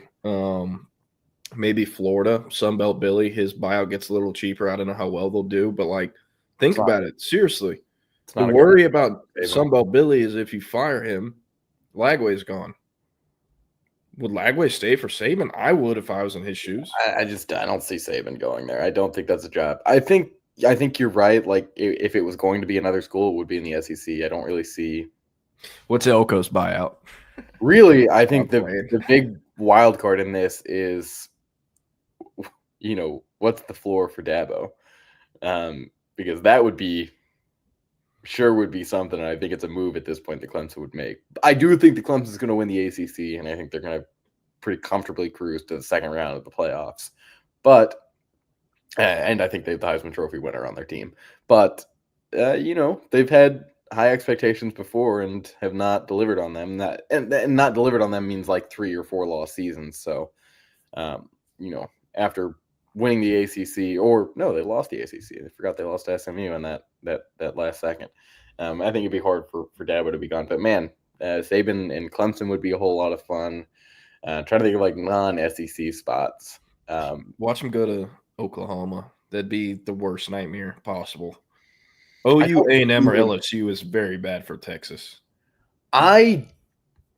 Jake, I don't hate this at all. His final challenge. Starting back where, going back where it all kind of began.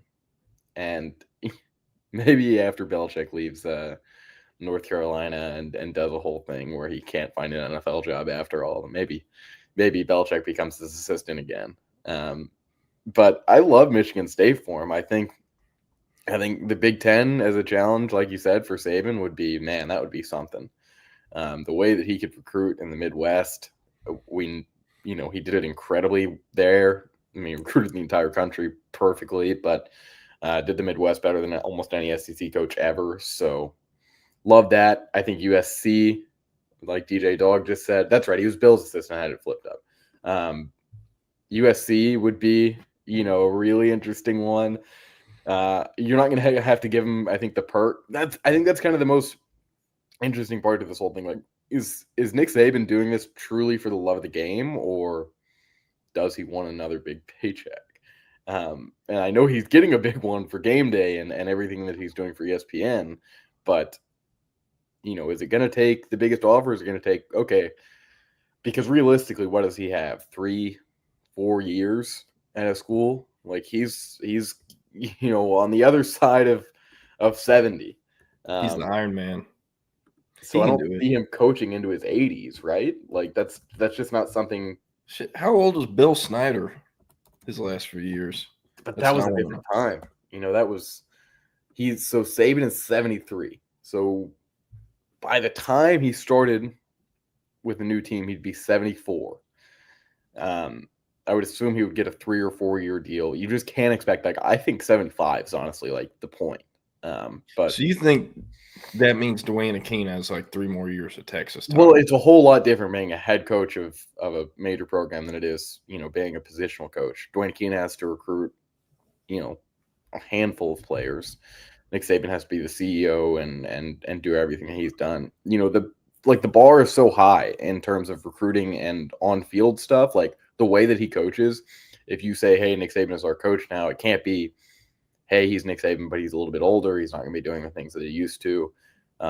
If you're going to get him, and I'm sure he feels the same way, he's going to go at it full force. So how long is he able to do it full force? I think it's the same conversation we're having with Belichick right now, where he's probably going to get burned out with this in a year or two. But I think, any team would very happily take Saban. I know West Virginia was one that was mentioned a lot last year because that's where he's from. And, he only got to coach there for a couple of years as a defensive assistant.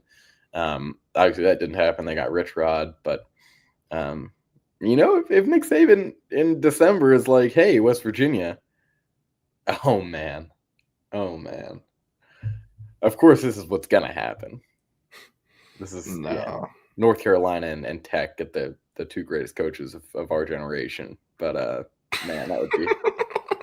that is crazy to think about. I bet Tech fans would be like, nope, we still want Joey. Do you remember when our president a couple months ago, had a plan for some kind of college football commission? I believe it's all gone to shit now and it's not going to happen. But do you remember the two people that were going to be in charge of it? Wasn't it Cody Campbell and Saban? And it was Cody Campbell and Nick Saban, who have reportedly become friends. Well, didn't like someone ask Saban about that? And he was like, yeah, I do not care. Well, yeah. I mean, I think there was never really a plan for it. They had all those meetings on Capitol Hill and at the White House in March. It's like what DeAndre Moore went to when a lot of the schools, brought their best athletes, sport-wide to kind of push the whole, let's get this bill done and let's get, the clearinghouse set up and everything. And at the time, I know the administration was interested in creating some kind of commission for college football. And, that was never going to happen. It's just, you want to regulate it, you can regulate it, but not that much. No. Last thing on Saban. This would never happen. Boy, would I love if he goes and takes the EMCC job in Scuba, Mississippi, turns it back into the JUCO powerhouse it once was. I mean, I still think they're pretty good, but it was the consensus number one JUCO for however many years, and it is not that anymore. I don't know if there is one. But if he just built up JUCO in every top recruit that flamed out or that gets charged or something that gets charged, I don't know. Their second chance, their olive branch is in beautiful Scuba, Mississippi, where Nick Saban's coaching. I'm turning their lives around. Give them a Netflix special again. I don't care. It will print money, and they could probably build a 50,000 seat stadium in Scuba, Mississippi within 3 years because of Saban. But yeah, so I don't know. I would love that. I think it'd be awesome. I think Saban coming back to college would be awesome, but that it'll happen. My dad just texted me there's no way he's going to ruin his legacy at Bama and LSU and make all those fans hate him or whatnot. And I don't know. He says maybe he goes to the NFL as a consultant or something like that, but there's no way it's a full-time job at the college level. So I will tell. Yeah, we'll see. Yeah, that was a good one. But I don't know. Tyler Atkinson. So I guess back to the main reason a lot of people are tuning in today. Should be announcing a commitment within the next 30-ish minutes, 35-ish minutes. We expect it to be Texas. Georgia is a longtime favorite. I think you can call them the longtime leader as well. But, hey, the NIL era has changed a lot of things. And it's funny, too, because, Texas fans have been complaining about a lot of the losses. A lot of them have been financial stuff. We have to admit that. Here, break this up for just a second. Anthony Davis, who was once a Texas linebacker target, is the other linebacker at Grayson High School. Said, "Where are we going, brother?" At Tyler Atkinson. Take a peek at that's actually what Anthony Davis is wearing, the Texas gloves. So maybe a little more confidence. He's even teasing it for Texas alongside PK. So cool little thing here right before we get to the commitment. Yeah, I can tell you where Anthony Davis is not going. Yeah. Good to see he supports it, though. Yeah, I think he's supposed to be Ole Miss. He actually spoke very highly of Texas when I talked to him at Under Armour Atlanta this year, AD. But I don't know. The kid's like a 6-foot linebacker that's not an out of this world athlete. So, I mean, he'll end up at an SEC school somewhere Power 4, but he doesn't really like check the boxes that the Georgias or Texases or Ohio States are hunting for. And I mean, shit, Atkinson does check those boxes. So, yeah. But I don't know. Sorry, Patrick, I would stay online, but we are going to have stories to publish and other stuff. So it'll be us watching it, and then y'all are going to be watching us go like this. I'll tell you what. Tomorrow we'll come on 5 minutes early, and we'll make up for it. We'll just redo it. We can record our own reactions. Yeah. Hey, okay. Hank and I were watching this last year because Jeff had something going on, so I had Hank filling in for him. And it was the final day of the signing period, and we're like, yeah, there's no way Texas is getting Justice Terry, but let's just watch it anyways. And then he pulls out the Texas shirt that's black with red lettering, and it says Texas, and it's like a homemade UT logo. And we're like, wow, that's a weird way to troll. That was it. You didn't go and get a Georgia hat or nothing. And we were like, wait, did that just happen? And then he had to hop off air, and we had to get the story up real quick. That was how it went down with Mr. Justice Terry. But yeah, so anyways, if Atkinson ends up in the class like we expect, he will be the highest ranked player in the class per both 24/7 Sports and the composite. And we'll give Texas its third 5-star per the composite and its fourth 5-star, or actually, no, sorry, third 5-star per 24/7. So yeah. But I'll tell you what, guys. Jordan has stories to publish. I do not. I will stay on here. We can talk little hoops and a little kind of random stuff in between, and I will stay on here with the McAfee show on. I'm not gonna just blatantly screen record it the whole time, but I will show the last few seconds so you don't have to have two different screens up. Sweet. You got YouTube TV on your computer or something? I do, and I believe it's on YouTube Live. Sweet. I'll tell you what, a lot of recruiting is just hilarious to me. And like, for example, Texas fans, they've lost a lot of recruitments this summer. There's no doubt about it.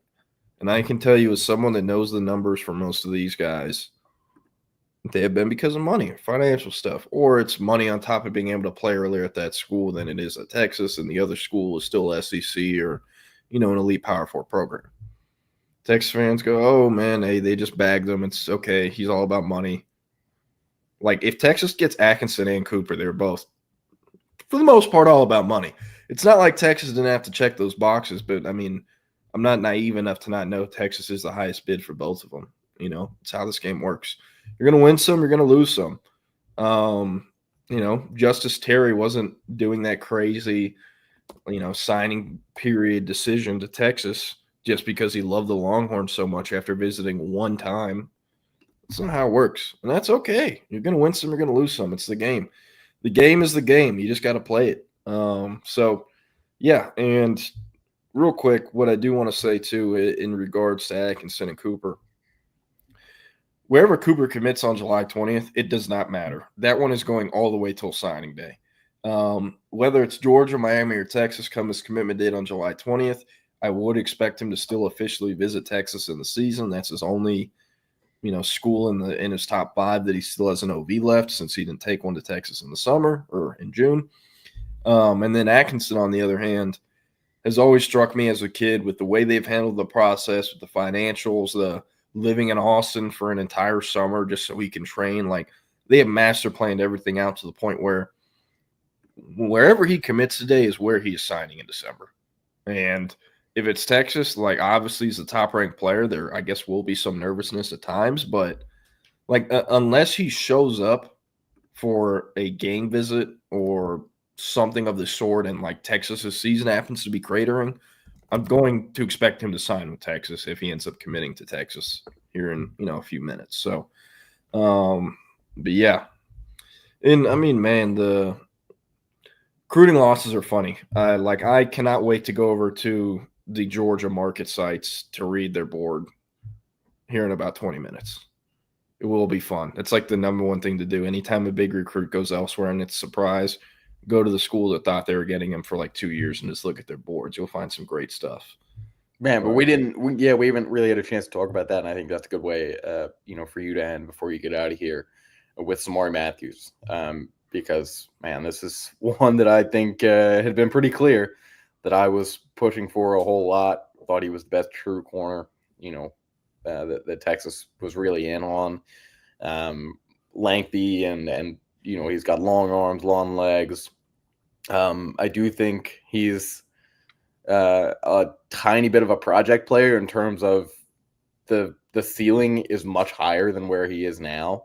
But I do think he's already at a spot where he could play as a freshman at Texas.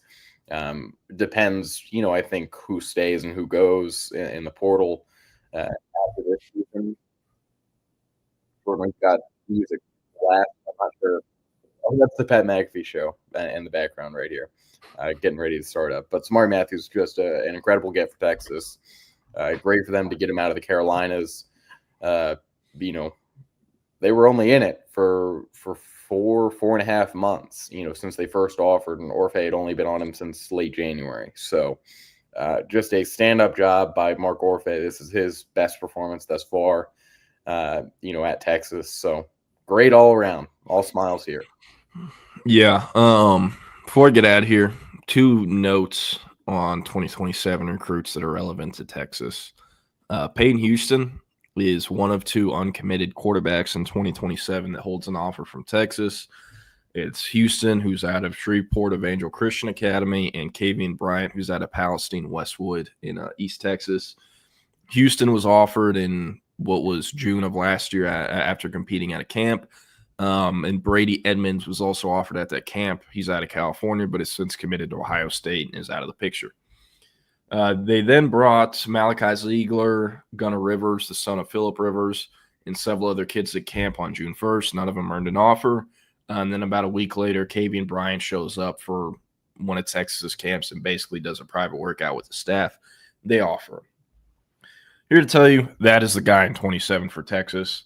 I kept talking about it that usually when Texas has to get a guy, especially at the quarterback position, they're going to get it done. And it's been over a year since they've offered Houston. They have since offered another quarterback. So I think those were signs and telling signs of where it's going, but also hearing a ton of USC buzz on Peyton Houston. He's been high on the Trojans, along with Texas, Clemson, a few other schools, even Oklahoma.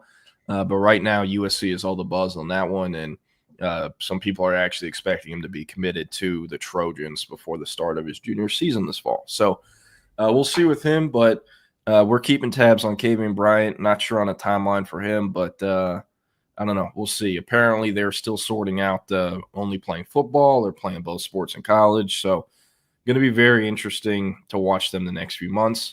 And in the last 2027 note, the nation's #1 defensive line prospect, Jalen Brewster, out of Cedar Hill. His father, Robert Brewster, was a either second or third round pick of the Dallas Cowboys back in the day out of Ball State. Some injuries ended up happening and his career was shortened, but his son is the #1 D-line prospect in 2027. Great player for Cedar Hill.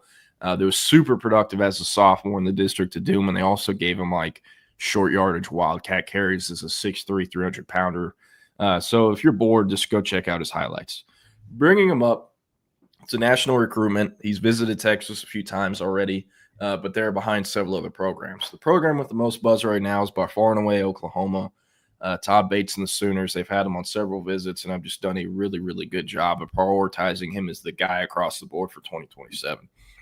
And so much so to the point that I've been hearing buzz he could potentially reclass from 2027 to 2026, and that if he did, the Sooners would be by far and away, they'd have the highest chances of signing him in 26. So that's one thing we're tracking with the way reclasses work. I can't, until it actually happens, it's kind of just he said, she said. It was the same thing with Mark Bowman and Xavier Crowell, Boobie Feaster, but usually when there's smoke, it means there's a fire, and so 2 guys to watch, probably not ending up at Texas for either Peyton Houston and Jalen Brewster.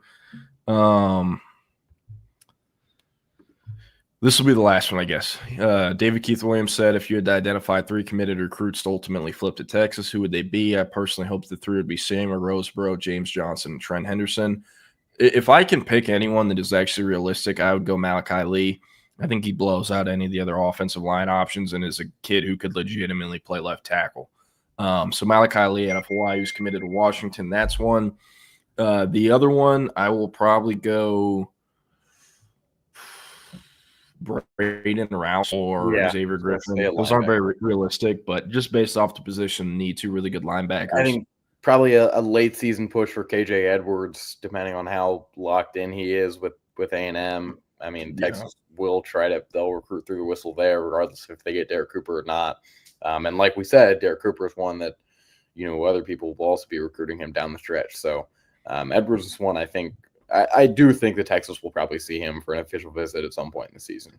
Yeah, and then lastly, I got to go Jamarian Carlton. I'd be cool with Trent Henderson too, but I love Jamarian, love the player, love the ceiling on him, and I think he's an NFL player that could be in the league for a decade. He has that many, God-gifted traits and athleticism and just uncoachable things about him, and as a special young man, special prospect, and help him put Temple on the map. So I'd go Malachi Lee, Braden Rouse, Jamarian Carlton. Those are my 3. But, hey, I'm going to get out of here. Hopefully when I see y'all tomorrow, there's great news like we expect. And, hey, Will rocking it solo dolo watching Tyler Atkinson. I'll see you. See you, Jordan. All right. Well, we have got a few minutes here. Pat McAfee show is just now starting up. We'll expect that they, kind of do some kind of lead in here. But as soon as they bring Tyler Atkinson on, I will go ahead and share this screen. In the meantime, I see we've gotten a few hoops comments, and I will kind of talk about them. Cooper Flagg being shut down in the summer league. I think this is very common that you shut down your number 1 pick. I think a lot of top 3 guys are done after the first 3 days. I was actually planning on going up to Vegas this week, but Cooper Flagg out, Reed Shepard for my Rockets kind of having some woes, decided not to make the trip. Seeing some good things from the summer league. I know I saw the Noah Sengwe for Chicago just got absolutely posterized yesterday by Johnny. I can't say his name, and I don't want to mistake it for what I'm about to. Some interesting stuff out of the summer league this year. The LeBron stuff, how it connects to Dallas, I think is very interesting. I think Dallas and Cleveland are basically the only 2 spots that I could see him going to. Cleveland is definitely one that, from a fan perspective, I think it has the most interest, just because of how it all started there. And now he made a comment about a change of management there that he likes. So would love to see LeBron, the kid from Akron, back in Cleveland. See that. And yeah, Jake, I got a couple of texts. We're a few minutes out from a commitment here. Phone, computer, everything just blowing up as we await Tyler Atkinson. Pat McAfee is speaking now. I'm sure many of you have it on another screen already, but we will wait to see when this happens. And David Keith Williams, talking about, the flip targets. Like Jordan said, I think Malachi Lee is probably the biggest one. I agree with him. He could truly play left tackle, as early as year 2. And when you have turned in your class, who I think you would hope for a tackle projection, but that may not, eventually be what happens. He may slot better at guard. He may be able to play earlier at guard. And I think he understands that. Obviously he does. He committed to Texas knowing that that's kind of what their view was. This class doesn't have a true, star tackle yet. And Malachi Lee would be the one. Roseburg would also be the one, but I'm not sure. I think there's a pretty big gap between those 2. DJ Dog, Kai Jones. I'm going to take a look. I know he was on an NBA team, I believe, this past season. And last I checked, he was playing for the Mavs. And I do think that he was playing down here in Austin for the Texas Legends. Yes, he was. He was playing for the Texas Legends. Is that actually? I'm wrong. That's not the the team in Austin. That's the one in Frisco. That's the Mavs team. So two-way with the Mavs. It looks like that's not done, and he's a free agent at this point. So good on him. And I know he's had a ton of issues over the last few years. Had to go overseas. But it seems like he's really turned things around. If you've got any other questions, recruiting or hoops or football or anything related, college football, go for it because we're just kind of in a waiting mode right now. But like we said, I'm going to kind of wait to break down what this Tyler Atkinson commitment means. And of course, we talked about it to start the show and all throughout. But don't want to list off his accolades before we really get to it right here. See what else we've got. Just another summer league thing. Young Hansen, who we all joked about the day after the draft being picked 16th or 19th or whatever it was to Portland. The Asian Jokic has apparently had a great summer league. He's got some nice little moves and really like him. He's going to the pit of despair with the Trailblazers, but like him, really like what I saw from Dylan Harper in a couple of games.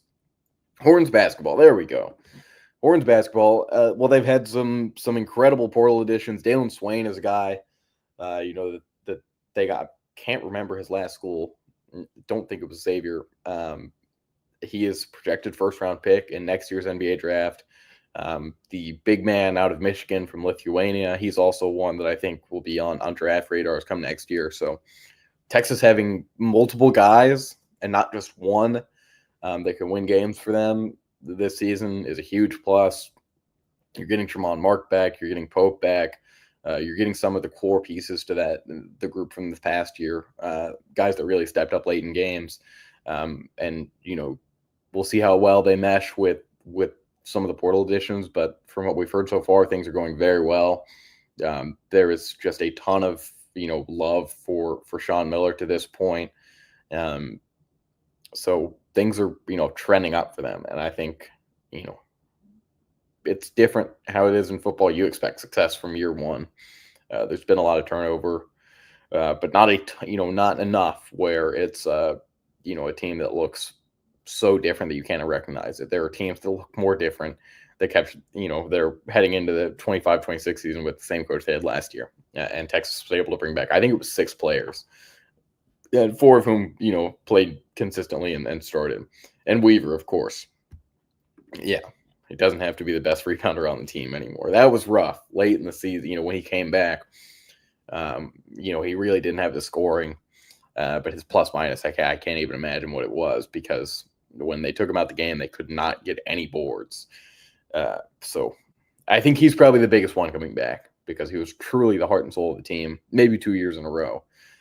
So to get him when I know he had offers, I believe he had a 7-figure offer from, a team that was just very, very deep in the tournament, and not too far away from Austin, if you catch my drift. So great, just absolutely great that he's still on the team. Yes, I did mention KJ Edwards and the 3 flip possibilities. We haven't heard anything, regarding this, that he is still interested in Texas. We really haven't heard anything around Texas since, that day. When he said he wasn't going to be taking his visit, to UT, and then ended up committing to A&M a couple hours later. So, that would tell you that he's not really interested. But things wear off when that official visit to Texas A&M is 3-4 months out. The shine maybe has kind of worn off a little bit. I'm not saying it will, but it very well could. So I would say, yes, Texas will recruit him, whether or not, he shows interest back until pen hits paper because, top linebacker in the state, number 2 in the country. This is someone you really didn't want to let go. It's someone you definitely didn't want to let go before you even got to host him for a visit. And like I said, I think he'll be on campus at some point in the fall. Just what my gut is telling me, not what any intel at this point. I do think he is more like, I think considering Derek Cooper's upcoming commitment, do you think he is more likely to commit to Texas or Edwards likely to flip? I think the most likely situation at this point is Derek Cooper committing to Texas and KJ Edwards staying committed to A&M. But I do think there's a possibility for both of them. Derek Cooper comes with a heavy price tag. I think Edwards, maybe not to the same level, but to some extent. So would be, man, a running back class of those two would be something. I think it's very slim possibility, but they could very well take both. My early prediction for NBA Rookie of the Year. I think it's hard to say that it won't be Cooper Flagg. I know Trey Johnson has like the second or third best odds. But I think Flagg, without Kyrie there, he's going to be playing point. He's going to be, a little bit past first, and you've got, some guy named Anthony Davis in the post for you. If they're set up for success, it's going to be a good team from day one. They've got pieces around him. They've got, I'm not saying he's moves the needle for you anymore, but D'Angelo Russell at the point too. It's a fairly deep team, and it's a team that I think Cooper Flagg can really, make his mark on early on. But I do think in Washington, with Trey Johnson there, probably as the primary ball handler. I know they have CJ McCollum now, but they don't really have any true point guards. I assume he slots into the one. I didn't actually get to see a Trey Johnson Summer League game. To be honest, I'm not too interested in Washington, although some of the best players on their team were playing in the Summer League because they're all, first, second, third year. So would love to see Trey Johnson, be the underdog and take home Rookie of the Year award, but I think it's pretty tough. Can Flagg get the Mavs in the top 6 of the West if AD still stays healthy?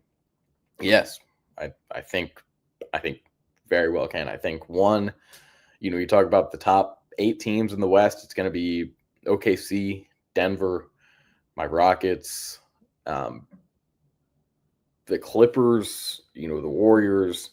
Feel like I'm missing someone here that just made it. Minnesota, of course. So I'll say, probably the rankings at All-Star break, the standings would be, my guess is around OKC, Denver, Houston, Minnesota. So then those 5 and 6 are kind of open. And I think that's one, before Kyrie even gets back. I think with Kyrie, this is a top 3 team in the West. So we have to wait on that, but that's really what I think, that they'll probably not be hosting a playoff, series. They won't go in as top 4 seed, but they won't be a play-in team either in my eyes. Which freshman wide receiver red shirts? I think, it's tough. I think we heard a lot out of Khalil Lockett early on. And we've also heard that Dale McCutcheon has really impressed some people. And that was, probably the one out of 3 that they had the least expectations for. But you've also got Jamie French. So if it's going to be one of them, I would have to say Dale McCutcheon, just if everything has gone according to plan at this point. But I think that's something we probably don't get a better feel for until game 2 or 3. But just right now, shot in the dark, I'm gonna say Dale McCutcheon will. My pick for where LeBron will play next year, I think he goes to Cleveland. Cleveland has been very interested in making some moves, whether it's getting rid of Garland or getting rid of Jared Allen. And LeBron does not have, it's not going to take a obviously not a Luka level package. It's not going to take a Desmond Bain level package. Like, you're going to be trading him for a big contract and maybe one pick, because he's very likely a 1-year rental for you. I do think that we are getting close to his retirement being announced. I think the only reason it hasn't been announced is because he's not sure which team he's going to play for. So that's kind of where I'm saying. I think Cleveland probably at about 55%, and then the Lakers at the other 40%, and then we'll get 5% to the field, Dallas, and maybe there's a couple other teams that have some kind of interest here. That's about all I've got.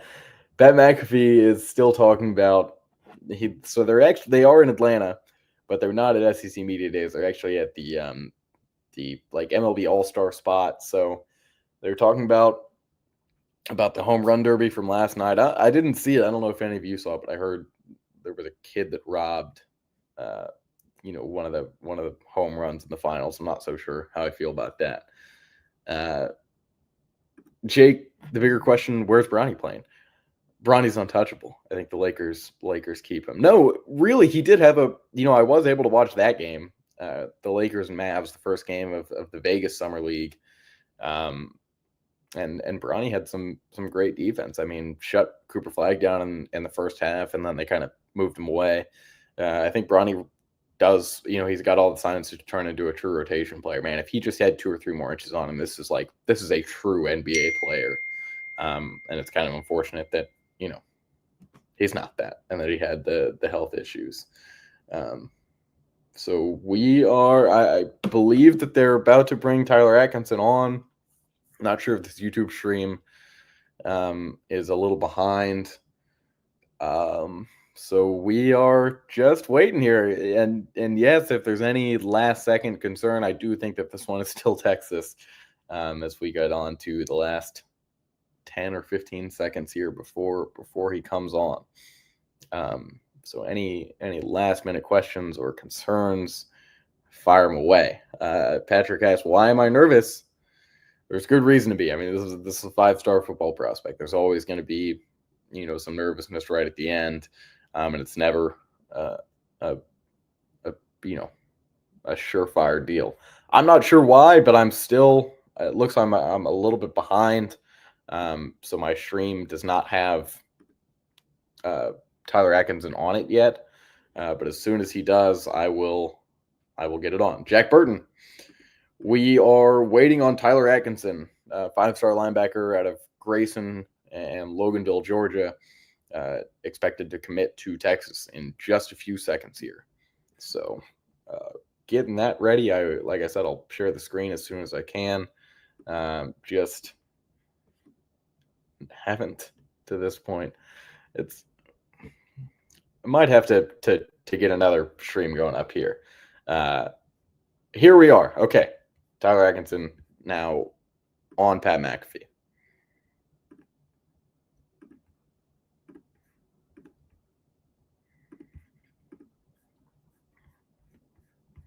My game with me, it just means a lot. And so the recruiting process has been great. I have no complaints on. Can we hear this? If it's been negative and negatives, about the coaches blowing their phone or anything, I've been enjoying every moment of it, and I'm so thankful to be here. Yeah, because we're in a wild transition time right now for people like you, in the transition process, recruiting process, especially with NIL. I feel like probably 4 or 5 years it'll all get sorted, but right now it's a lot of chaos. So after meeting your family, it's like parents, high school sweethearts out of North Carolina. Obviously, we're all repping the gang here. We're all acting up. Yeah, we're all acting up. We're all acting up. It's like, it feels like you have. Let me tell them what acting up means. Please do. Acting up means to believe in yourself with the never outwork mindset. It's a pitch off our last name. So that's what acting up means. And, on the side, it got never outwork. So never outworked over here. Yeah, I love that. That's a great trait to have. And once again, I think your family is spectacular. You have to be so mature at such a young age with how much money and how much chaos, especially if you're being recruited as an 8th grader. Was it always football? Did you play any other sports? And when did you, I guess 8th grade is when you found out, okay, I'm going to get my school paid for at least in this particular sport? Oh, no. I've really been playing football since I was 4. So I've been playing this game since I was 4. I've really been playing the same position since I was 4. I've been playing linebacker and edge since I was 4. And so, I played a little bit of basketball, but I just realized that really wasn't my sport. My dad was more into the basketball, but I realized that wasn't my sport. So I really just stuck with football, we just loved the game, and it just took off from there. Okay, I love that. D-Bud has a question for you, Tyler. You talk about loving the game. I'm assuming you watched a bunch of ball growing up. Are there any players in particular that you modeled your game after? I definitely say I got some football favorite players that's in the league right now. It comes from Michael Parsons, Fred. We actually are going to take that off for now. As I thought, we can't stream ESPN live because of the licensing. So we will just kind of await Tyler Atkinson's commitment here. As I said, can't have this one up right now. So watch it on your own screens, but can't have this one up for now. Still kind of await Tyler Atkinson. Him and McAfee are having somewhat of a long conversation. Rob, he is milking this just a little bit. So just one more second here as he expects to to commit to Texas. Yeah, Rob. Even though it was YouTube, still an ESPN property, has the logo on it. So shout out to Wags for letting me know that we can't do this one. I think maybe we can do that on the way out. Man, they're really going deep into a conversation here. I understand, he's got to get the general audience does not know who Tyler Atkinson is, and kind of give him an introduction of the world here. But it seems like we are gearing up for it. All right, here we go. Oregon, Georgia, Texas, and Clemson as the Final Four for Tyler Atkinson.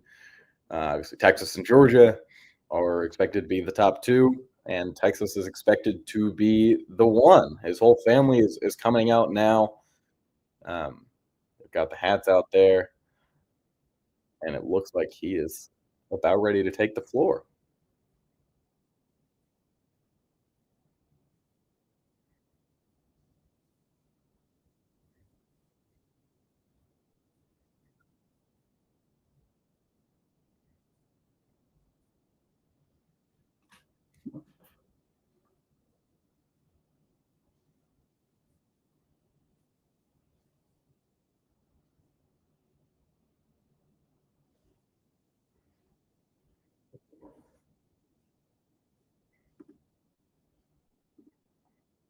Here we go. He's ready to make his decision right now.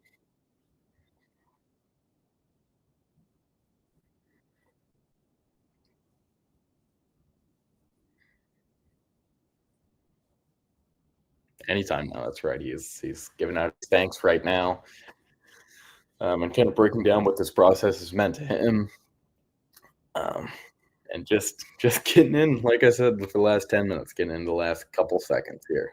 Anytime. Everyone is geared out in the Atkin Up shirts. As someone mentioned, he's already got his own brand. And never doubt yourself, or never bet on or against yourself, or something like that on the right. It's like mom, dad, 3 sisters up there with him.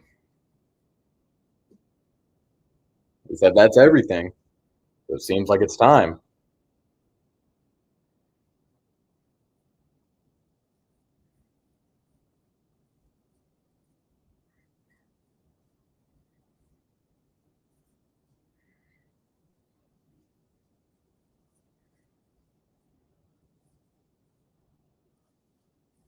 Yeah, Doza. I think it's I would assume some orange, as close to burnt orange as you can get without breaking the copyright.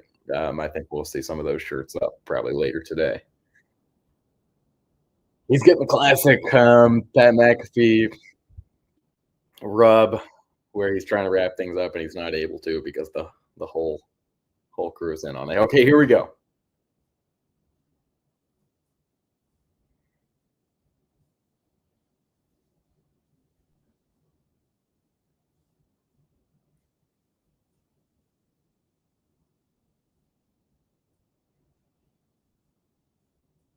And there it is, the University of Texas. Tyler Atkinson committed to the Longhorns.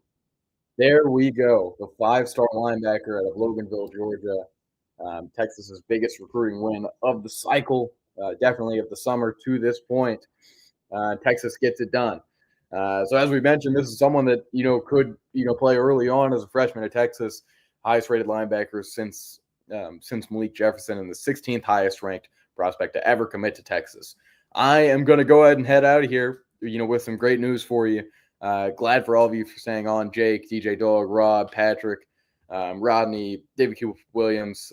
Had a great, time today and some great attendance. So we'll be back up tomorrow with a full breakdown of this commitment. Coming up next is just 1 second. Coming up next, our friends at SEC Unfiltered give their recap from day 1 of SEC Media Days and set the table for Texas and Georgia on day 2. And then we'll be back the show will be back from 2 to 4 with Chip and Zay. So make sure to come back for that. This was the Lone Star Playbook. I'm Will Turboff, and thanks for Jordan Scruggs leaving off early. All of our coverage on Horns 24/7. We will see you tomorrow.